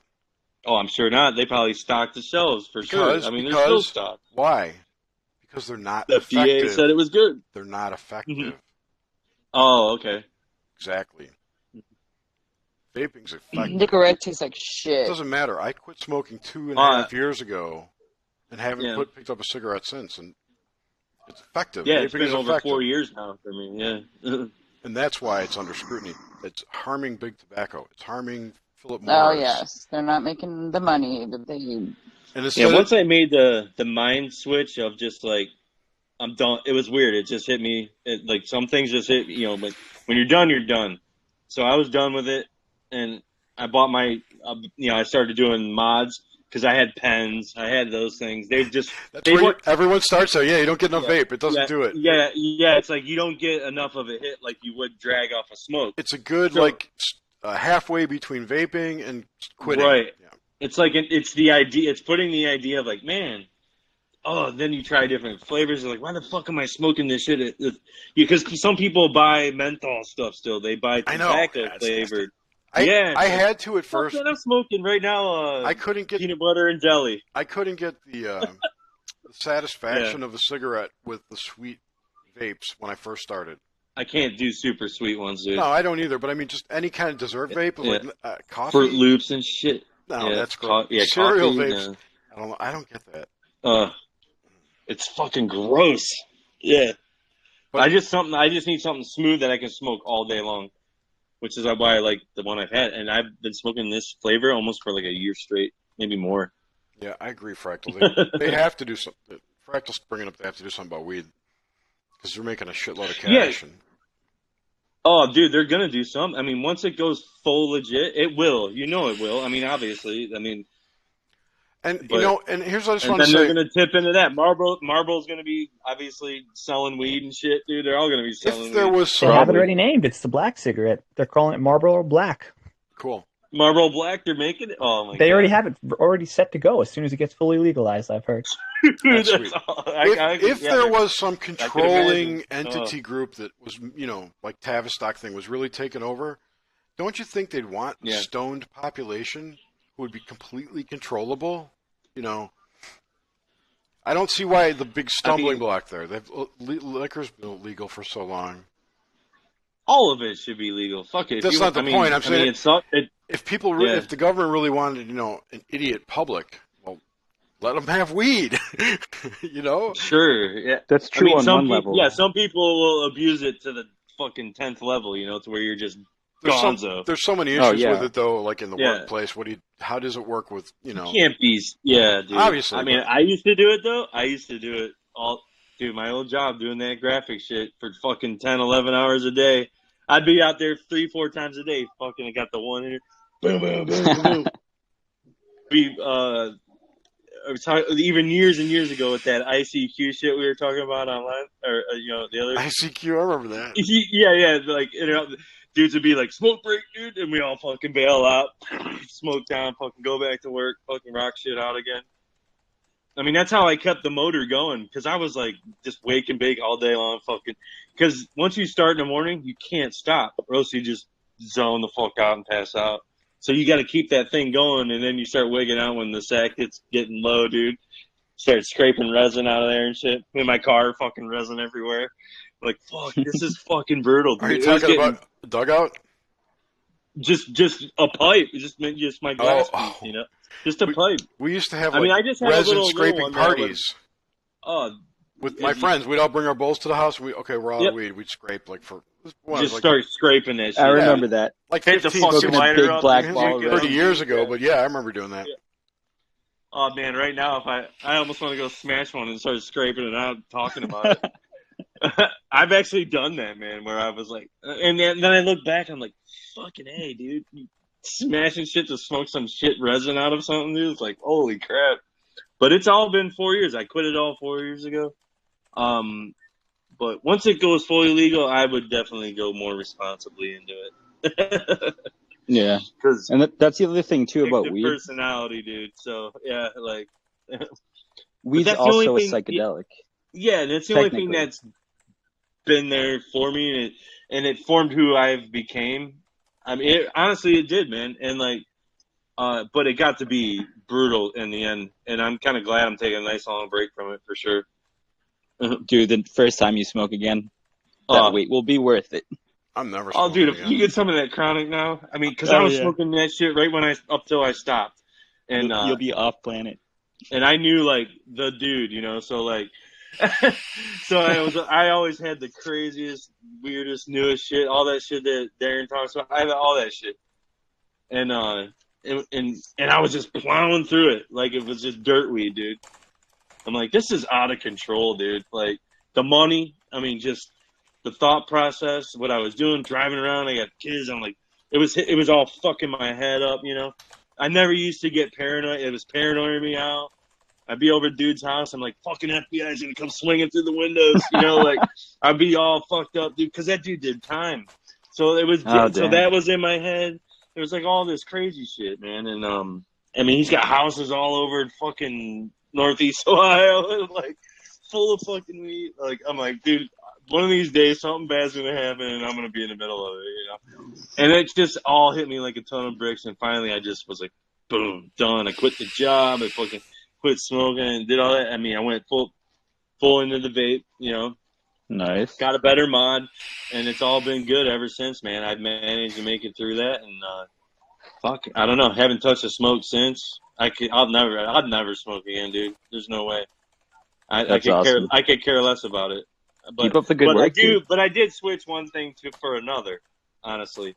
So like, I mean, if it's this, I'll take this. It sucks that if they want to really plow in and regulate it and everything, man, it would suck really bad. But they're gonna do it. I would imagine somehow, some way. Same with the weed, like we were just talking about. They're gonna do it somehow, some way. Just like they're gonna crack down on the internet somehow, some way. Somehow, some way. It's starting in Britain right now. Right. Yep. It's probably already started in some ways.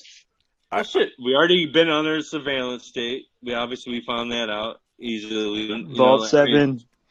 Vault 7. Thank you. This is what's going on. I think is that the walls are closing in on us, and at some point we're going to have to stand up and say, it's enough. Yeah, like we were talking about how no one goes to vote. Just stop it all. Like, well, not that. No one I'm saying wants your shit. The country needs to get together and say, hey, this is not cool anymore.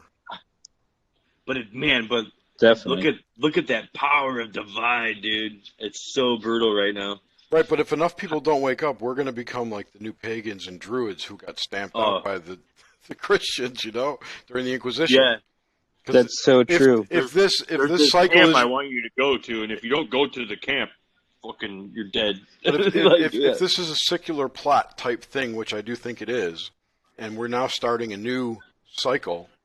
Yeah, you know that cycle. I think begins with the stamping out of the old guard, or the. I always forget what the more powerful the people who can change shit. What? That's a good idea. Cycle? That makes sense. But what if this time? Golden Age. What if we learn our lesson? One at a time, boys. What? Sorry. Next cycle, the Golden Age. Da da da. You know, like what's the next one? Like it's just the same one playing over again. Yeah, he's saying it's cyclical. Oh, okay. So we're going through a period where essentially, like, you know, like the sages and the mages are getting stamped out, or possibly it could get there soon. Right. But what if each cycle you have a chance? It's not just 100% repeating. No, there is, like, say, fate involved. That's the basic. And plot. right now, maybe there's way too many sages for them to stamp out, and instead this time, we'll be able to fight back possibly. Yeah, and you know why? I think is because there's too many not real people here. Yeah. So the numbers look skewed to them. Oh, so you're talking did. about the Avatar situation, like where it's just like this. Yeah, or whatever. I don't really know. Whatever because, that is. Yeah. Yeah, whatever Not that it's is. A Just person is an avatar, but they're just maybe there's only existing. Yeah, but maybe there's only 50 real people in this game. Say what? What if? That's all in this dream now. So we're all in this. We're all in our own dream. No. So I'm saying it's not a dream. Say it's a game, like a virtual reality game. Okay. And there's only 50 players in here, real people. We add the rest are part of the game. Oh. Whew.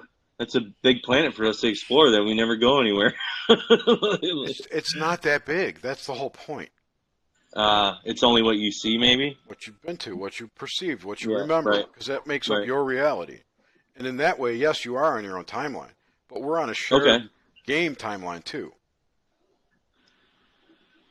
Yeah. You might have your own timeline that weaves in and out of that trough of the game's timeline, but this is where I differ from Kim's viewpoint. You may have your own that wiggles and wobbles, it does whatever within its own trough, but that trough is set. You can't get out of there, and you could call that our dimension, if you will. So in a way, are you saying that there's like 50 different real people in 7 billion avatars? Yes. Oh, that's interesting. Or some portion of. What happens when you meet said avatar? If you go, you go to. Oh, you look familiar. Oh, we get along really good. I feel like I met you before. I feel like I know you. Yeah. Deja vu. Dude, that's awesome. That's kind of such a good line of thought. It might not be 50. It could be 144,000. Yeah, for all we know. I hear that number. It's probably 33 million. It's probably just 33. 33, probably. 33. 33, yeah. And this explains completely. And it keeps looping into the threes. Yeah, so just multiplied by spirals into Fibonacci. This explains why the elites or whomever in controllers can't create anything because they're fucking part of the game. All they can do is alter it. Yes. Manipulate it. You got it. But we can as well. Yes, we can, but they made us forget, or we forgot, or whatever happened. It doesn't matter. Yeah, the screen memory aspect of things. Yeah, I think it doesn't matter what the reason is. We just, as long as we focus on figuring it out, we'll remember it. Yeah, if it's in you there. want to go forward. Yeah, you want to go forward. I think right. We could debate flat Earth, round Earth all day, but it gets us nowhere. You try to break that loop, right? So how do you break the loop? Like you move forward. Right. You stay out of the spiral, plane, but you can't keep going. Yeah, you got to stay out of the spiral. Avoid the vortexes. You got to navigate properly. Yeah. I don't know what that way is. And we can do that through what type of media, like medium or whatever. Like it could be just as easy as discussing it and realizing. Maybe you can't even describe it because we can't describe it because we don't understand. But just the fact that we're discussing it and thinking about it may put it out the thought waves into the ether, which may go into the keeps collective. Going. Yeah. I mean, I'm down with the ether for sure, and that gets broadcasted out and put into the ether. I guess I can't prove it exists, but is it the hard drive? Like pretty much everything's stored there. Well, but in us too. I mean, everything's energy, and energy, I think, is kind of a form of intelligence or storage too. It has to be like the Akashic record. Yeah, I think that's just that whole thing. Yeah, that's part of the domain, the information domain in which we reside. How's that? We're in a domain. There you go. Yeah. And we're information too. Think of this as a three-dimensional glass pad that you can enter. There's different levels in the pad? Sure, why not? Different folders, different directories. But once you're in it, you're experiencing it, you can touch it. It's a pool with folders and shit? Yeah. I don't know. I mean, you could think of it that way. Instead of a game or World of Warcraft, it's a glass pad that you looked into. Well, it's defensive. You're the avatar looking around, choosing where you want to go, right? Like we were supposed to. I think we're supposed to be able to do that. That would explain why I can have a life as a Arcturian warrior, or sure I can play or a female mass murderer in the. in the turn of the century, the beginning of Christianity. Lizzie Borden? Lizzie Borden? Yeah. I couldn't believe that. I'm like, what? What? Oh my god. What? But, what couldn't you believe? I mean, I guess I could, but like, oh, you were Lizzie Borden? No, I sure. I don't know. Whoever. Was it a past life regression? I gotta look up female mass murderer in the beginning of the beginning of Christianity. That's and true. maybe You could we'll probably find something. I bet there's something in there, man. Yeah.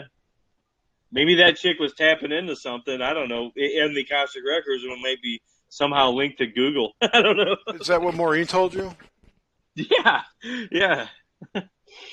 It's pretty crazy. I didn't, when I heard her talk, I was like, oh yeah, she knows what she's doing. That's kind of the feeling. Oh, it was like one after another, just like bam, bam, bam, bam, bam, bam, bam, bam. Yeah. I liked how she was getting frustrated. Like she didn't want to read something to some people. She was like, I don't know if you want to hear this. Yeah, I don't know if you want to hear this. Yeah, yeah.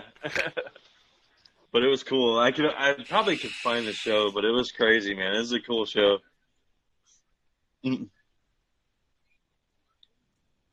But man. I think this vodka has given me hot flashes. Like I'm dying right now. I'm dying. You need a body wand, girl. One of those body wands. They're wonderful. Okay, you're talking about a plane. Okay, so you have the plane, and you're talking about it's not anything. If it's all on. It's no. round. I like the thing where. An infinite plane that's programmable. Is that one? Well, expandable. Sorry. Expandable, yeah. Well, okay. Say you want to get here, which explains the flat Earth theory. Yeah.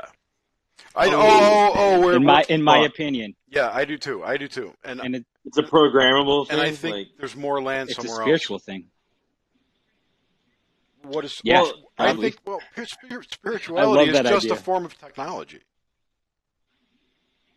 Agreed. Or software. I mean, it's nothing more than. It's a software. Sure. Why? It's another app in the sim. Belief is a software. Definitely. It's a bot. The whole in our Discord server. Belief bot. Awesome. We need to put a belief bot in there.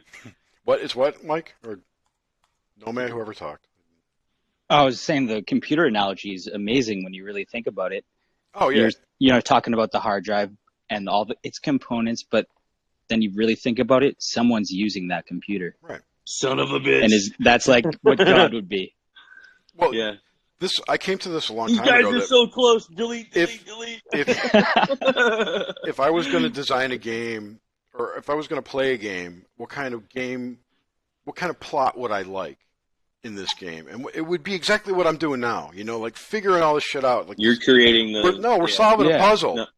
Okay. We're on and a that's quest. like kind of what Kim was talking about too last night. Yeah, I missed it. Which part? I talk a lot. Which part? Hour just the whole thing that a lot of it is almost like a contract. Oh, yeah. Well, yeah, but and you manifest into a certain. I see preconceived. that as part of the game too. It's a really fucking. It is part of the game. Yeah, it is. Totally is. But I mean, even beyond, I'm talking about the guys who are in here playing, like the real people above us, whatever that is. Our masters. We have masters. They're humans, though.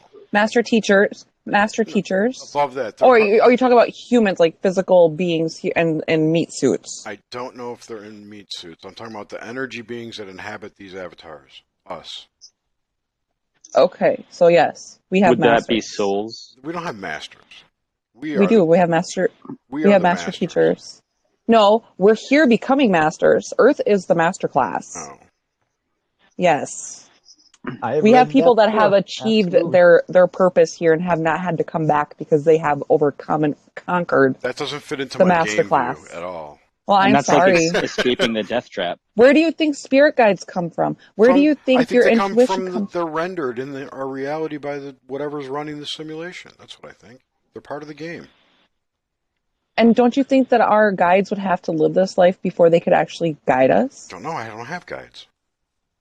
You do have a guide. No, I don't. I bet you do, and you know what? I'll meditate on it, and I will meet your guide. Okay, because I don't have anything around me. I never see anyone. You do. So you don't have to see them. Do you have intuition? Do you ever feel like? See them.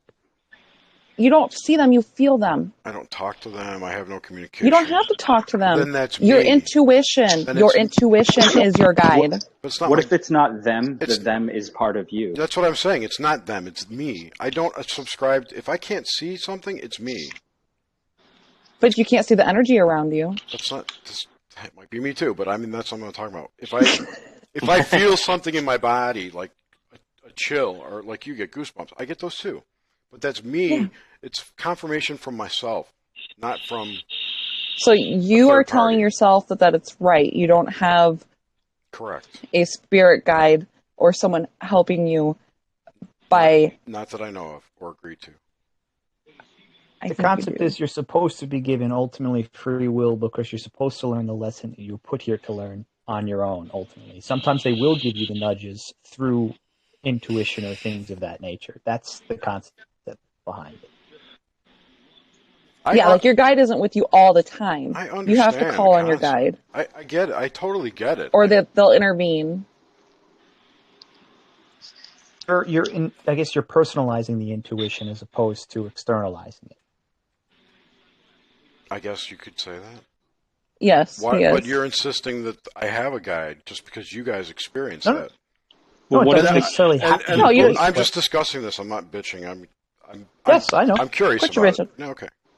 What if the guide is part of the self? Yeah, right. I think it is. He is. Well, what if I'm complete? God is. It's energy to me. What if I'm? It's that thing in between, right? Yep. Did you see it?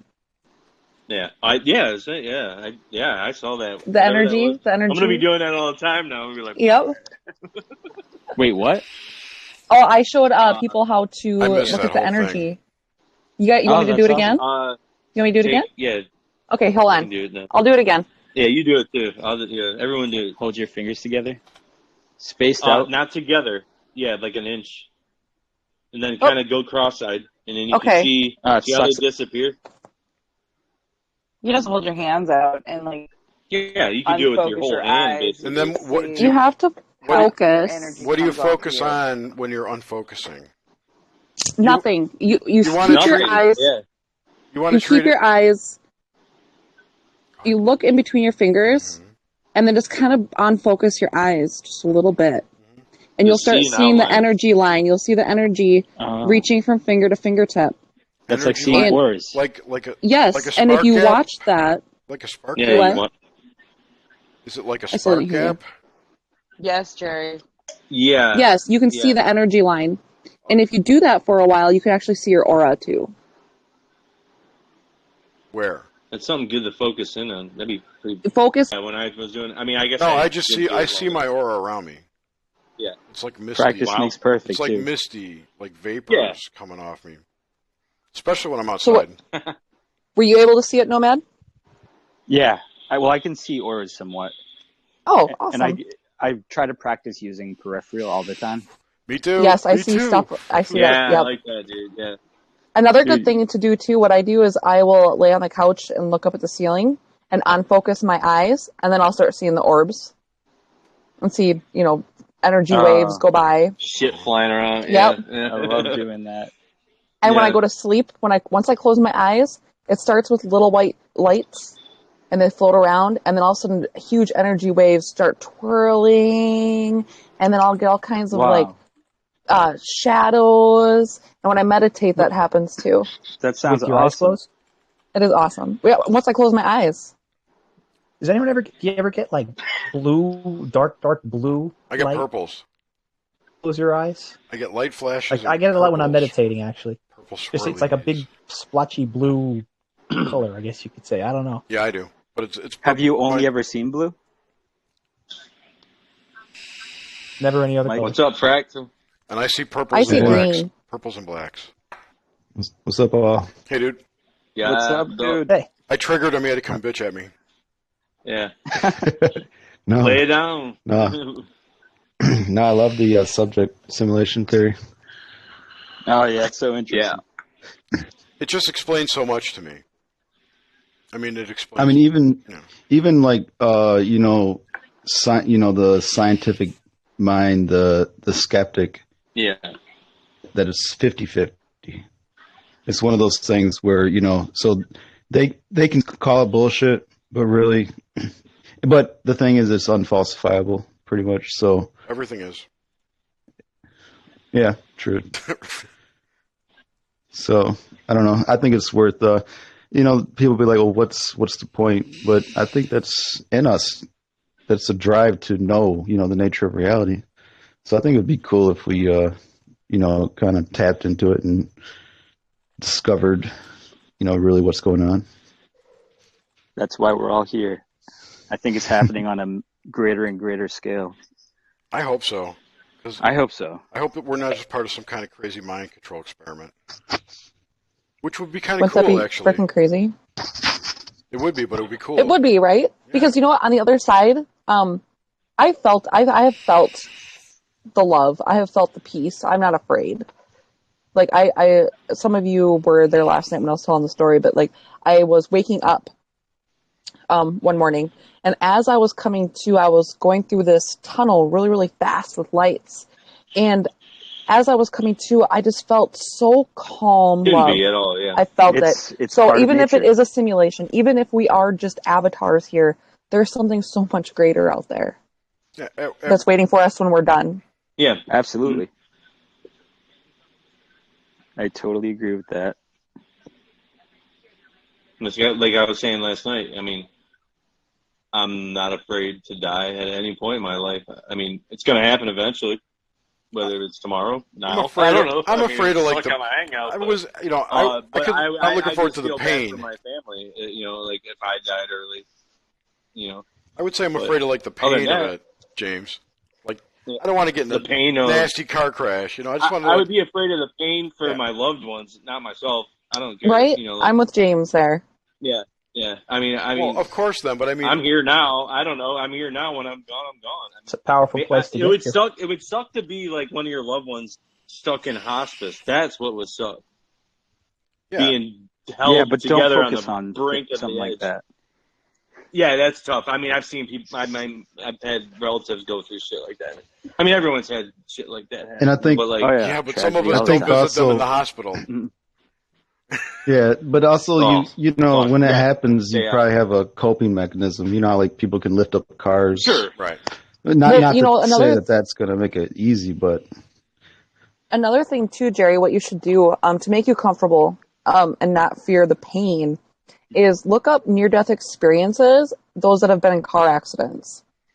Because every single time you hear that, or anybody who's been in a bad accident of some sort, which should have been very painful, they always talk about how they didn't feel any pain because they felt like they were protected. Right, and it could go. It could also forget a lot of it too. I think, like childbirth, it gets into neuroscience as well too. I definitely did.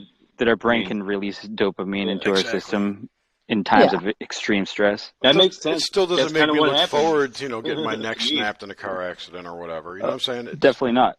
It's just like my cousin just got killed the other day by a semi-trailer's airbag. Yeah. Sorry to It's hear that. Airbag going off, broke his neck. Let me clarify what I said, though. I mean, I'm not afraid to die. I don't care. That's whatever. But you think about the pain, though. No. If there was something to be afraid of, I'm afraid of the hurt of it, or like having a heart attack and how bad that would feel. You know? Oh, yeah. I'll be the one to admit it. I am afraid. That's all. I'm not afraid to absolutely die. afraid. I'm actually looking forward to it because I'm going to kick some ass when I get out of here. Yeah. Is that when we become superheroes then? When I come back, yeah.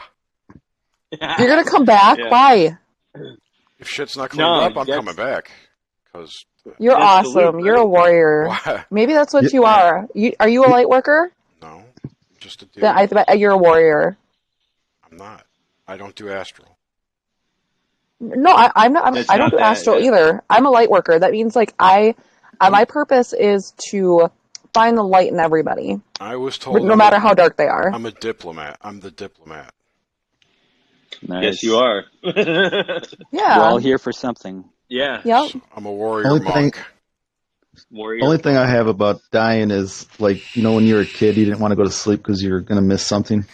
Yeah. So Yeah. I just think like that. Like I just want to keep going because it's like I just want to see what happens. In the world. I think Well, you're humans living in a are very good time. powerful, We're yeah. all gonna see something spectacular. I'm I very think so. confident On in that. August 21st. Absolutely. There's a crazy energy going around right now, for Dude, sure. We're wait all till here. fucking August. Wait.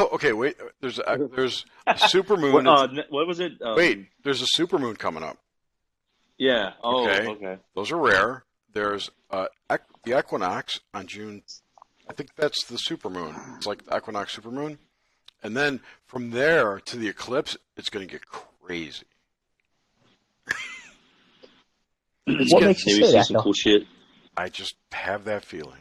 You have a hunch. See, there's the intuition again. It's me, though. See, I It's feel my September. intuition.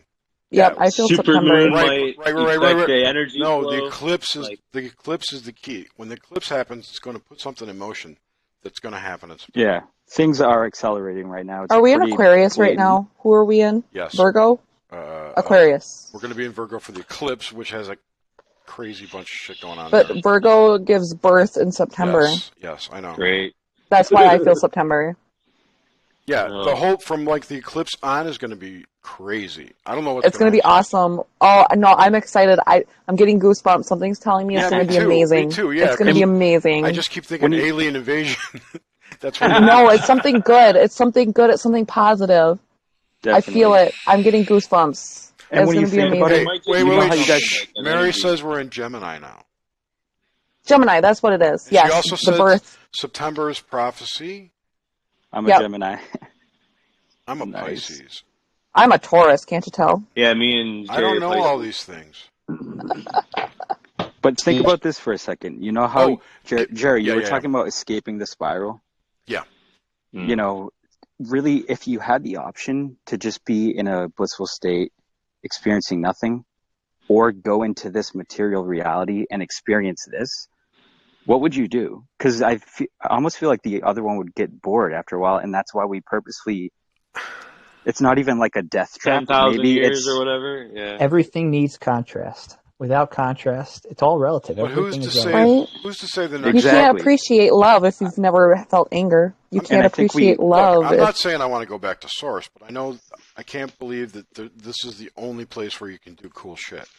Oh, there's other places you can do even cooler shit. Right, exactly. So I mean, this is masterclass. This is the masterclass. You're furthest from source here. That's what Earth is. That's why it's the masterclass. Furthest. If we were closest, we would feel him all the time. Would it masterclass? Who just left? He said his mic. He said he couldn't hear anything. Oh, Yeah, he's having trouble. Wouldn't masterclass mean like we're going to graduate eventually? Yeah. Okay. That's the But idea. you can always come back. You can always come back. The only reason I would come back is if this place is still broken. Who said what? Has anyone ever read the book Journey of Souls before, by any chance? No. No, man. Sorry. Sounds awesome. Talking about here. Almost nice. I purposely have not read anyone's books, so I don't want to get polluted with their ideas. I've heard. Yeah, I was listening to. It might have been a Higher Side Chat one, like a few ago, where it was almost. It was kind of a weird conversation where. Who was the guest? Oh God, dude, I'd have to look it up. I mean, yeah, you hear so much of this stuff, but I know. basically they're talking about. Okay, it's talking about like Lucifer and shit, you know. Chris like, Knowles. Yeah, dude, and like how you choose at the end if you want to go back, like, but then Lucifer's. It was a battle between Lucifer's Lucifer technology and the thing. parents and shit, dude, and like, oh, it was it was deep, dude. Was that the one, the Gnosticism one? No, it was. I think it was like I don't know, but so He you went into die and you have a choice to go back. They went into Gnosticism, Archons type situation. Yeah, I think that was the one. And if you Miguel break Connor. that mold, if you have the power to escape it, then you escape it. But, yeah, right. But he also talks about Lucifer's technology. Yes, which he believes the militaries have now. That's the hidden technology. But he traced Lucifer back to some old king or something, right? That and his parents, you know, like well, it's weird. Like, but they were people. That's the point. The mom. There's like a mythical mom to Lucifer. I can't remember what it was, but kind of like a mythical dad to Jesus. Exactly. So, and then that mom is like pure evil, but Lucifer wasn't. You know, it was weird. It's fucking crazy. Right. But, It's the same metaphor of the fallen one, just going against your creator, essentially. I mean, I really liked how he kind of traced Lucifer back to this angry. It was cool. It was king a cool dude. Conversation. But they were I dug it. Of a society that had higher technology. But his version was like the evil version of it. It was kind of odd because, then you hear the positive version of it. Like, we're trying to be positive, but then you hear that, I'm like, holy crap! Because there's got to be as above, so below. You know, there's got to be that. There's always the divide. There's always the top, the bottom. You know, like so. But it was kind of cool to hear the opposite side of it in the story of Lucifer aspect of it, and his mom like basically controlling that entire thing. I don't even know she's there. Like, it was really odd. I gotta find the thing and link it in here because it was a crazy good episode. I mean, a lot of us that are in this might have heard it already, but I just don't remember off the top of my head. When was it? When did you watch it? I would say like, God, in the wintertime. So what, 4 months ago, something like that? Yeah, not super recent. Oh, okay. But, could it be Robert Stanley, Archons, Our Prison Planet, and the Death Trap? You like Robert Stanley? That's it, dude. That's one of the more. It was on April though. Do you like April Robert 6th. Stanley? Okay, Nomad? well then, yeah, it was like in the 4s then. I've only heard that one THC episode. Can you guys hear me? Yeah, I can hear you. Am I loud or low? They're just ignoring you. That's all. Okay, We're just ignoring you guys. We're talking. We're on our own plane now. Okay. No, I've spoken to Robert several times. Whoa, really? Oh, you have? Yeah. Nice. He's one of the people I reached out to a long time ago. First time I heard him was on THC, that episode you Yeah. did recently, Yeah. April 6th. He's really on this whole Wes Penray kick about AI and stuff lately. But see, like the way I look at it, his Enki, you know, his father or whatever, the guy who comes to Hanky, yeah, that was the thing. Okay, yeah. I think that I even asked him this in one of our chats if he thought that Enki could be an AI. He's been on Higher Side at least 2 times. He did a good one with Late Night in the Midlands recently. He's done chats with Carrie Cassidy, but she pissed him off. That was a pretty funny thing. Nice. Those are always She's entertaining. got a weird rapport with people. She cuts people off, like a lot, and she tends to. That's like, the worst say, thing in an interview. I hate that. But like Robert will And be she's saying, involved with the whole. Yeah. Robert will be saying, he's telling his story, whatever, and then she'll say, "Well, don't you think it's more like this?" You know. No, that's not what you do when you interview. I understand. No. That was how that interview went. She was really triggered by him. It was interesting. Oh, probably because it disagreed with some of her beliefs. Yes, exactly. But that's the weird thing about beliefs. I think we're just all great storytellers, so we're able to. Do I have to show my meme? Do it. Flip it up. I gotta find it again. Jesus. Sorry, I just triggered Omar. Of course. Oh man, we're down to only 5 people watching this. Boo. It is getting late. It's not late. It's only 2:20. Oh, yeah, it's early in the morning. Yeah. No shit. On Saturday. True. Oh shit, that was a long link, but whatever. That's the link for the Higher Side Chat episode. It's only an hour of it, though. It's only an hour of it? Yeah. Huh. Oh, well, yeah, you gotta have the plus shit probably to get on the other side. It's not bad. Well, it's like $5 a month, I think. Yeah. It's not bad. Grim just got it. He said he got 3 months, so. Nice. Yeah, he's just gonna power through some. Yeah, any good podcast, $5 a month, totally. That's worth not it. bad, dude. I mean, No, his when you think podcast about is it, good. you get to hear so many different Yeah. insights and researchers.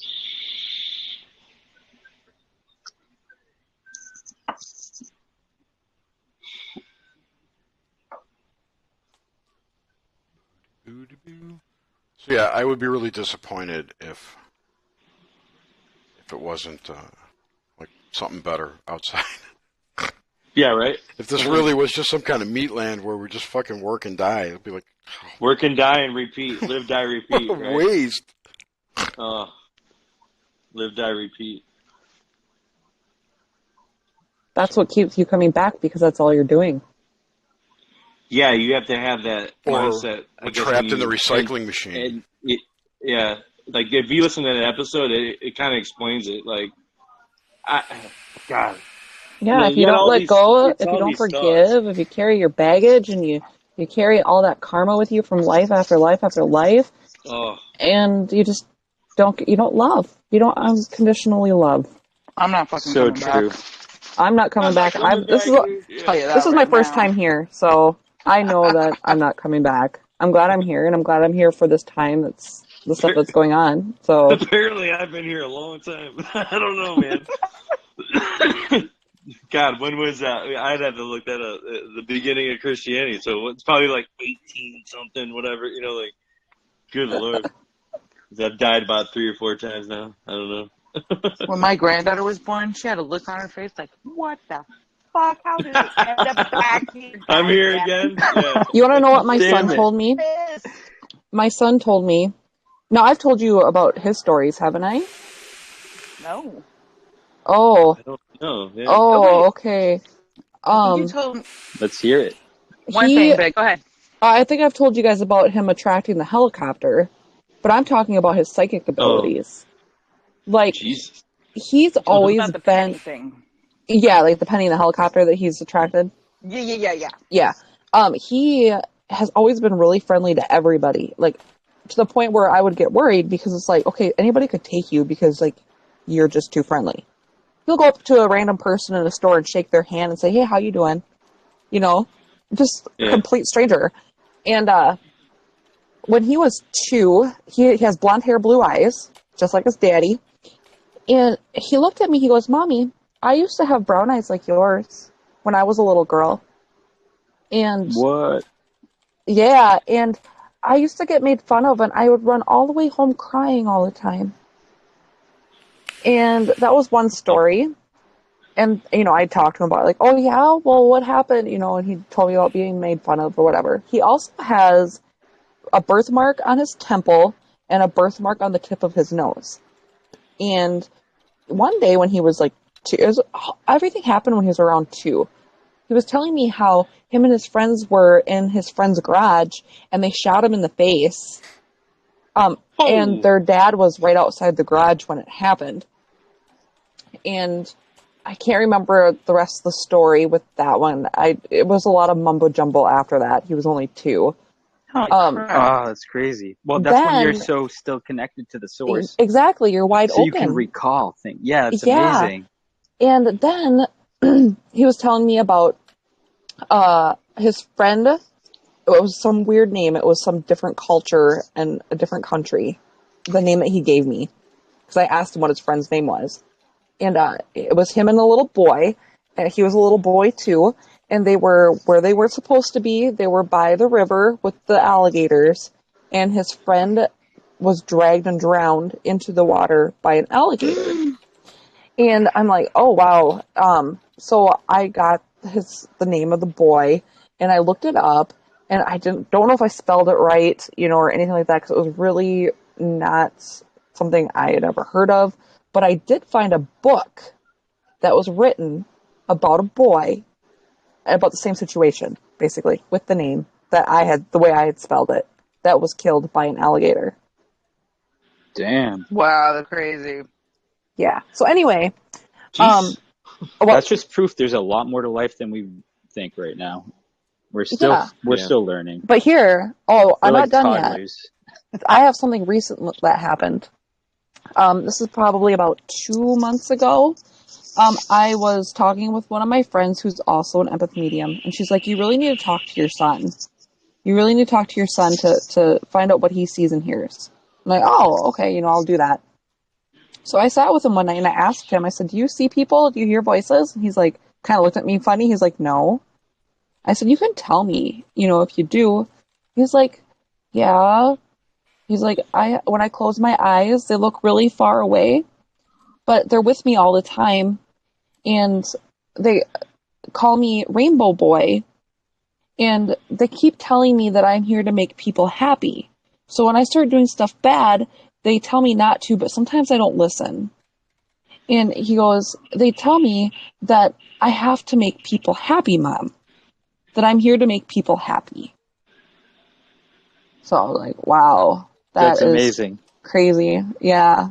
Wow. And he's like, they remind me that I decided to come here. They keep telling me that. You decided to come here. You've made the choice to come here. And it's like, why would they have to tell him that? And he also said, he's like, and they're really funny too, Mom. They don't like it when I'm sad. One of them, they dress up as a hot dog and they say, look at me, I'm a hot dog. I'm like, oh, it's so sweet.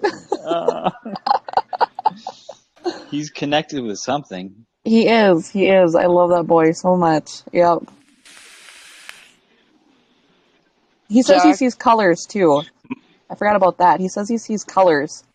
And yeah, he sees auras is what I'm thinking. Because I say, well, what colors do you see around the trees and the grass? He's like, it's white. That's white. And he looked at me. He's like, and you're like a red and green.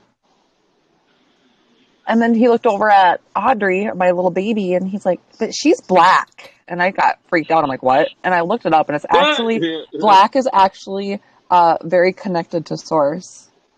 So I was like, oh, okay. Well, that makes sense because she wasn't even a year old at the time, or she's just a year old.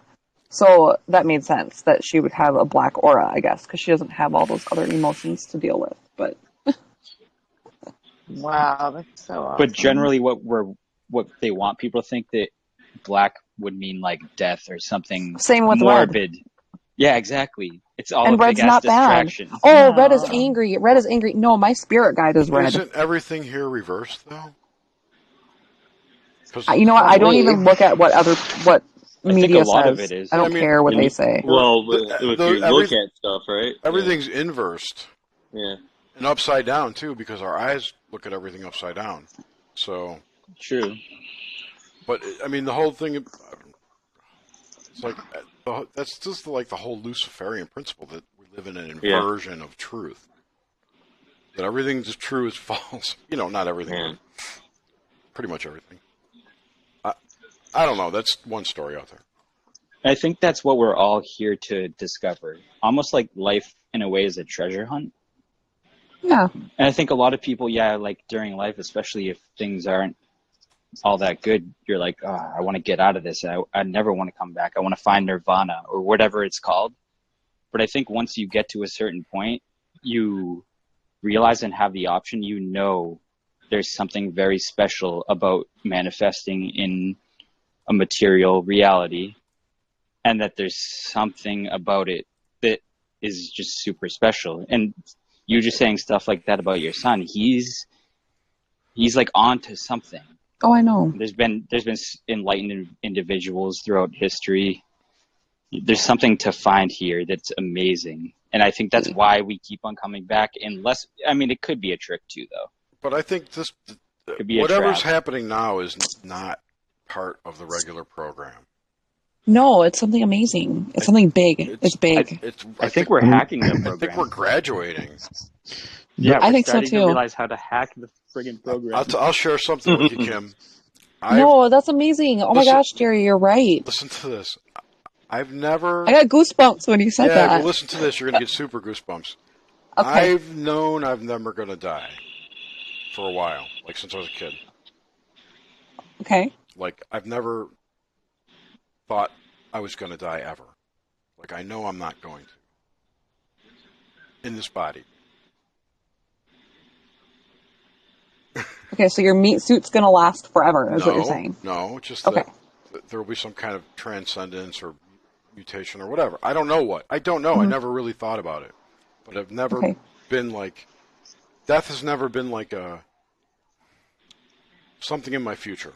So, when I remote view my future, there's no death in it. How's that? I love it. I wonder if you're almost seeing beyond your ego, which the ego dies, but really there's something underneath that, in a way, never dies. Maybe.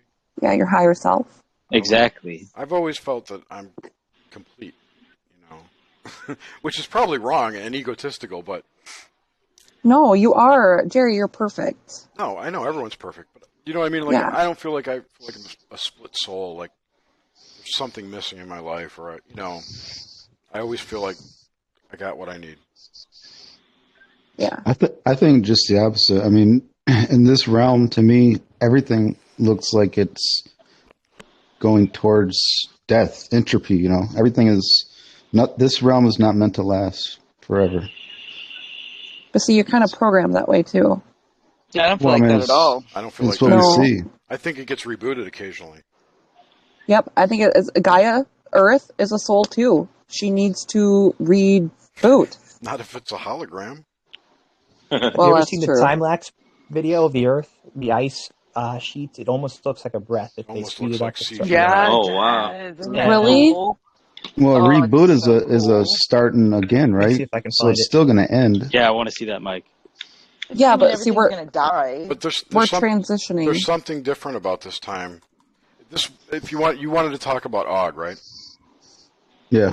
Okay, so Og's story is that where do you want to go with? I mean, his story is long. Well, give me a summary, I guess. Something happened in the 50s that fucked up the timeline, that broke the system we're in, which is some kind of virtual reality simulation, but it's been nested several levels, dozens of levels deep. So we're like down in this spiral of nested virtual reality systems. And they're not sure what's on the outside other than us, right? And it's only been like a day that we've been in this game. It's called a game, okay? So we're in this simulation. It's been, when we get out, it'll be like a day had passed when we get out. But it's just regular humans. It's like 13th Floor, if you've seen that movie. We're like in something that future, really smart, technical people, advanced people made. And his story, the one that I heard that resonated with me, was that those people had lost connection with their past. They didn't know how they got there. So they built a DNA ancestral simulation, which took the DNA and from the ground up ran it as a simulation to see, so they could watch and see how they got there. So we're playing out the lives of our future selves so they can see how they developed. So our future selves are still, is it a physical thing or is it a simulation? It's a physical thing. They're real people. And real people. They're inhabiting themselves here via DNA, right? Their souls go through the lineage, Okay. So they can see. Like the 13th floor, basically, you're in the simulation physically. Yes. Like, kind of. Yep. Laying in a bed somewhere. That's. And when it ends, it's a day later. Yep. I've kind of had. It's so interesting. A similar. It may not be the same thing, but I remember having this thing like you exist because of your memory, right? Yep. Like basically, I've been in a state like I saw, like if I didn't remember where I came from, I would be gone from that reality, and I would be in a different reality because only thing that was holding me on to this reality is memories, right? Well, I think of memories as a way of delineating time, because we think linearly and our memories are organized in our heads linearly, so that really is what defines our personal time, more so than our existence. Because I don't really remember a lot of shit that I did. I have key memories, but I don't have like a Akashic record of my day for the last 50 years. So I mean, on some levels I agree, and that is actually a belief of a group of people. It's even, I think it's like the Native Americans have that. We have to be remembered, so they honor their ancestors. Oh, it's part of American gods too, believe it or not. That the gods, the old gods, are worried that no one remembers them anymore, and when that happens, they will no longer exist. That's what I'm remembering. It's not a group; it's that movie, the TV show. So I mean, it's same thing, right? Yeah. So okay, that happened in the 50s. and this is that was the basis of it. So at some point there, I don't know if it's the AI that is part of this system or an external one hijacked it, and that's the AI parasite, the mind parasite that we were talking about with Radagast that one night. Did you hear any of that? Yeah, kind of. Is that like what John Lash talks about? I don't know his work, so possibly, but it's Aug's. I always hear him talk about that mind virus comes in with the monotheistic religions and all that. Yes, that's it. Okay. It's the monotheistic religion, but it's also related to the Fibonacci spiral and the Vesica Pisces. It's one of the sacred geometry things that isn't really a sacred geometric shape. So Aug's message is that so that's going on. Plus, there's all these programs going on. The underground bases, which are I've always thought of them as what's a good way to put this? A gateway to the underworld, like a place where they could bring past things to and from that dimension. And that's what I just got a message. Yeah. Yeah. That just came to my mind, sitting here. Did it say shut up? And no, Tell him to no. shut up. I'm going to see if it resonates with anybody. I feel it was a message. And it triggered when you said underground. The underground bases. What's the message? The underground bases are not for military or presidential protection from terrorists or natural disasters. It is their protection from us. Yeah. And we are programmed to feel, I'm getting goosebumps. We are programmed to believe that it's outside sources so that we don't know that it's from us. Does that resonate with anybody? Yeah, I get it. I understand. Did you get goosebumps? As in the people will revolt? Sure. No. No. No. In a spiritual sense. Think Fringe. They are afraid of us because we are finding our power. Yeah. Oh my God, I'm getting goosebumps. Who's they? The people who want to go to the underground bunkers, the underground bases, and all of that protection. I always not. I always thought of it as a story, though. I thought of what as a story? The underground bases were there. Dolce? Where they would go hide when the shit hit the fan. No. Yeah, but that's not going to help them. I know it's See, not. that's programming. No, that's programming. I don't for believe us that. to believe. I don't. Yeah, I never have. I'm like just saying. People that believed it. That's always been. That's the prepper line of thinking. That's bullshit. That's also. I'll tell you this. If you listen to, I think it's Simon Parks. Those people who do that in whatever timeline they did it in are the people who become the Greys. They live underground so long they lose their ability to reproduce, and they're high tech, and they come back in time and start doing all the experiments. That's a story I've heard too. I don't think it was. I've heard about that. But did that resonate with anybody? It resonated with me. Totally. And it's kind of what I was saying. They're not there for protection. They're there for interfacing with whatever power they think they need to overcome us. Yeah. A lot of storylines that were given are for another reason, like even say the nuke thing, so that's just there to kind of keep the secrecy, right? Yeah, it's to keep the secrecy so that there's a justification for for things. You know what I mean? Yeah, keep the sheep from living in fear. Exactly, because fear is the easiest emotion to take advantage of. Yep.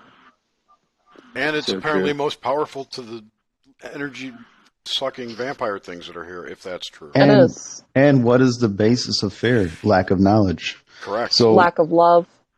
Faith. Well, I would say lack of knowledge, because that's kind of like my theory is that what's happened all in the past is, and when we always say who are they are the ones that have that occulted knowledge that has been, say stolen or whatever from all the ancients who, we're kind of backtracking. We're like detectives, but all this stuff has been figured out, I think, long ago by the sages, like saying Indian stuff. They didn't have a lot of the programming that's going on now, all the layers of deception. So it was easier for them to kind of tap into the truth. Right. If we weren't completely dumbed down, we would probably know all this already. Right. I think that's what we're learning right now. And we're realizing that they're using that knowledge for nefarious purposes and to essentially like hoard power. And this is what I think what happened. Sorry, real quick. What happened in this, and what's happening in the current time is basically at colonial times. You know, and when the technology started to happen, people started to get going around the globe or whatever, and getting all this knowledge, killing the indigenous people, killing the shaman, killing the witch doctors, getting this knowledge, occulting it, and then, you know, setting up this system of deception. That's absolutely. What the Jesuits did that. It's the secret. The secret. So I just had something flash in my head. It's an idea, whatever. Oh, say it. It's not like a message. It's just an idea. That the eclipse, what's going to happen is that whatever's been keeping us down, that barrier, the frequency fence, whatever it is going to go away. That would be I just got awesome. goosebumps. I got goosebumps. Jerry, yes. I think you're onto something. Like I said, I already know it's something great. Not go away. It's a window. It's a window. Maybe. Whatever. I think energies are going to flow better. Well, yeah, we're going to be able to like do instant manifestation kind of shit, or close to it, or what? It's starting already. I know. But listen, the problem is people are going to freak the fuck out, and we have to be steady. It's going to be hell on earth. Yeah, people like us won't freak the fuck out. Right, but we become. This is what Og says when this happens, because he talks about it too. See, everyone talks about, and look at it. I'll do it on the camera. I can't. I'm doing air quotes. The event. You know how long you've been hearing that?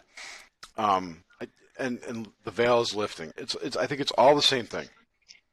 You know that's going to happen, and the unprepared are going to manifest their worst fears. Yep.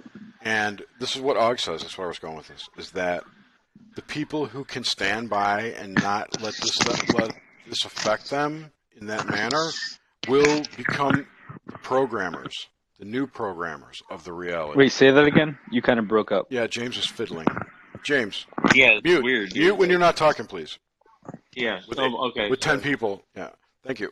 That those of us who can stand fearless and realize that it's, you know, those of us who can control our thoughts and emotions during this period, people will gravitate towards us because we're safe, right?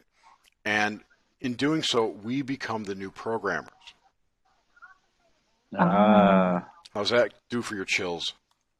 I got some chills. The side of good winning. I got chills. So that's awesome. But see, that's the thing, because of our fearlessness, because of our faith, right? Because we know it's not real. Fear is the absence of faith. Fear is the mind killer. Yes, you have to have faith in the things that you don't see. Fear is the absence of faith, and because we have faith, we are light. Everything is attracted to light. That's why negative people are around us all the time, because they're attracted to us. Not me. They run away from me. They hang up on me when I talk to them. It's hilarious. Nice. It's true. It's true. I trigger people. I love you, Jerry. No, I love you too. I love you. In a friendly. That's what it's all about. Way, I'm not drunk yet. I'm not. I get all. You're too young for me. I bring them all in.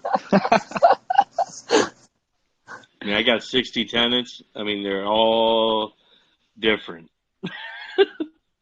And so, I mean, I see them every day, but almost, well, not all of them every day, but it's pretty wild. Like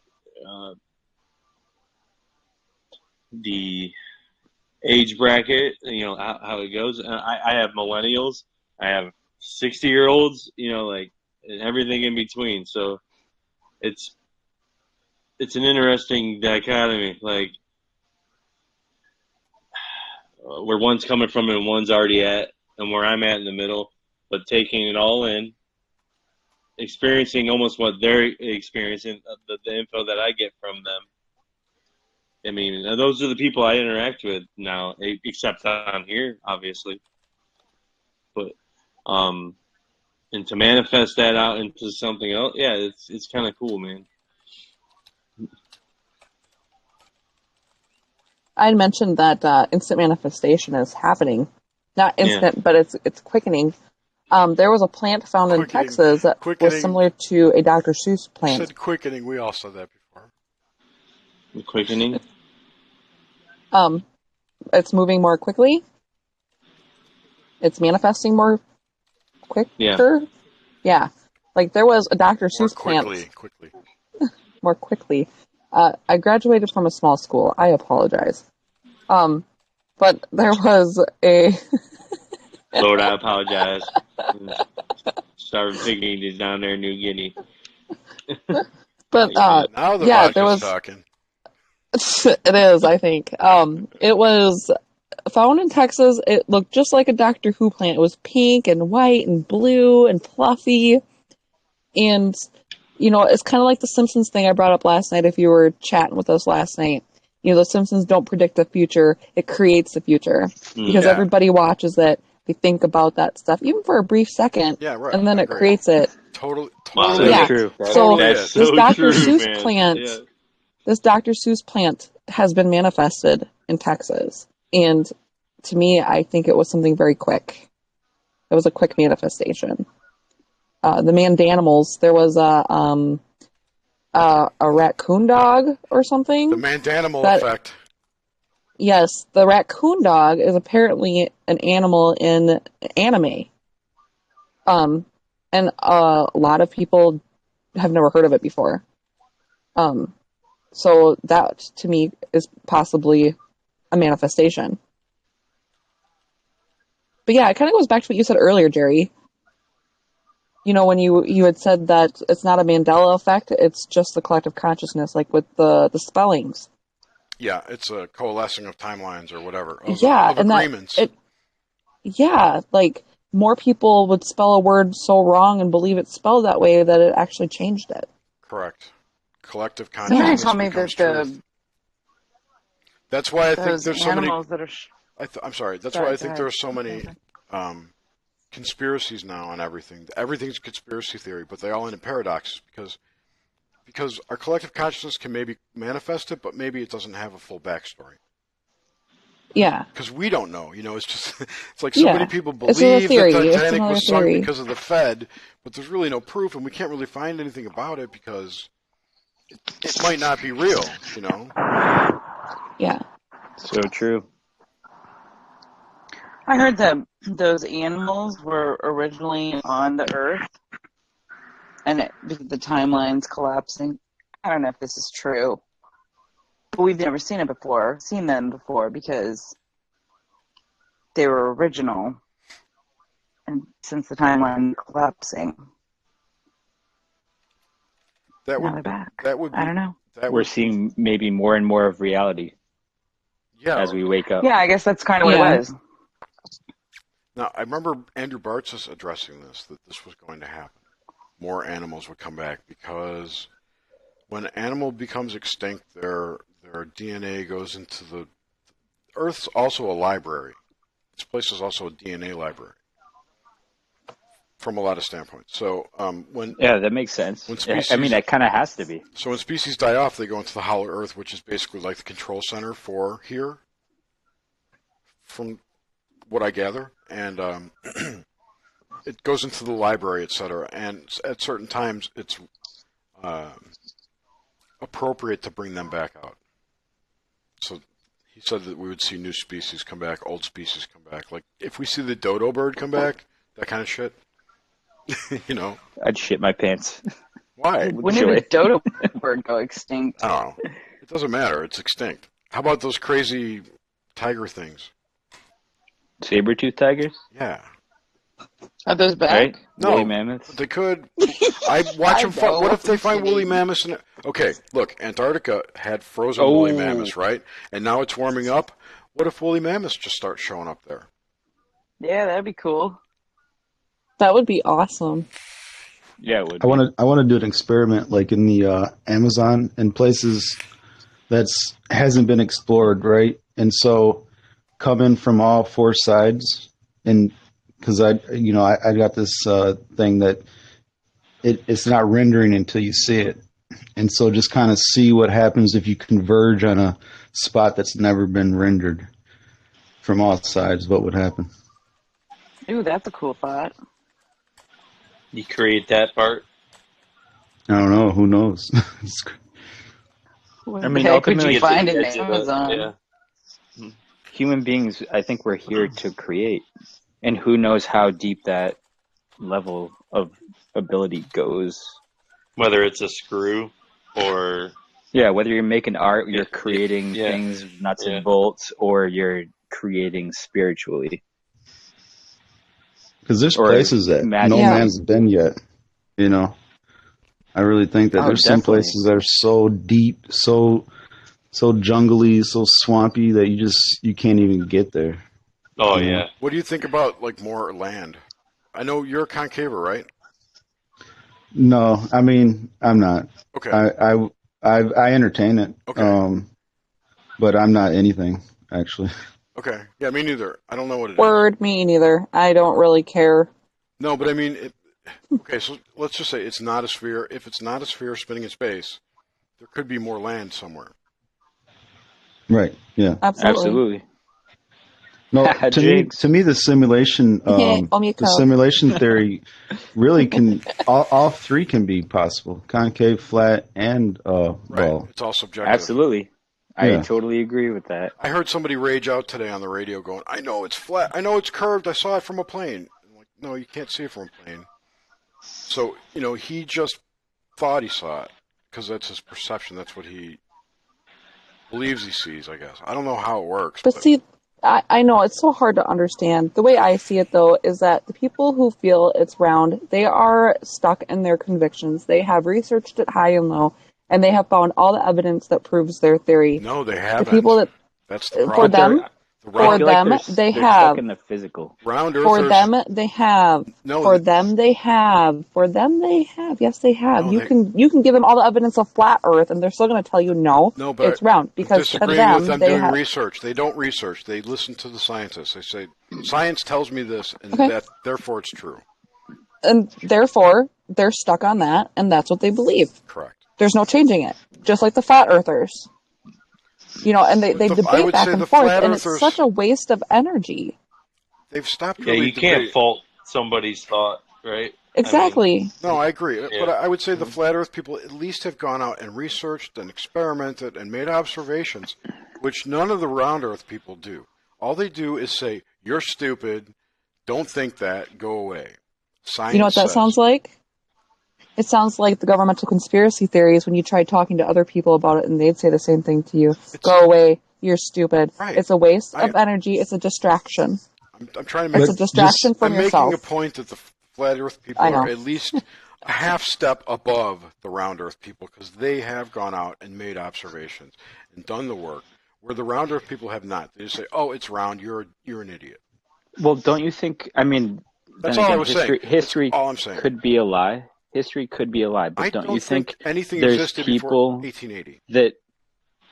Oh, that's pretty intense. But I'm just saying, don't you think people in our history have done exactly that in research, done experiments, and came to the conclusions that it is a sphere? No. Not at all? No, it was proved to be a sphere by the Greeks in ancient Greece, by Aristophanes and Aristotle or whoever it was. And that's it. It's the law now. And then Foucault's pendulum proved the spin, and it's a faulty device, and he faked his data. There's no proof. And if you go looking for it, you won't find it. Yeah, I mean, what the fuck kind of have to. I think a lot of flat earthers end up anyone hear that? Like, all right, I'm going to prove the Earth is round, and then they become a flat earther because they can't friggin' prove that it's round. Right, and that's what it seems like keeps on happening. That's exactly what happens, and that's a problem because there's a couple questions I have because, like, for one thing, the North Star. Why can't it be seen in the southern hemisphere? Because whatever we're under, I don't know. Isn't as far away as we think it is, maybe? Maybe, or it's farther. Oh, yeah, that could be. You know, if you study air traffic patterns, they all fly in the jet stream or against it, right? And they all fly at a certain altitude. It's really interesting. And they all fly in a circle. If you flatten it out, you know. Who's making all the noise? Is it James?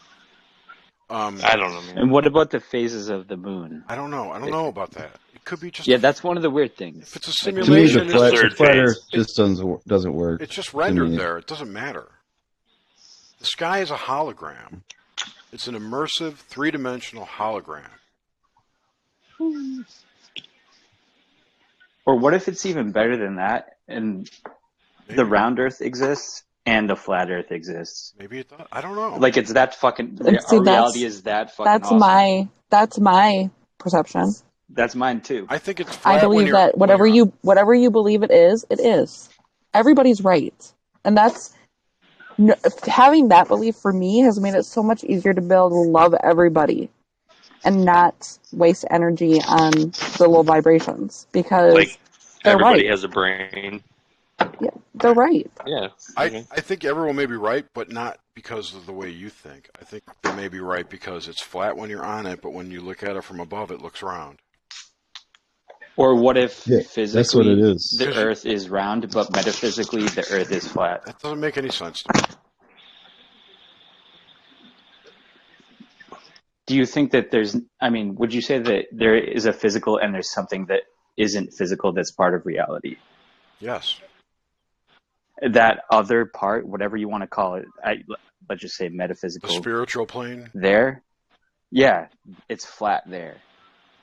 That's where it's flat. Well, you got to think of the it. physical reality, it is round. I would think that's more... Just an idea. That's more of what you project when you're there, or what you believe.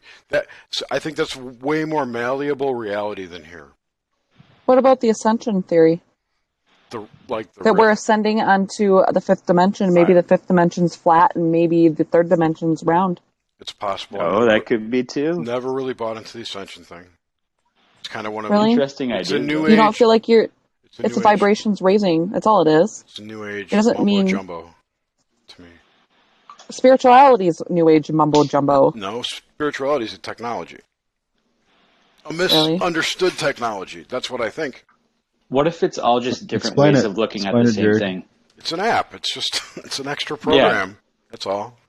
You believe I think it's just different ways of looking at the same thing. Yeah. I mean, I'm not saying it doesn't exist. I'm just saying I don't think I'm a divine being and anyone else is a divine being and there's a God. You know, it's just it is what it is, and we just think that. And it's not a sad way to live or anything. It's cool. I just scared my cat when I laughed. I'm sorry for making you laugh at me. No, it's okay. He's like, I don't know what's up with him. I don't know if you saw the my cats are tripping too. So video streaming earlier. No. When he was like hugging my arm.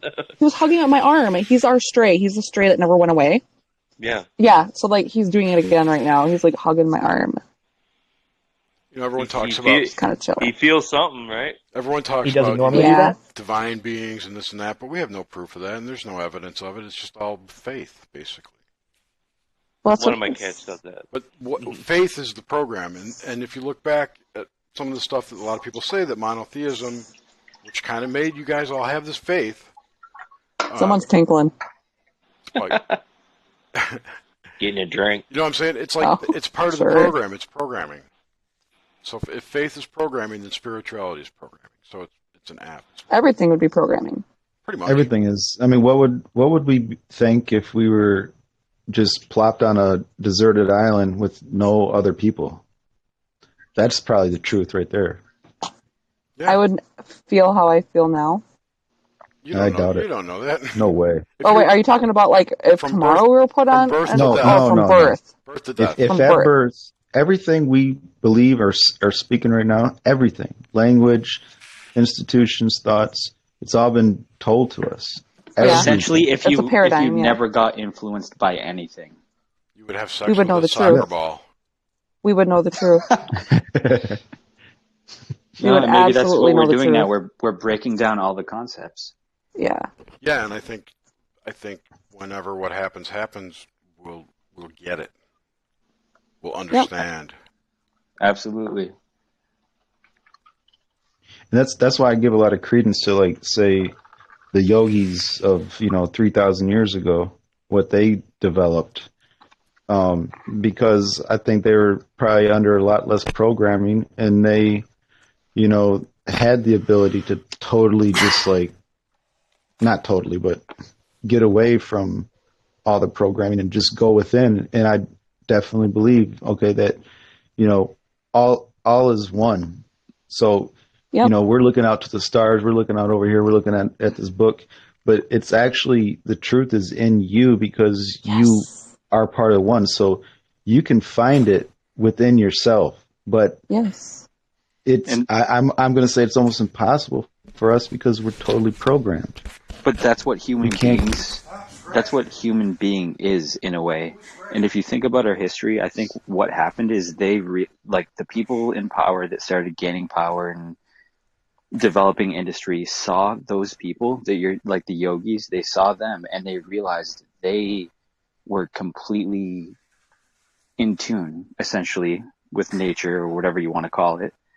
And they're like, all right, this can't fucking happen. And a lot of smart people, have gotten together and made it so. Confuse the shit out of everyone, make everyone live in fear. For sure. Dude, that's where we're at right now, but we're waking up, we're realizing that we've been fucking duped. Yeah, but that's my fear, is, are we waking up to a false paradigm because of the conditioning? So I also have this theory, like, okay, say you had some occulted knowledge that they obviously got way, way back, right? To me, I mean, I'm a little honest here. I mean, maybe not, because I kind of think maybe I'm a good person, but these people are nefarious, right? So they're gonna, what I would do if I was that type of person is that I would occult a separate type of knowledge that then everybody else is going to go after, and then we're all getting on this thing. And so we're actually waking up to a false thing, you know what I'm saying? That we think is, ooh, it was occulted, so this is the truth. But actually we're just going into another dead end. From what I feel. That could be. I feel like there's two ways to go once you realize that knowledge. And I think, unfortunately, the people in power went the wrong way. Yeah. I think I am going down the right path. Good. From what I feel in my experiences, my personal experiences, and what I've felt, I told you about the story about me waking up a while ago. No one's going to be able to change my mind. It's just the way it is. So don't you think, that doesn't sound like you're open-minded then? I have always been open-minded. No, but what you're saying is actually the opposite of open-minded. You already know, and you're on this path. So it doesn't sound like maybe you're open to other things that may change what you already believe is true. No, what I'm saying is I have always been open-minded. Being open-minded got me here. Being open-minded got me to this point to experience what I have experienced personally within myself. Right. And so what I'm saying is, what if where you're at is actually not the truth? Or a concept of the truth. Oh, I thought you meant like if it was a negative place to be. Like, I don't believe where I'm at is a negative place to be. I believe I'm on the right path. Yeah, you're definitely on the right path because it isn't negative. No, but anybody can be on a path that if they think it's true, then it's not going to be negative. You see what I'm saying? It may not be the right path, but since they believe that it's the right path, then it makes them feel good and it's not negative. But it may not be the ultimate truth. I might not have all the answers. I might not have the ultimate truth. You're right. I still question some things, but the things that I don't know how to put it into words. But do you get where I'm coming from? I do understand where you're coming from. To me, what I'm supposed to do, you don't have to do it, maybe it's not you, is that the source, I have felt the love, I have felt the peace, I have felt all of that.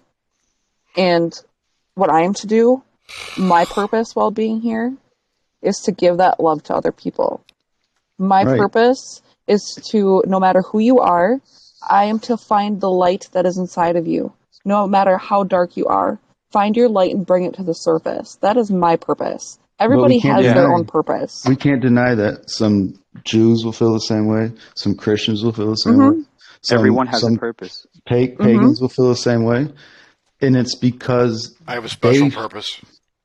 I think go ahead. Fractal, I think what you're saying, you could think of it in a metaphor. It's almost like, there's so many paths, and just think you're walking through the woods.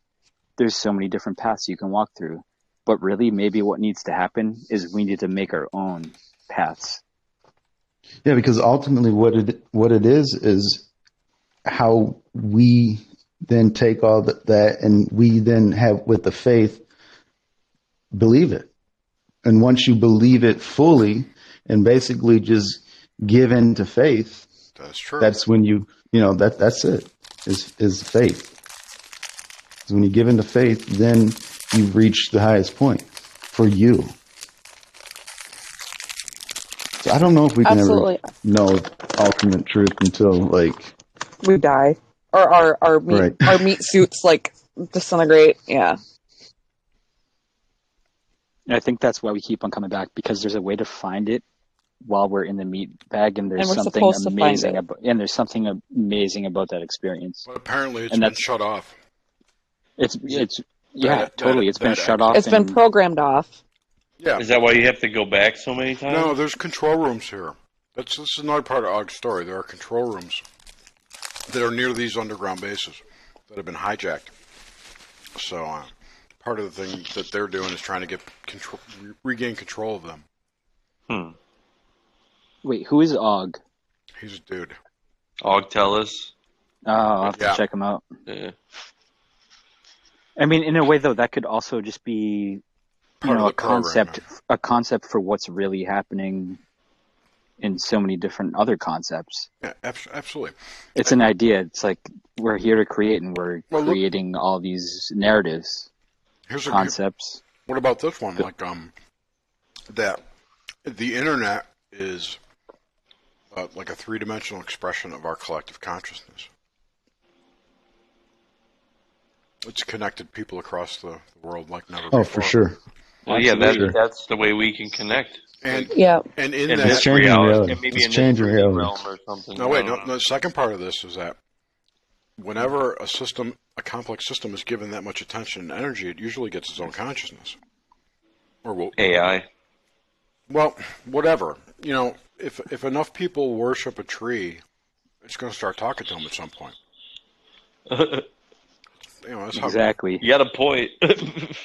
Mind over matter. We can create reality in ways that we're not taught. There's a face in that tree. We're just taught to follow instructions, especially in Western civilizations. Everything will always, to me, seems to always come back to creation. Creation. Creators. Manifesting. All of that. Exactly. Any issue in the world, you can just blame it on manifesting and creation. People creating it. Everything.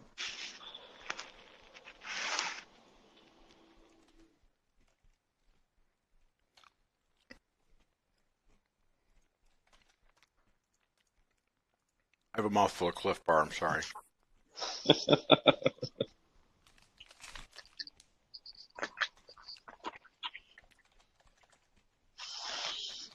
Who's talking shit about me? I'm here. Not that I've heard of. Were you snoring? Somebody said, there's a face in that tree. I said that yesterday. I said, really? In Synchro. the tree. No, because we were just talking about... I just said that, yeah. You did? I did, yeah. Well, holy fuck. Yeah. Hey, we were just talking about the tree. I started a sync channel in the Slack chat. Ooh. If you guys have synchros, please document it and put it in there. Take a screenshot or whatever. I've had 2 tonight already. Wow. Okay, who was I telling about the face in the tree? And then maybe it was failed that I was telling, because I was filming at a cemetery, and then like at the end, when I went back and looked through the video, there was a face in the tree. So like for Halloween, I sent the picture of the face in the tree. Like, you can't miss it. So I sent that to my kids. And I'm like, what do you see? To my older two. What do you see? I texted it to them on Halloween, last Halloween. And they're like, a face? Why? Nice. And then I put like the whole thing, like the cemetery, you know, shows the graves, and then the face up in the tree. And I'm like, happy Halloween! Because my oldest son hates graveyards. Like, he freaks out. And it was so hilarious. I was laughing so hard. Ash was like, that's totally photoshopped. I'm like, Ashley, I'm the one that took the damn video. It's not photoshopped. And Ash was like, oh my god, where is that? You know, like, he didn't want to go anywhere near it. He wanted to make sure he wasn't anywhere around this cemetery. I was laughing so hard. But when you said face in the tree, I was just telling somebody that. And I was like, what the fuck? Is somebody saying something about my story? That's funny. No, yeah, because it just was, you manifest whatever. We were talking about the tree, and I'm just like, I'm thinking of like the Jesus, you know, on a piece of, whatever, on a wire, grilled cheese, Jesus a on grilled a wire. cheese sandwich, you know. So like, you like manifest the Jesus. And so you thought a face in the tree? Oh yeah, yeah. That's oh my god, pareidolia. you're gonna That's flip not out when you see The pareidolia. Yeah, there you go. You're gonna flip out when you see the picture of the face in the tree. Yeah, you got to post that. Yeah, I will. Yeah, put it in the Slack or something. That's funny. Well, my children, I think I need to head to bed. Yeah, it's late, dude. Yeah, like my vodka's gone. Ah. Second one. But I love you guys. You guys make me feel so good. Like the last 2 nights, every time I've gone to bed, I've been feeling myself just vibrating. Yeah, it's all like good. That's how high my vibrations are when I talk to you guys. Awesome. That's what it's all about. That happens to me every time I do chats with people. Yeah, Yeah. find the right spot, dude. We're here for sure. Yeah. Yeah, like I love you guys. Like, yeah. Wait, before you go. I love you too, Kim. Yes. Love you too. Before you go, I want to tell a story, but I got a mouthful of food, so wait. Well, yeah, what are you eating? I was going to ask what you're eating. Are you eating peanuts or something? It's a Cliff Bar. Oh. Nice. Those are good. My daughter, when she was in kindergarten, she had to measure things around the house and write it on paper, and she brought me it after she was done.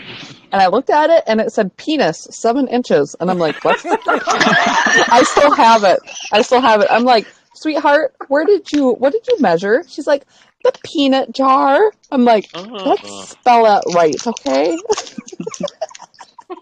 Valuable lesson. Yep, I have it for when she graduates, so it'll be hanging up on a board for everybody to see. That's the best going out story I'm almost ever. done. My son wrote me a note when he was like 6. It says, I'm made as hell at you. I'm made as hell. Yeah. He was like 6. I'm made as hell at you. And like, I'm more proud that he knows how to spell hell correctly than mad. Okay. Yeah. I want to tell the story of how Kim got here. Oh, yeah. Synchronicity, kind of. It very much is. So, so when I started this last week and went and got everyone, I wanted to really bring a couple of Flat Earth people in. And the one that answered was that guy, Christian. He was the only one out of all of them that I invited. And I invited IPS, and I don't think I hit Sargent up, but I hit Patricia Steer, et cetera, et cetera, et cetera. Christian was the only one. He told me about this Terran Lupo guy. So I was in the middle of the chat, and I subscribed to the channel. And didn't even look at what it was. I just subbed it and closed the window. When I woke up the next day, he had posted a video about needing 2 people for a psychic reading, which I'm sure you saw too, right? And Yes, I actually responded to that. Me too. I'm like, oh, what the hell? So So anyway, I'm reading chats. I shouldn't. I keep my eyes closed. So I saw that. It said, want a reading. I was the first one to comment. If you go back to the video, I said, I'll take it if it's open. And I was looking for his Discord chat, and I sent him a message on Discord. Like, I don't know, maybe 4 or 5 o'clock. He said I could come in. So, I mean, it wasn't even a for sure thing. And Kim was the other person, the other second person. And after hearing her talk about, and then I went to the after chat, which was in Discord, and she was talking about the weather and the programming. I'm like, oh, I got to get her into this group and tell that story. I was just gonna say, where did we find Kim? That's awesome. That's it right there. It was like we met in that show where I got the live psychic reading. Mm-hmm. So, she's here. Well, it's just weird because it's like not. It's synchronized. You don't always find people that speak your language. No, but it's just if Hangnell it's a vibration, right? Yeah. If Hangnell hadn't mentioned his name, I would never have subbed his channel. I would never have seen that video. Definitely wouldn't have asked for a psychic reading. You know what I mean? Yeah. It all happens for a reason. Right. Yep. Totally, dude. Maybe. Yep. Maybe not. Maybe, yeah. Dirger, come on. Maybe it's a like mind. Maybe it's a like mind. Maybe. Yeah. Mm-hmm. Yeah. I think it's kind of like when towards us. Yes, like energies. Yep. Mm-hmm. Or it's like when I popped in for the first time to your show, Jerry. When what? You were just talking about me right before I came into your show. Yes, that was the other thing too. That was crazy. That was was it last night or night before? The night before. Night before. Yeah. Whatever. That was crazy. It's weird. I feel like I've known you guys forever, and I've only been with you guys for 2 days. That's how it is. Yeah. I swear to God, it's so I mean, you've already met Carl with a K. Come on. And I have a Carl with a K. And we saw your street signs. Yes, all the street signs. No, it's cool, man, for sure. Yeah. Good times. Have you ever listened to Grimerica's show? No, she hasn't. Oh, okay. Well, No. She doesn't even know who David Wilcock is. No. That's amazing. She's a You know baby. what? That's awesome. We're just gonna pet her, and we're gonna have her here with us. No, we're gonna keep so her. she can impart her wisdom on us. And vice versa. Exactly. Yes, vice versa. We don't need to fill her head full of crap. I have a lot of knowledge when it comes to manifesting and that aspect. That's my forte. But you know what? The stuff that you guys have is stuff I don't know about. You know, you're very knowledgeable in things that I am unaware of. You should check it out sometime, Kim. Yeah. She doesn't need to know Grimerica. everything. Check out Oh, Grimerica. Grimerica. Okay, The Higher Side Chats. Higher Side Chats. Yep. So many different my good gosh. interviews with Yeah. amazing research. You know, I think you should really look at some of the old Where Did the Road Go shows. Where Did the Road Go's awesome. You would really like that. Yeah. Okay, is he on YouTube or something? Yeah, he is. It's just all podcasts. We're all these podcasters, people are, yeah. basically. Jerry will hook you up with links, Kim. I'll give you a list of anything, yeah. Yes, please. You'll see in those chats, man. We post everything, so I mean, it's like you'll see. Wait, is that steak guy? Who is that that's been come in and he's having? Who is that? Is it Steak? What do you mean? The steak guy. His Grim Steak? Yeah. Oh. Oh no. Well, all of us are always posting like, "Hey, we're listening to this right now," or like, you know, I mean, at least it gives you an idea like where we're coming from, I guess. Yeah. It's kind of weird, and also just cracking jokes all day long, basically. But I know, we're like constantly in contact. No wonder, Kim, you were like, holy crap, I'm in 2 different chats with the same freaking people. And we just started. I'm like, dude, we I got have to have 3 both going. open. And all of it just started. I mean, it Buck just up. started. Yeah. You came in right when it started, so you're not missing anything. It's like right on point. Yeah, you would have got $1 million if I won. Totally. Yeah. You would have came in and be like, oh, here's your cash. That was so funny today. Oh my God. Well, that dude Grebulon who showed up, he was like, you got to buy lotto tickets today. I'm like, okay. I'll go buy a lotto ticket. I went and bought $20 worth. They're in my car. And you didn't win anything? I don't know. I didn't check yet. I forgot about them. Oh, see. Now, you see, that's where it can get. get complicated, though, when it comes to lottery winnings. $1 is considered a lottery winning. True. When you ask for money, finding a penny on the sidewalk, that is considered the universe giving you money. I didn't ask for money. Okay, well, there you go. But if you ever do, always be grateful. You pick that Finders penny up. keepers. You pick that penny up and you express gratefulness for that and celebrate. I know it sounds so small, but celebrate. Go have a drink and be like, this is for, thank you, universe, for I would thank the universe. granting my request. Because as you do that, guess what's going to happen? It's going to continue to grow. Who picks up pennies? Well, that goes back to I do wilderness now. survival. That goes back to surviving as a I primitive pick up human. I pick up pennies. My mom almost beat me once because I had a drawer and I was cleaning my drawer out and I was just dumping shit in the trash can, and then there was like a couple pennies in there and I'm like, fuck it, whatever. I was probably like 10. Dude, she bought livid. Dude. Like, you don't understand. Like, when you're eating mac and cheese every night, you don't understand. Yeah. Totally. No, the first time I asked for money, I found a quarter on my chair. Now, remember, I have children. No, none of them picked it up. They didn't even see it. No, it's Oh always my god, that's so cool. It sits there for 5 days. Yeah, and then we had gone out that night, and the bartender gave me an extra $1 back by accident. And I gave it back because that's just who I am. I'm a very honest person. Me too. And then 20 minutes later, the same bartender gave me $5 extra back. Holy crap, I he gave really it to her. wanted to Oh, give you just money. wait.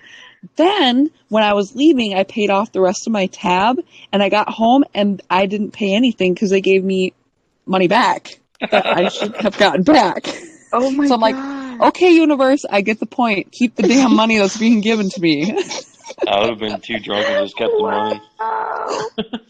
That's so cool. Yep. And like you said, as long as you appreciate it, that's all that matters. Totally. You think. Exactly. And that's what I was saying. It goes back to primitive survival because that's what we were doing when we had to get food. Whether it was, and it's all from the earth, but whether you're that's eating survival, plants, whether you're catching animals, every time you get that food, I mean, we almost had to be superstitious in a way. Mm-hmm. Yeah, you had to be searching for something, and there would be days where the hunt didn't pay off. Oh, totally. It would suck because you'd have to go without food. So just wasted 2 days hiking somewhere, exactly. So anytime you got something, it was just, I feel like nature to really appreciate it and thank whatever it is that provided it. So yeah, exactly. Didn't like the Native Americans, when they would kill something, they would replace its kill with like corn. They'd plant corn or something because I heard a story. That sounds familiar. familiar. Like what you get, if you give, you get. So if you give, you will receive. Yeah. The first step is giving. Yep. And like even if you don't believe in the Bible, it's okay. I'm gonna reference it anyway. it says that even your enemy to give your shirt, to turn your other cheek, because it'll come back to you tenfold. So true. Yep. And that's what just karma. Goes back into manifesting reality. Yeah. Karma, yeah. Yeah, and karma too. Yeah, that's what it is. Basically karma. Manifesting reality. I've always wondered where the like Aborigines, Native Americans, the people that we know as who were on the land for a long time and hunted for their food, and then when they did sacrifices, where did they come up with the sacrifices? That's what I want to know. Like, screen memory. Who brought that crap in? I always feel like the superstition just got out of control. Yeah, dude, why? Yeah, why? That's a goats great question. And shit. Like, I mean, who even brought that in? Like a cow. Like, I mean, it's like, whoa. Like you didn't know anything. Yeah. All of a sudden you were here, and you're just like, I mean, the first person. I don't know. That's probably too deep, but it could have been just malevolent people. The first person. Could you imagine being the first person? Why are you gonna be superstitious? Man, I'm bored. I know. I'm gonna make some shit up. Fuck this fucking tree's got a face on it. I want to know where circumcision came from. Jews. The Jews. No, I mean it predated them. I'm pretty sure. Well, whatever the Jews were before that, they used it as a way to mark that identify another person themselves. was part of their group. Yeah. Well, I'm just gonna rip this thing off, man. Fuck it. No, it's like they could come across people in other towns and say, "Oh, you're one of our tribe." I mean, I try to research, and it's kind of ambiguous. It's not really certain They suck the blood out of there when they do the bris. That's pretty creepy. There's been some new. There's some new stuff has come out recently. When you see that, it's like, what are they doing? Yeah, that's disgusting. Like, what do they believe they're doing when they're a rabbi God only knows. reaching out and sucking Oh. like the blood out of their baby's dick? What the fuck? That's fucked up, dude. You know, my son, because he was born at home, isn't circumcised. And I'm scared he's going to get made fun of. Yeah. I don't think, dude, it's not at all. No way. My dad was not circumcised. Chicks dig mine. Never got made fun of. Kidding. I got hacked.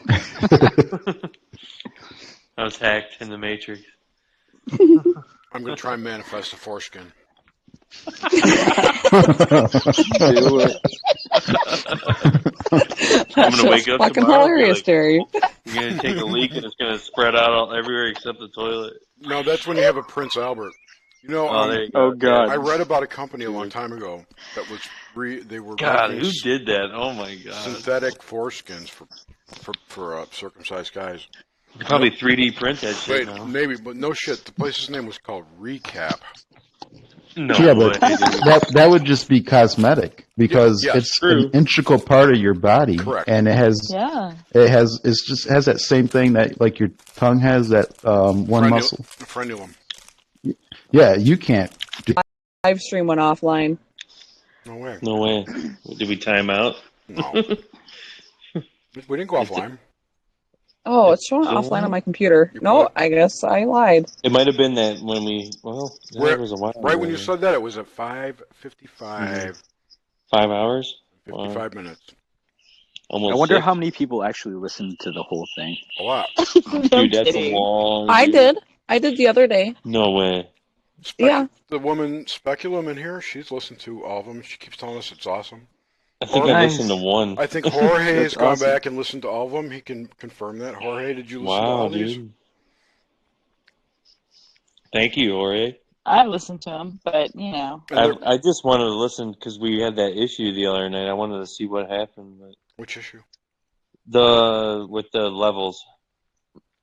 Oh yeah, our voices. It's like 30 minutes You can of only hear you, no Jay. one hearing anything. I can't. You can hear people. It's just you have to turn Yeah, it up. it's really Really low. Yeah. How far in does that go? 30 minutes. Like I can't. about 30 minutes. Yeah. Then we swapped it out. Like, Oh, okay. Well, we went for Yeah. 4. I invited Oh, Jorge and Speculum into this. I know. Why won't they join up? Maybe they don't know how to join the talk. Hit the goddamn button.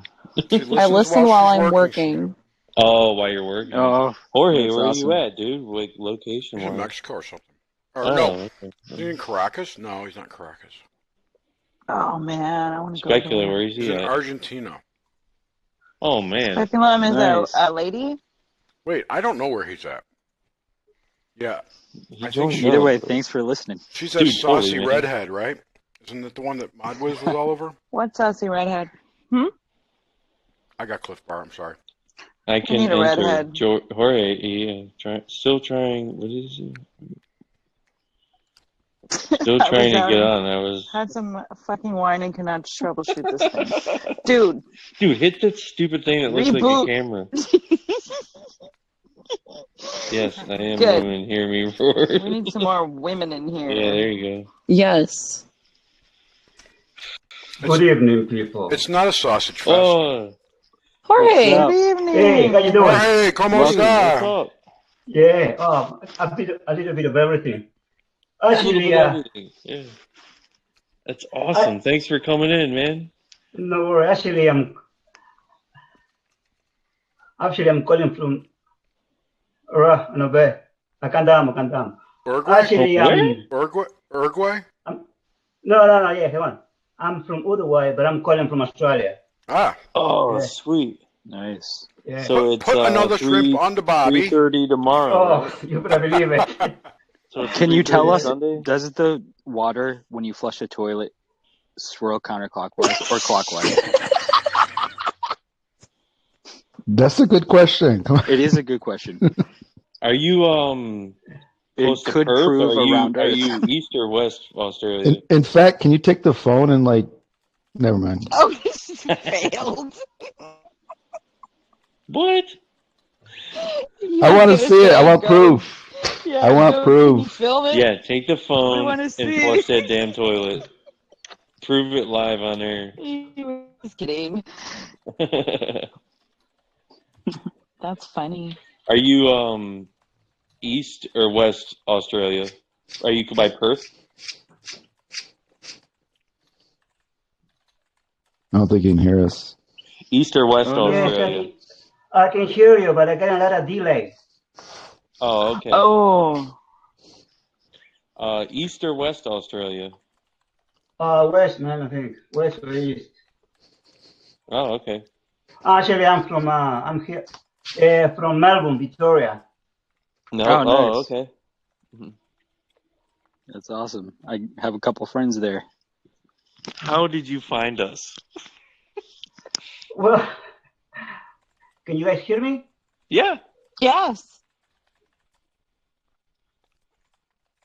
It's actually it's a lot of delay here, man.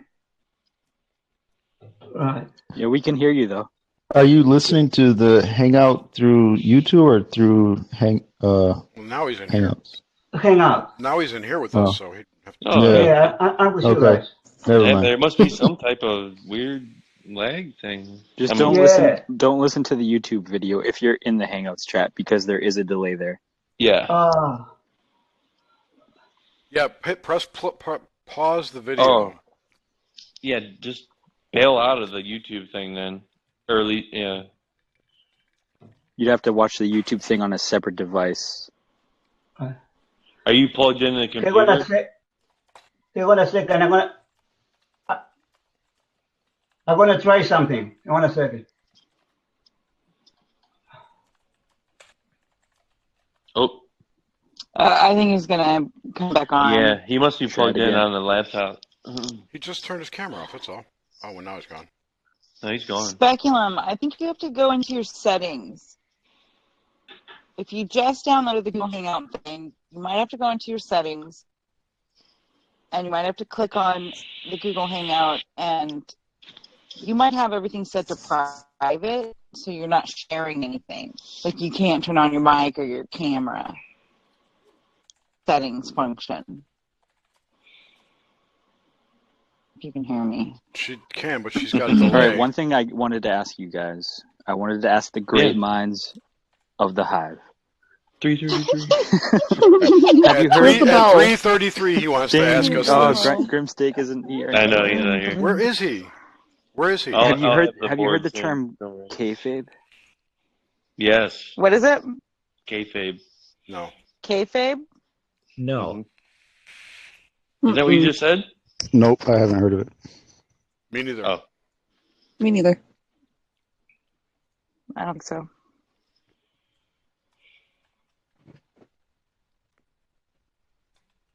Were you going to say something about it? Nope, that's it. Oh, fantastic. We're What is it? waiting on Yeah, bated what is breath it? here. Yeah. You're waiting for me to go to bed, aren't you? We're lagging you Yeah, out. Kayfib, but that's like a radio station. Wait, that's not the spelling error that Trump made on the tweet, is it? No, that's Kovifi, or what was it?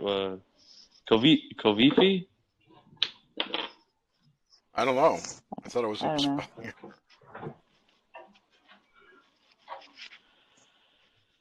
No, that was more like Kafifi or something. Is Coveffe, I think. Yeah.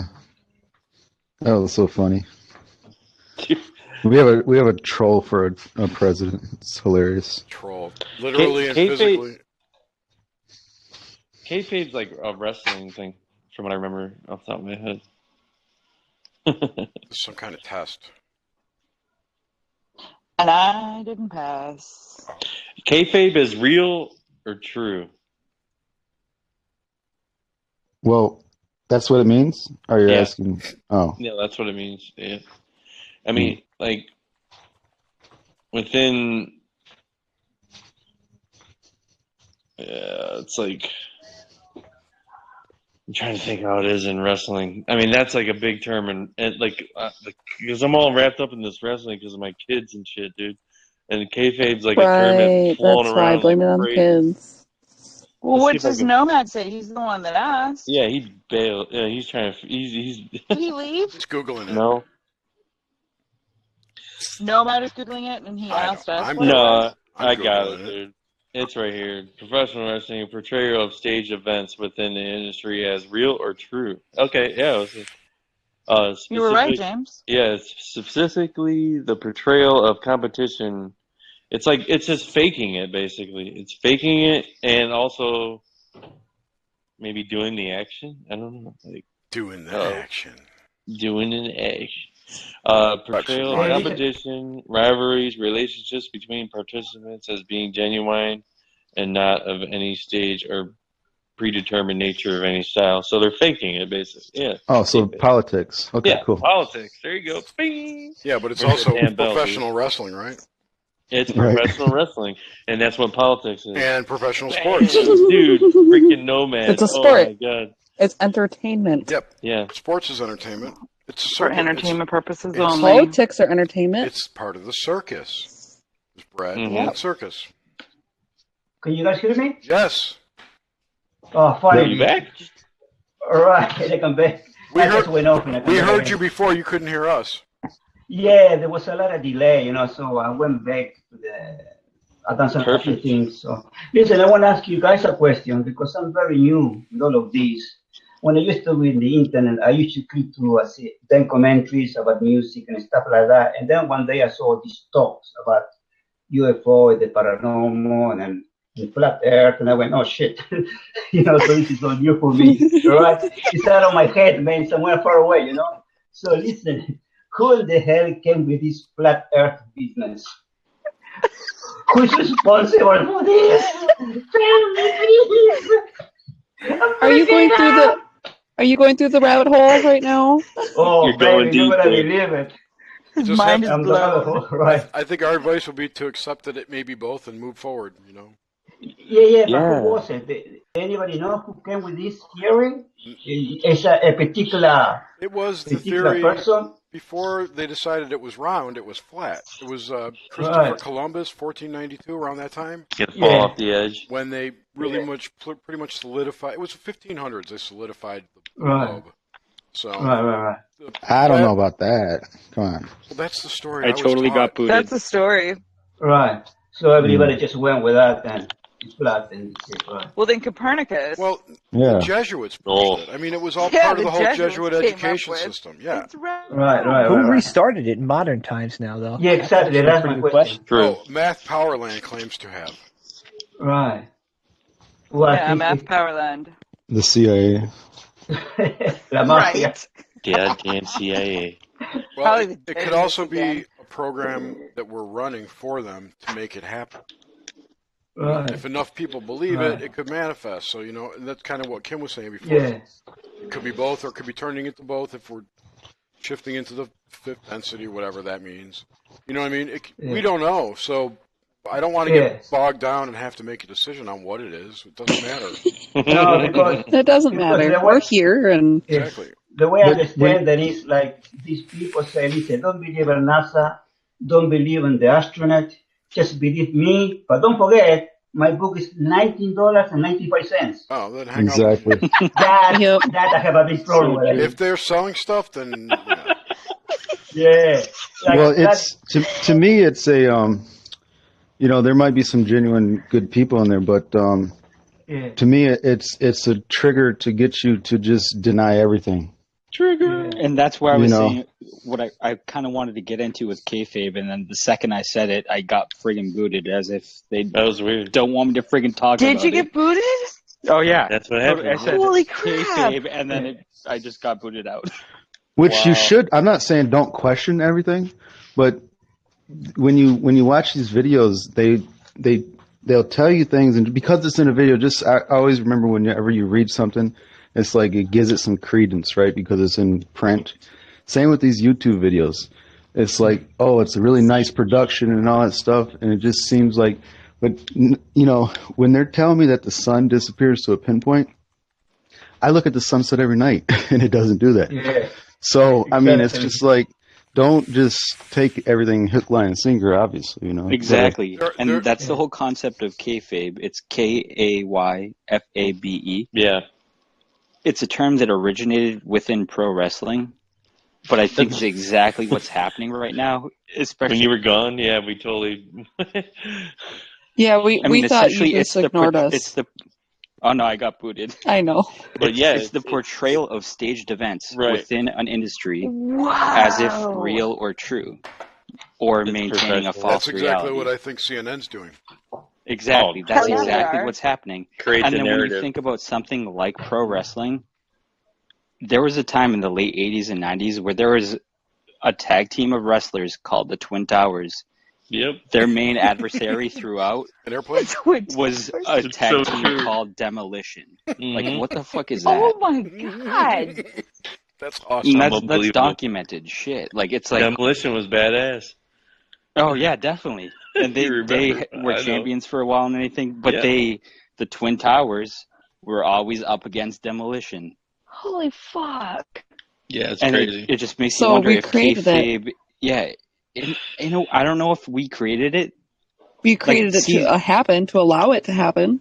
An instance like that, though, it makes you wonder if we created it or was that like planned? Or it's just a coincidence. Because hold on. Here's a question: Yeah. Did we manifest Hold- 9/11? Hold That's on. what. Yeah, that's Hold what I'm on. saying. I wasn't even Because of thinking that. about that. Hold on. Shit, I hope no way. There's a trillion other instances that didn't happen. You know, so it's true. like, You're right, Phil. But those might not have been so damaging to our psyche in the future that it echoed back. Yeah. Yeah. I have a question for you guys about 9/11. When I was watching it, right, and I thought I was watching a movie actually, you know, and I You heard were. this. Then I thought, You man, this were. is real. Okay, and I saw it still melting, right? You know, there been any question how in the hell can still melt because it doesn't melt on a fire, man.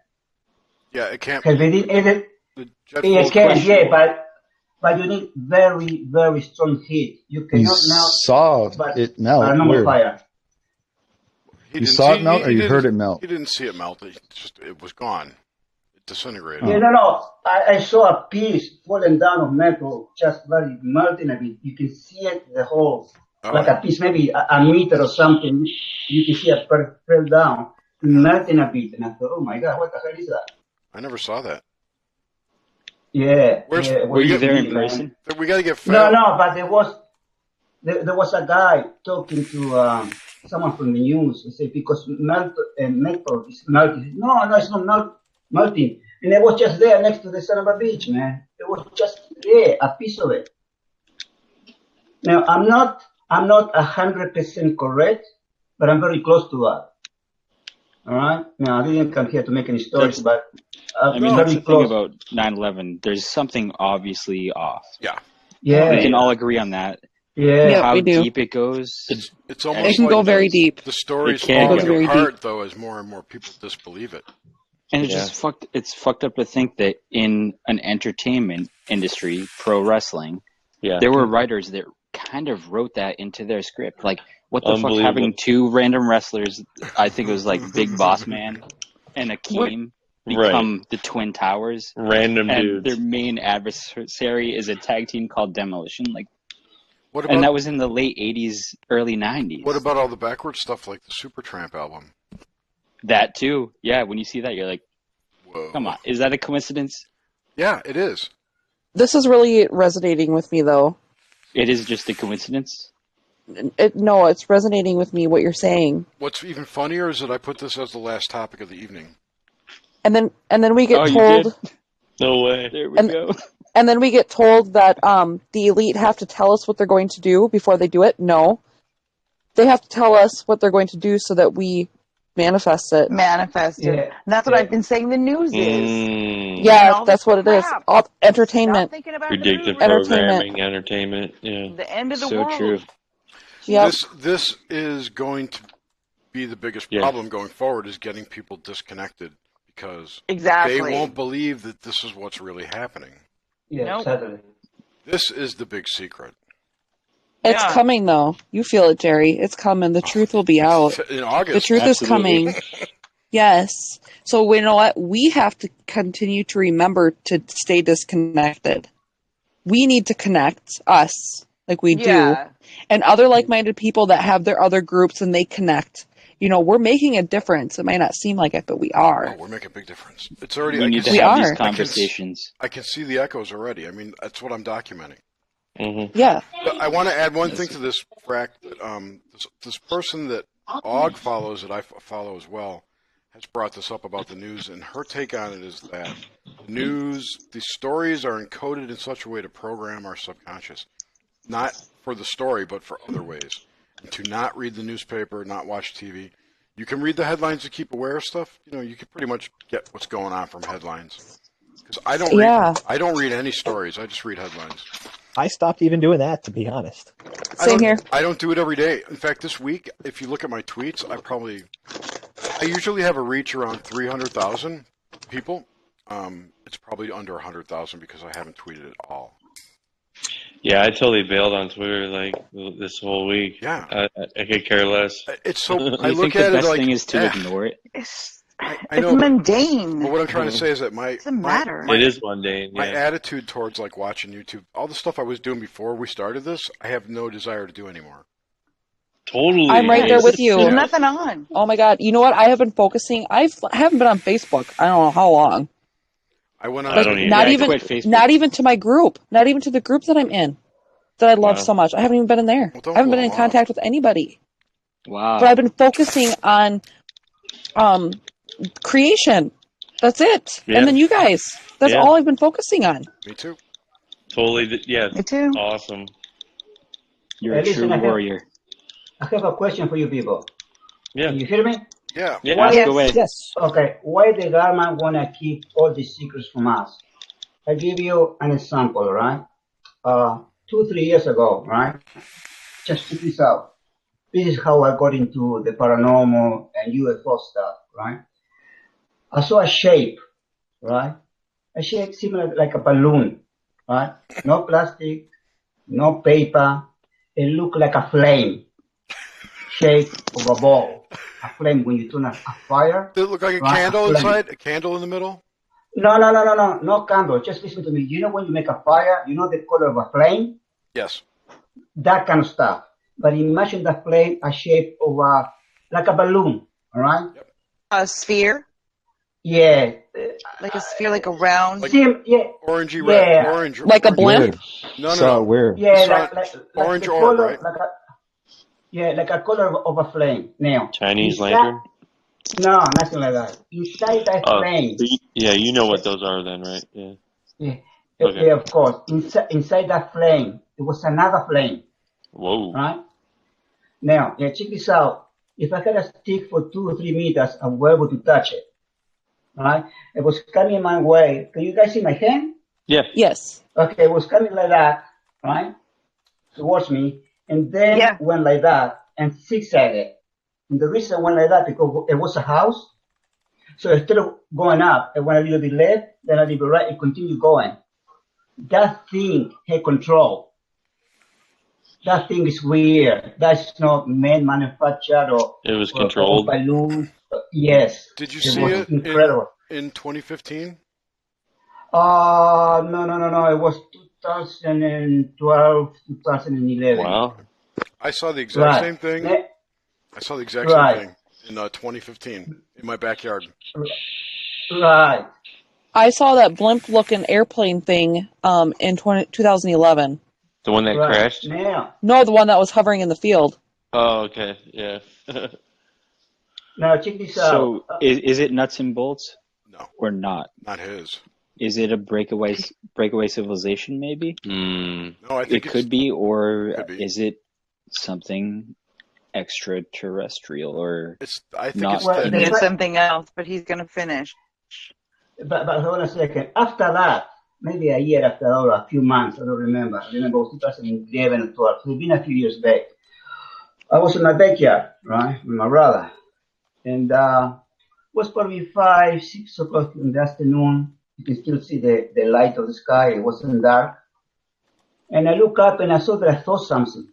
And so what the heck? And then disappear inside my head. I'm going nuts. You know, you see something, they just disappear. All of a sudden appears again. Now, just hear this out, all right? It was a tree, an eucalyptus tree. If it was any closer to the tree, let's say a meter down, it would touch the top of the tree. Now, it was a shape of a bloody boomerang. From one point to another one, let's say 8 meters, maybe 20 centimeters thick, no windows, no engine, no nothing, fucking nothing. You were able to hear that. Dead fucking silence. Here's the funny thing. It sort of flew very, very funny. Like it was wobbly? No, it was perfect. Perfect flying. After that, I don't remember what happened. You lost time. Yeah, but it must have been a few seconds. What I started thinking, I even went to, I went to see a doctor about it. Because they say sometimes with schizophrenia or especially cancer, and make you see things. So I went to talk to her. And she was pissed off. There's a lot of those stuff on the internet. And I went inside my head, that's very professional. I started doing some tests. Anyway, later on that day, I went to Hoppers Crossing. It's a shopping center. I met this guy. I started talking to him. I told him about the thing because I needed to talk to somebody, you know? Yeah. And he said, I saw the bloody same thing. I'm a truck driver. I talked to the guy that used to deliver milk to this guy. And he said, we see this sometimes. And he said, man, I felt bloody sick. I knew what I was talking about. I didn't feel sick, but I felt a feeling that I haven't felt before. We recognize our own feelings for what we experience in life. That was out of the fucking box. Now, here's the problem. Here's the thing. I have an idea why the government don't want to say this to the people. And I can understand that point of view because we are talking about something that for us sometimes fantasy stories. But when it happens in reality, your senses as a human being change. Completely fucking change. You can understand why. For us, tell us. But for the rest of the people, man, you're going to have a lot of problems. Because you have to realize this. People are afraid of little mice, cockroach, little spiders. Cucaracha. We're talking about something beyond what's going on in life. We're talking about religion. Religion say, hey, man, we are the only one in the world. UFO doesn't exist, blah, blah, blah, blah, blah, blah. I talk to some religious people, and it's like, I'm being possessed when I talk to them. They just don't want to believe any shit, you know, because they've been constructed. So we're going to have a lot of problems. Yes. And I don't know, I don't know if the government had the right to tell us or not.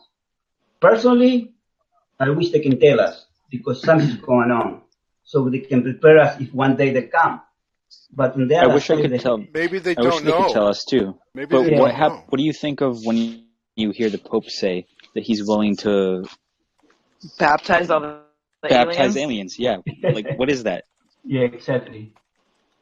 I don't know. What if aliens aren't real at all? They're not. I don't think they are either. Yeah, I don't. And I think the technology that exists right now, we, the populace, are probably a good 20 years behind what we really know. At least. Totally. Yeah, absolutely. And that's what I think some of these things that we see are. But I think there are entities, non-corporeal entities in here as well. That absolutely, too. And that's what he's saying he saw.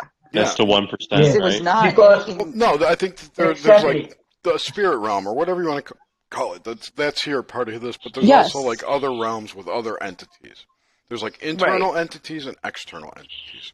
And some of us could even be from there. Right, but I think the internal ones are like the tricksters, the demons, the negative forces, whatever you want to call them. They're the internal ones versus the external ones. Not saying the external ones are good, but, and they don't have agendas. I have no idea, but I'm just saying, I think it's important that there's a distinction made. They're not all the same thing. Jorge, what time of day was that when you saw that? It was on the afternoon. But listen to this. Are you guys like 5 or 6. But are you guys with the UFO Hunters, that TV series in Right. America? Yeah. Now, right, whatever you think of that show, what these people was talking about is what I actually experienced. Because that flame, with a flame inside, knowing where it was going, man, if that's human being doing that, man, we could have got to the moon and come back in 2 minutes. Right? Yeah, that I was mean, maybe we off can. the chart, man. Who knows? Yeah, but why they don't do it? They will save petrol, they save the environment, they save anything. You have to have something wrong with you not to show that. Or maybe they have it because long ago they actually picked some aliens and they took the better technology. Because if That's we sort totally of think, possible. if we think that way, we're thinking out of the box, we are super intelligent to do stuff like that. So it's a 50-50 kind of thing, because I understand if you get 10 intelligent people, they can think out of the box and they're so smart, they can figure out things that we can't. Yeah, of course. But there's some stuff that is too much out of the box, man. Too much. No, That's what definitely. Yeah. I mean, Yeah. I always Over. kind of try to think, though, that our technology, what we think is advanced right now, is primitive to what is actual reality. Right, yeah. I got you. And, I mean, who knows, but there's so many strange things. You're right. So there's something. It's probably multi-leveled. Yeah, because I tell you another experience I had. This went back 1982, 83 with a friend of mine who was on his flat. Right? Listen to Pink Floyd. Anyway, and he told me about his father, he died, and I felt his pain, but not 100% because I just knew him for a couple of months. The funny two things happening there that's interesting that I know the guy I still know him, still talk to him, we're still friends after all this time, but he's living in Queensland now. I'm here in Melbourne. And sometimes we reminisce for what happened. We still can't believe it. What happened is he started to get a bit emotional and his body started to shake. Like I thought, this is having a heart attack. All of a sudden, he said, oh man, I feel really cold. All of a sudden, what he felt, it came to me. I started shaking like a leaf, feeling super cold. It's like, imagine you're in a nice, warm house, and all of a sudden the house disappears, and you are in a place that is 40 below zero. That kind of cold. Not only that, the air that we was watching, right, we were seeing, it became really thick, like wobbly. When it's heat and you see that the street a bit wobbly, a bit funny, a bit It's smoky. energy. Yes. Oh my God, man. We need to get the hell out of the house, man. That's intense. Holy crap. Yeah, that's intense, man. After all this time, when we talk about it, we start laughing, and that was bloody weird, man. That was weird. We are all connected in a way, I think. Physically and spiritually. Absolutely. I want to bring up a concept. There's, I'm sorry, I didn't want to. Are you done? No, yeah, go for it, man. No, there's a growing movement of people who talk about being in a liminal state, where you're in between realities, and that's where they say a lot of this paranormal stuff happens. So, that's an interesting thing to think about. If this ever happens again, what's going on in your world at that time? What exactly is happening? Jerry, when you saw that in 2015, what was your first impression? Well, this is I was like, that's fucking cool. That was my impression. But what led up to it was I was grilling. James, mute. I was grilling hot dogs, and I was watching Simon Parks talking about aliens and UFOs, and I got up to flip my hot dogs, and I said, fuck, how come I never get to see UFO? And I walked outside, and over the house in my backyard flies this ball, this orange balloon. It was a perfect sphere, orange, semi-opaque, looked like there was a candle flickering in the middle, but not a candle, just the light. It was a real soft orange and amber. It looked like a tiny flame, and it came towards me, and then it made a sharp right and took off. Well, it didn't take off. It came the same speed all the way. But I'm looking for the pictures now. I do have pictures. Here it is. I could share the album. I think I have an album. UFO. Here it is. All fully documented. Of course. Here, it's in the chat. And I'll put it in. Is anyone watching this? No way you can put it on the video. Oh, sure. I'm sorry. I think it says 3 people watching, but it's probably all of us. Probably. Video's better. Everyone will get to see it then. What do I need to do? Share this. Okay. Oh, shoot. Hold on a second. I gotta move this over here. And come here and go. Share this. Boom. Boom.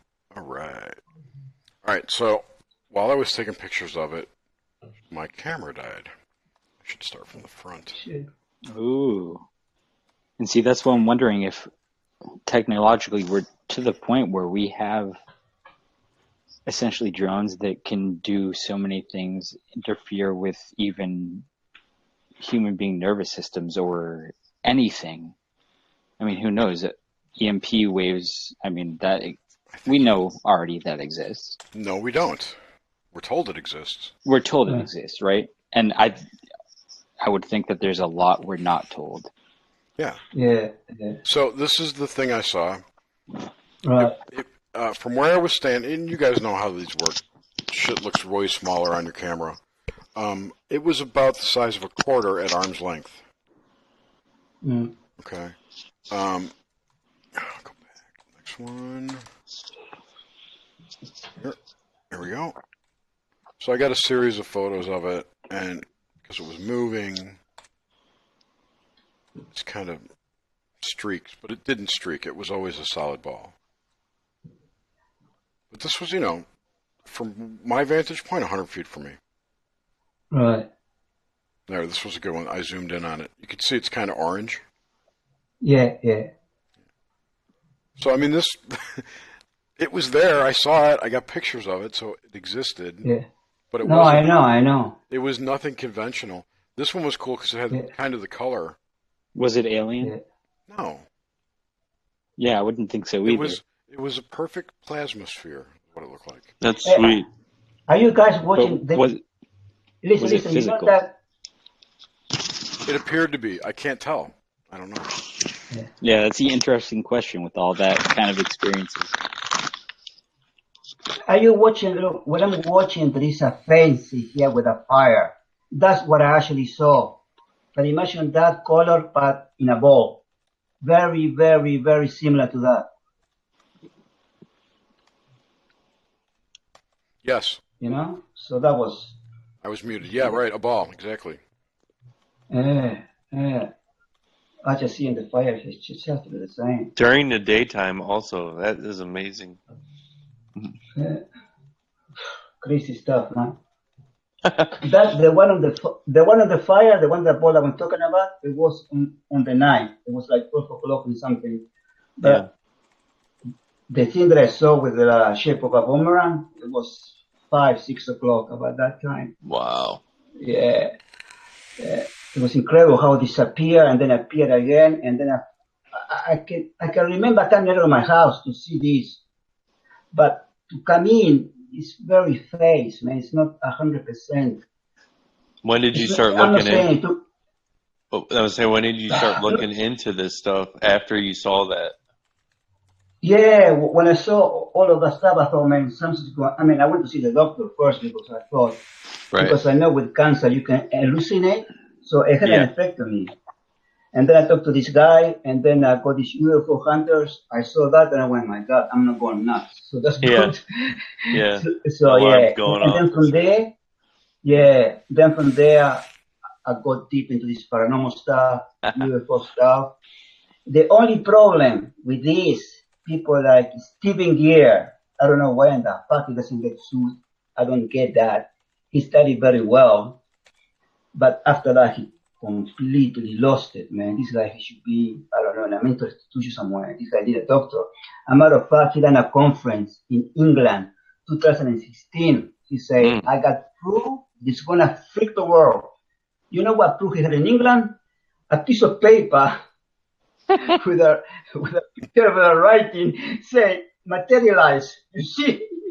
And people, wow, and I went, man. That's crazy. I remember hearing when exactly. What a joke. What was That's Peter crazy. Padgett was going to come out with definitive proof at the BASIS conference last summer or whatever. He wouldn't. He had to write it on like a whiteboard. It's fun. Wow. These people who allegedly have proof. No one's got proof. It's all no. It's all programming. But I don't know how the hell these people can get away with it. I don't know why they don't get sued. I don't know about what this, because like I told you before, this when it comes to this computer, I have no idea. I don't know if it should be a law, it should be some kind of to take this rubbish away, because there is the truth somewhere, and the truth is very interesting. Nobody knows 100%, but there is something there. The problem is some of these people, like Corey Cole, they are so fucked up, man. They make the truth that we're talking about here completely diminished. And I find that wrong, you know? But it's on one aspect, it's entertainment, and people need to recognize it as entertainment. And this is the problem, and I think it's perpetuated by the news cycles where I've said this before that like CNN, MSNBC, Fox, they're under no obligation to tell you the truth. They are in business to make money, so they can do Wasn't whatever. that proven the other day? What? Yesterday, that was pretty much proven. Yeah, exactly. No, not yesterday. Technically 2 days ago. Whenever. They prove it constantly. The point is that they aren't... It's in your face. They're all not the a time. truth outlet. They're just news, entertainment. And you need to treat everything that way. Everyone needs to treat everything that way. That they don't... I do, but funny how they... Yeah, go for it. No, I was going to say that people who don't talk or, they rely on like Facebook news feeds to get all their news or whatever. They're going to believe whatever you tell them. Yeah. And that's why I brought up kayfabe, because I feel like it goes back so far, so long ago, that there was essentially the beginning of the beginning of radio. Created. Yeah. Yep, you're right, James. Yeah. It's been a storyline for so long we're like stuck in it. God, they duped everyone with that freaking War of the Worlds. Right. But now, if you want to look at it, it's more interesting on an esoteric level, actually. Because I like Jorge's experience, because I think these experiences happen to the person in general. Like, it's for you, like. Yes. Yeah. I agree. Actually, I agree. It was your wake-up call, Jorge. Yeah. When I was there, actually, my brother was there, my parents were there, and they freaked a little bit, man. They actually did. And I told my brother, get the camera, get the camera. That was the time that my brother was in prison. Well, did they see that? Did no one saw that? Yeah, all of us saw that. So so I got the moleculars, and I saw it, and I tried to follow it. I could not see it anymore. It was getting somewhere. It was going somewhere, man. It knew where it was going. And that zigzag was quite incredible, Yeah. So, like that, and wow. Hey, Jorge, listen to this. So I saw that UFO I showed you in June of 2015. In July of 2015, I had a family vacation with my whole family out in the Outer Banks in North Carolina. It's on the beach. We're on the beach.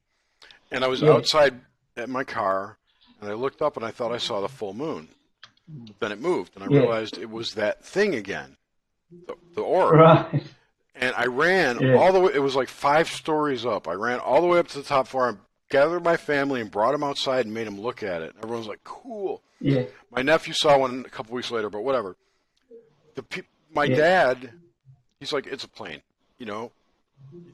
Everyone saw something Instantly, different, right? The kids were all like, wow, that's cool, It headed right up to the Big Dipper, one of the stars there. It blinked 3 times and disappeared.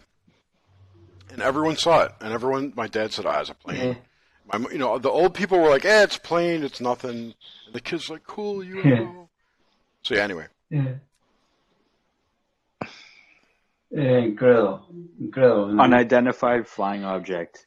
There you go. That's all we know about it. It doesn't mean it's alien. No, it's unidentified aerial phenomena. Exactly.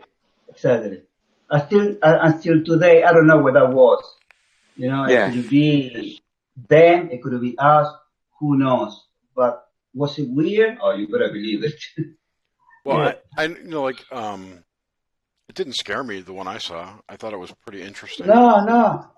Yeah, that's what I felt too. I didn't feel scared or anything. It was peaceable. It didn't do anything, you know? Yeah. It was just Yeah. chilling. It wanted to be I your think buddy. I understand why it turned to the right the sooner it got close to us. Because the sooner it got very close to me, it turned. So did mine. It was coming towards me, and then That it is went the thing to I the couldn't right. understand. It was a bit complicated how it happened, you know, a bit strange.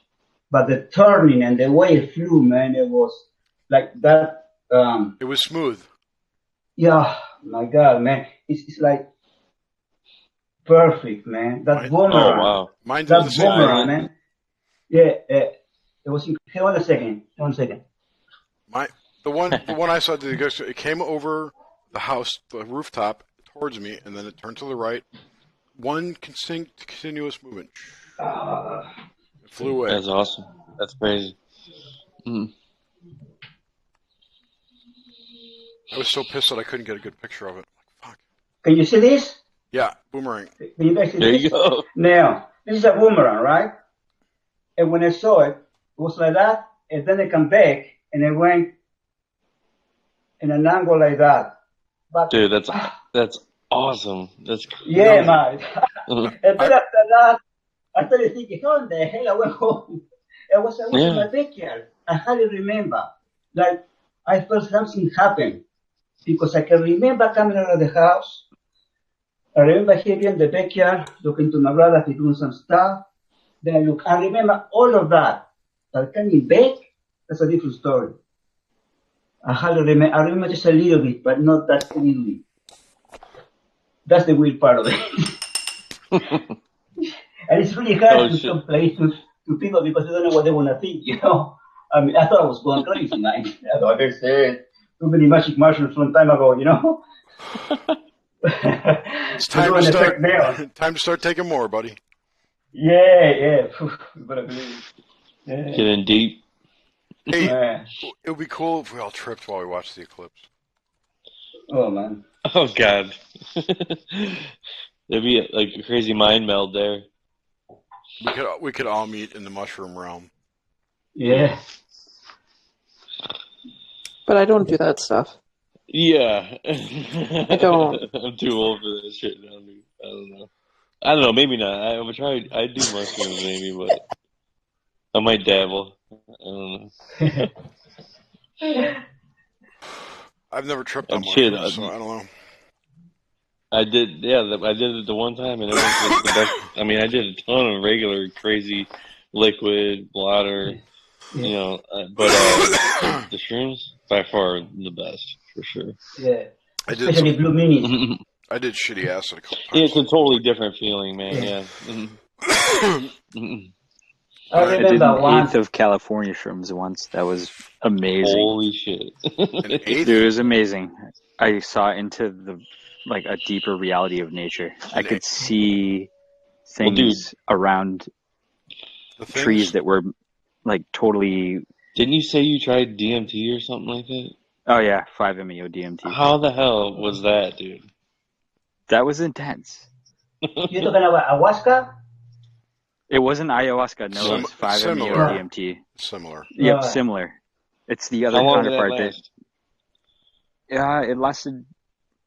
It's supposed to last 10 minutes, but I took a friggin' huge hit. By the way, it lasted for 30 all of minutes. you should be thumbs upping this video. Oh yeah, I do every time. Yeah. So he took a that was mass. Intense though. Did you take 2 hits, 3 hits? What? Out of body experience, totally Did it blast you somewhere? How many hits? Totally did you take? blasting. Just one big one. Oh wow. Damn. To the point where I coughed. I coughed and I was like, "Oh damn, I'm in for something right now." Yeah, dude. I knew I was, and it's totally out of the body, getting rocketed out of your body. You're shot out, right? Oh yeah, my God. Definitely. It's well, intense, did you ever hear that one it's valuable. You ever hear that one story with Rogan where one of his buddies he did that shit and he blew so far he he lived an entire lifetime in like 5 minutes. I don't know if you heard that or not. Yeah. There's also a guest on Grimerica that talked about that too. Yeah. It's like, dude, I can't imagine that. And they were grabbing him. He was like flipping out and shit, but at the same time, he's like, "Leave me alone." He got to play the game of Roy. Yeah. Honestly, when I did it felt like I reconnected with Source, and I was just riding waves, these ever-flowing waves of like translucent energy. That's the best way I can describe it, but that doesn't describe it whatsoever. But was it like different than LSD? Definitely. And see, that's the thing. That's the first psychedelic I did. So I was expecting like, I'm going to look at this poster. God. I'm going to look at this poster and I'm going to see like colors swirling. But instead, nope. Rocketed, projected out of my body. Yeah. I thought I died, honestly. Yeah. Gonzo. And that's the thing about DMT. That's what's released when you die within your pineal gland into your brain. Yeah. That's the God particle. Oh, definitely. It's intense. But mushrooms also, they grow from the earth. And if you take a good amount of them, I feel like it opens the doors of perception, essentially. It opens your firewall. Exactly. Yeah. They talk about that back to the computer analogy. Yeah, but I have a belief about it, which is bad, which I'm trying to get over. Like Crow says, man, belief is the enemy of knowing. I know. Like, so I'm trying. I feel that like ayahuasca specifically connects you energetically to whatever domain you're going to. I think exactly. That takes you somewhere. Well, that's karma. Yeah, that's your. You've incurred I don't karma. know. I think you've incurred karma by doing that. I think, and I try to avoid that. But I'm fucked anyway because I had kids, and that's karma. So 6-1. But besides that, oh man, I have 3 of them. Yeah. Yeah, 2 here. But that's not karma. Yeah, it is in a way. Is it? Yeah. Usually, the volunteers don't have a desire to have kids because it creates karma. Yep. That's interesting. Yep, because if you feel like you've raised your kids wrong, you carry that guilt. If you feel like you're not doing it right, you carry that guilt. That's baggage that creates karma. I'm just rolling with it. Perfectly. That's the way I'm doing it. It almost goes guys, into like I the really whole have to go shadow to bed. bag thing. What? It's we all only carry like a 4:30.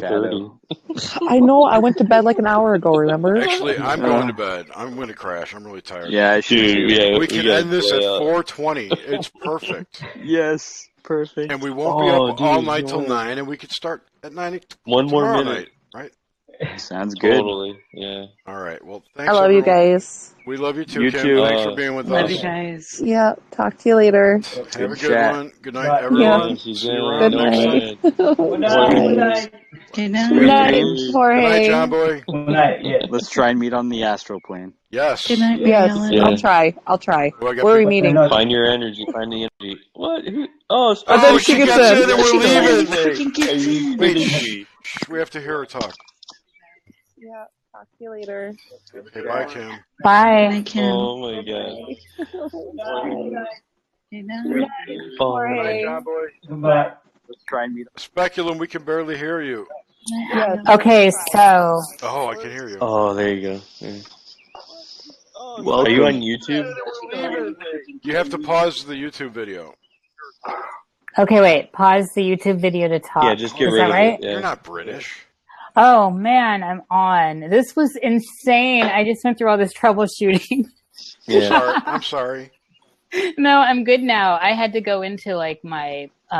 It's not even worth going into, but I'm here. This is great. Great. So So you can the come party's tomorrow. over, but next time I'll be on and ready to go. Do you have a Skype? Just Nice. give it a few hours. We'll be back. The Will you- weekend rolling. Will you please join our Slack group so you'll know when we do the Hangouts? Jerry, I already did. I Sweet. followed the Nice. link, and it's under the name Nish. Okay, I saw that. I saw that. I didn't know who that was. That's me. My million names. I'm like Yeah. Sumaru, the eyes of Sumaru. Why do I think you were British? I'm not sure. I really am not sure. I have no idea. I'm not sure. I just wanted to hear the British. I had like whole thing in my head. Don't worry about it. Oh yeah. And Jorge, I know another guy that lives in Australia. Maybe I can get him in here tomorrow too. Gordon White lives in Australia. Where are you in Australia? Yeah. I'm in Melbourne. I think Gordon's. Yeah, I know a guy. He lives close to Perth. Perth, right. It's not bad over there, man. No, yeah. I heard something interesting about Australia. So the lady that I follow, who's the programmer who came to fix things, she says that Australia has a dome to protect them from the coming solar whatever that's coming. Like filament dome, like that. Like an etheric dome that'll filter out the bad energy. Like, apparently, her story is that there may be some like solar disruption, right? Like cosmic ray storms that'll kill people, kind of things. Yeah, shit. But Australia has a dome over it which protects it from that. Plus, Australia is high enough in vibration so it can move to the next level. Australia is like the beginning, dude. I don't know, but Australia might be gone in the next 10 years, kind of thing. From Africa, Egypt, right down to Australia. I don't know. How do we? I am so 100% in love with the Aboriginal Dreamtime. Yeah, totally. When I first heard that as a child, it rung true. There used to be a land bridge, basically. Well, Aboriginals knew what was up. This is kind of Andrew Bartz's story too. That the Dreamtime is unity dreaming. It's like everyone on the planet used to dream at the same time in the same place, and that's where they did Doesn't that sound right to you? It seems right to me. I agree. It does sound right. Ever since I was a kid. But this is what his story is, that what's happening to us is we're going back to that. We're all going to be dreaming together, which means we'll be creating together. Because we only create reality in our dreams. Oh my gosh, maybe that's why we're coming together. Yes. Totally. That's exactly why. Yeah. And I can't get off the damn phone because you guys are just awesome, and I'm just getting pulled back in every second. Yeah, like I said, we will become the programmers. I had a question about the conversation earlier.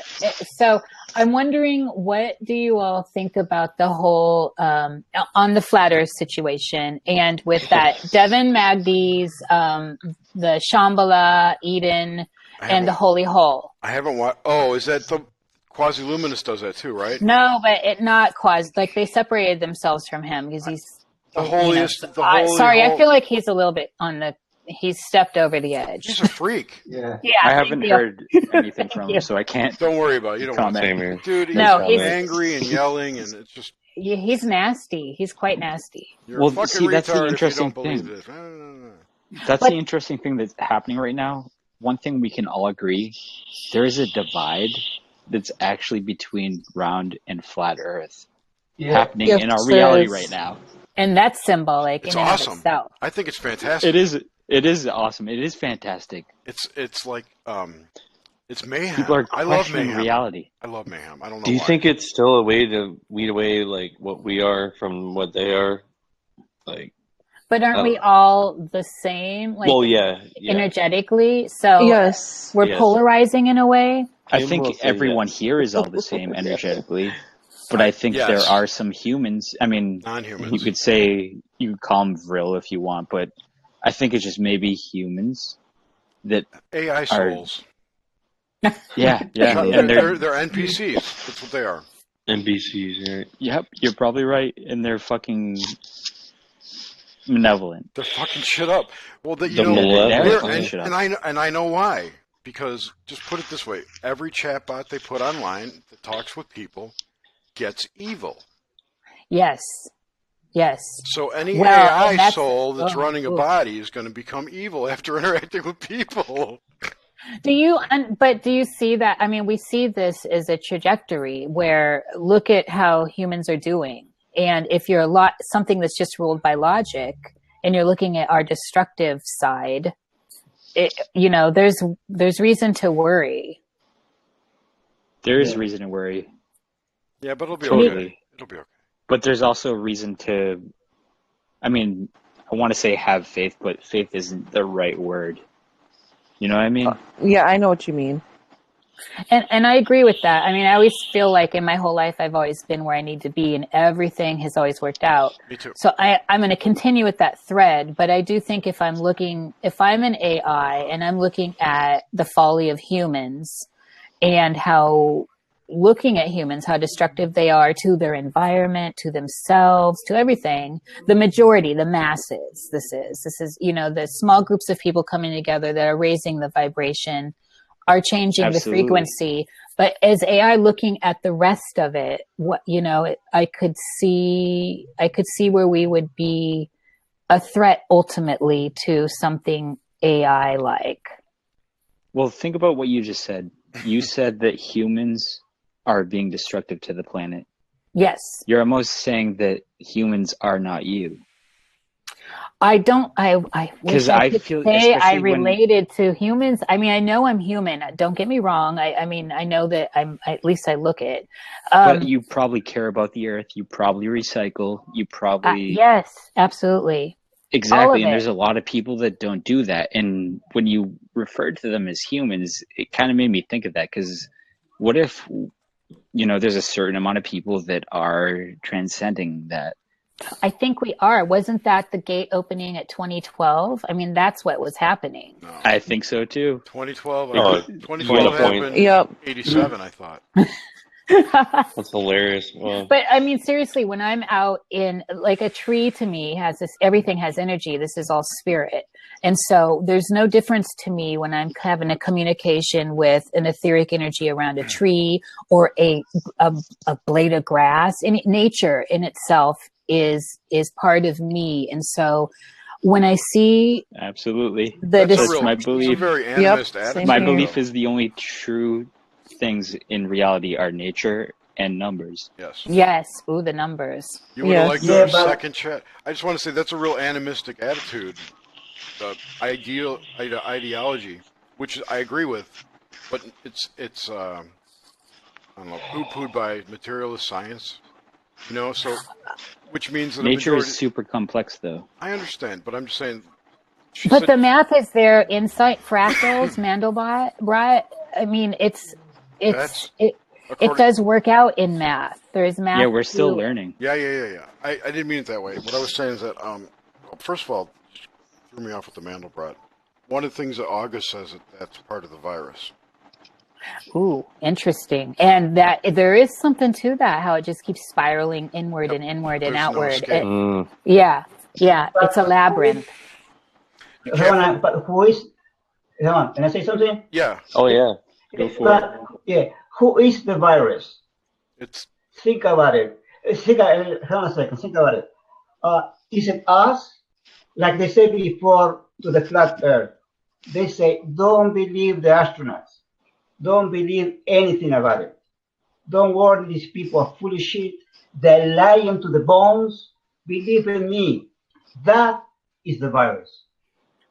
To me, you have a lot of people making funny bloody stories about this and that if you want to go forward, especially for the children of the future, because who do want to believe? Forget about the scientists, forget about the doctors, because they're full of shit. Forget about NASA because they're lying. The moon is made of paper. The sun is a candle. When I hear believe in me immediately, that feels like a noose around my neck when someone says that to me. You know, there's something that always gets me. It's like, it's a command in a way. And you hear it all the time. It's in the universities. It's all over. You must believe in me. You must trust. And so you give away your sovereignty and your own investing in your senses and what you see and feel and perceive. So true. And I think that's what's been being sabotaged for a long time. Yeah. Mm-hmm. That's the virus. Yep, it is the virus. Yeah, makes sense. The moon is made of... Go for it. I wouldn't say virus, though, because instantly that just makes it seem like there's nothing we can do about it. But there is, think about if you get a virus, if you get a cold virus, well, we have, I mean, there's oregano oil, there's olive leaf oil. There's raise your vibrations and raise your give yourself vibration, affirmations colloidal so you don't get silver. sick. Absolutely. Definitely. There's no helplessness here. We have ways to heal. Oh, I definitely agree with you. There's some things though where I don't know.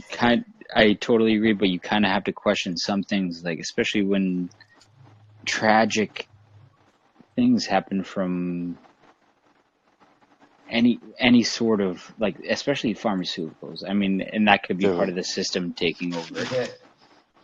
So in dream time, so reality is democratic and we dream these things up collectively. We hold it down collectively. The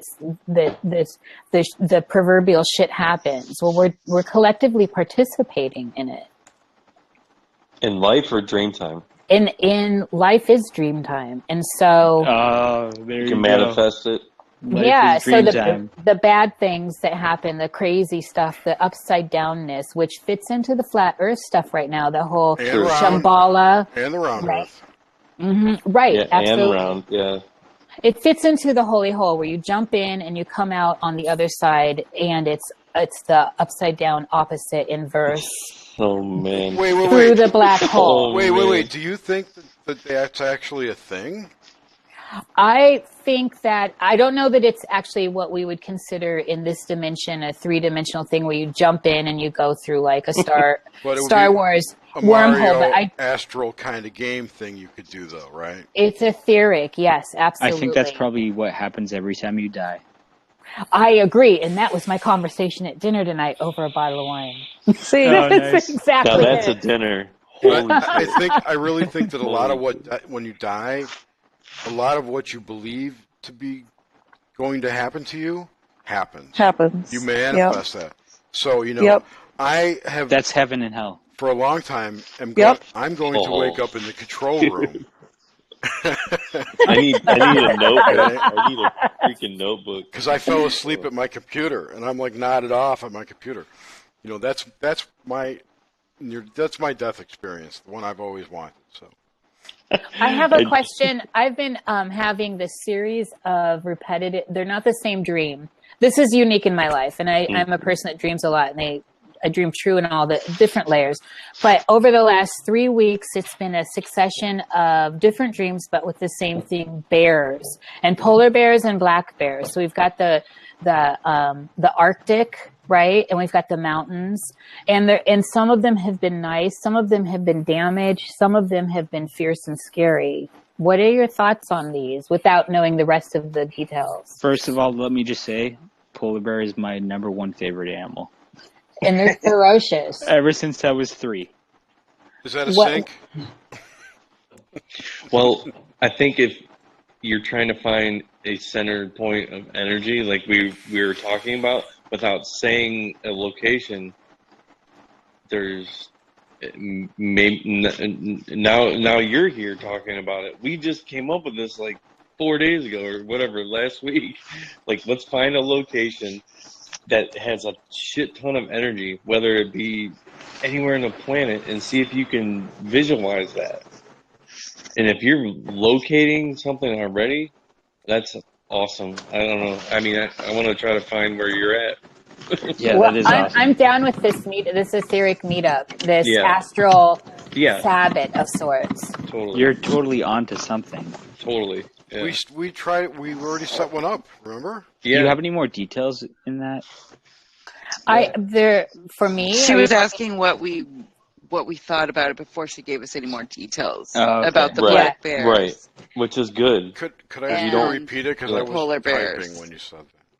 Well, it's been a succession of dreams recently, and they've been some of the surroundings have changed, and but they've been repeating. Like the bears have been. In the very first one, there were 2 older bears that very much reminded me of the I can't remember what they're called in the Dark Crystal, the wise ones. They were that kind. They were walking slow like that, and their legs were kind of Yeah, they were very old and ascending up a staircase. And then from there was another staircase where there was a ferocious mother bear. And then there was another procession of like 10 of them. And I was in that procession with them and, just stuff like that. And so, but since they've been repetitive, I'm trying to figure out what's going on, what is coming to me, what's being said to me, why am I owning it? Was it a spiral staircase? No, not. But there's I something guess powerful about bears. If I were, has anyone seen one in real life? I have. I've had bear encounters, and that is legitimate, real medicine. I think you're saying humanity. It's legitimately terrifying when you stumble upon one in the woods. Exactly, and that's what I'm saying. It's real medicine. Oh my goodness, that was one of the scariest things ever. It definitely is, and you get a connection beyond anything that is. It's beyond words, really. Well, my connection at that point started with a great amount of respect. It was, it could have eaten me. It was so crazy. Ooh, geez. Oh, definitely. I saw a grizzly, and I was like, what the? This thing could charge at me any time. Right, and then you don't grasp how huge they are until you are real close. Exactly. It's like, oh my God. It wakes you right the fuck up. Oh yeah, you're in the now. That's definitely an in the now slow-mo motion. So, okay, so what do you think about this? Oh, go ahead, George. When was the last time you had a dream? Last night was I've had many in the last 2 weeks. Right, but maybe what you can do is take a seat, right? Relax, and try to remember what happened last week, and the last month, and the last year. Analyze this moment, and along all these moments, you might come with an answer and where you might be heading in the future, because that's what I think those bears are all about. They're trying to tell you something. Yeah, I definitely feel like it's a communication. Yeah, totally don't is a repeat what happened. Yeah. That's what I think anyway. You're totally right, Jorge. I get the feeling you're seeing humanity. Yeah, I have a and that's ringing very true to me right now. That's ringing right through me. And then you're part, and you see the mother who is ferocious because she's protecting her children. And she had a lot of children. It wasn't like usually they have just a few. She had a whole, I couldn't even count. It was the mother bear. It was the mother bear spirit. Ooh, I got chills. You're giving me the chills. That just rung right through me. Okay, honestly, I just had a really good idea too. What if all of us get together, the Hive, and just write a friggin' book about dream experiences? Because I'm sure it would be very interesting. Oh yeah, it would. We have to start keeping track of them then. Definitely. I get on GarageBand and record because I'm not going to write down everything. I just start graveling into this, Cool. Like Dream Journal Tuesday, May 30th, and trying to recover it. Captain's log.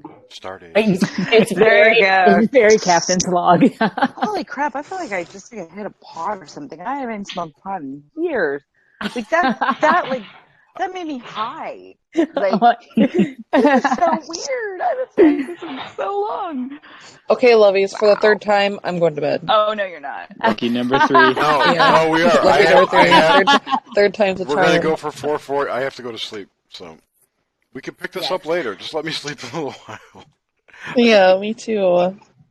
All right. I'll schedule another one. This was the Hive 5. Hive 5. Get a Hive 5. High 5. So how much longer you're staying on? Huh? So where are we meeting? Tonight at 9 again. We can't. No, I'm saying... can't say a destination. Oh, we can't. I think if the second we say a destination, I think we're all going to get distracted. If we want to meet astrally. I agree. That's like remote viewing. You don't actually give that info. Right. Exactly. So Jorge, meet us in dream time. Okay. And then tonight at 9. And we'll talk about it tomorrow. Okay. Excellent. Oh yes. Yes. It's the daytime for him. Oh, I won't be able to make it tomorrow night though. I may not tomorrow. Your husband's home. Yep, my husband's home, so I won't be able to. Okay. It is Saturday night too. Okay, well, you can't blame anyone. We could do it some other night. I don't care. I have this set on alarm, so I see when it's live. Okay. So I'll pop in whenever I see that. Okay. I'm an artist at home, so I'm always here usually. And you're in Slack, so nice. We can find you. Yes. And we can continue talking if you guys aren't ready for bed. I'm not ready for bed, so. I'll leave the stream. Yeah, you crazy lady, you never sleep. Right? I will leave the stream running. I never sleep. I'll leave the stream I'm actually turning in twoies. I've had a long day, and this bottle of wine's getting to me. That'll do it. That'll do it. No, it was just the stress of trying to get on. I'm like, why am I being so challenged? I'm not really this ignorant about stuff. Because you locked down your computer because you were scared. I have everything locked down. I'm old school. Usually I like Linux. I'm a Linux girl. So me too. The Mac experience has changed me a bit. So everything's on lockdown. You would like the new Ubuntu. It's a lot like Mac. Everyone's Are you speaking Canadian? No. By the way, Jerry just said he was a Linux girl. I corrected it for a boy. You said boy. I haven't run Windows since XP. Oh, that's awesome. All right, everyone. You're streaming live through Linux right now. That makes sense. Why wouldn't we be? All the way from my desktop too, In my dream time, we are definitely on Linux. Fuck yeah. And you're welcome. So I will see you all in dream time. I'm so glad to be here. You're all wonderful souls. Thank you for coming. Love you guys. Glad you joined us. See you in the astral world. Yes. Watch out for CW in there. Bye. Bye. Bye. Bye. Bye. She probably has no reference.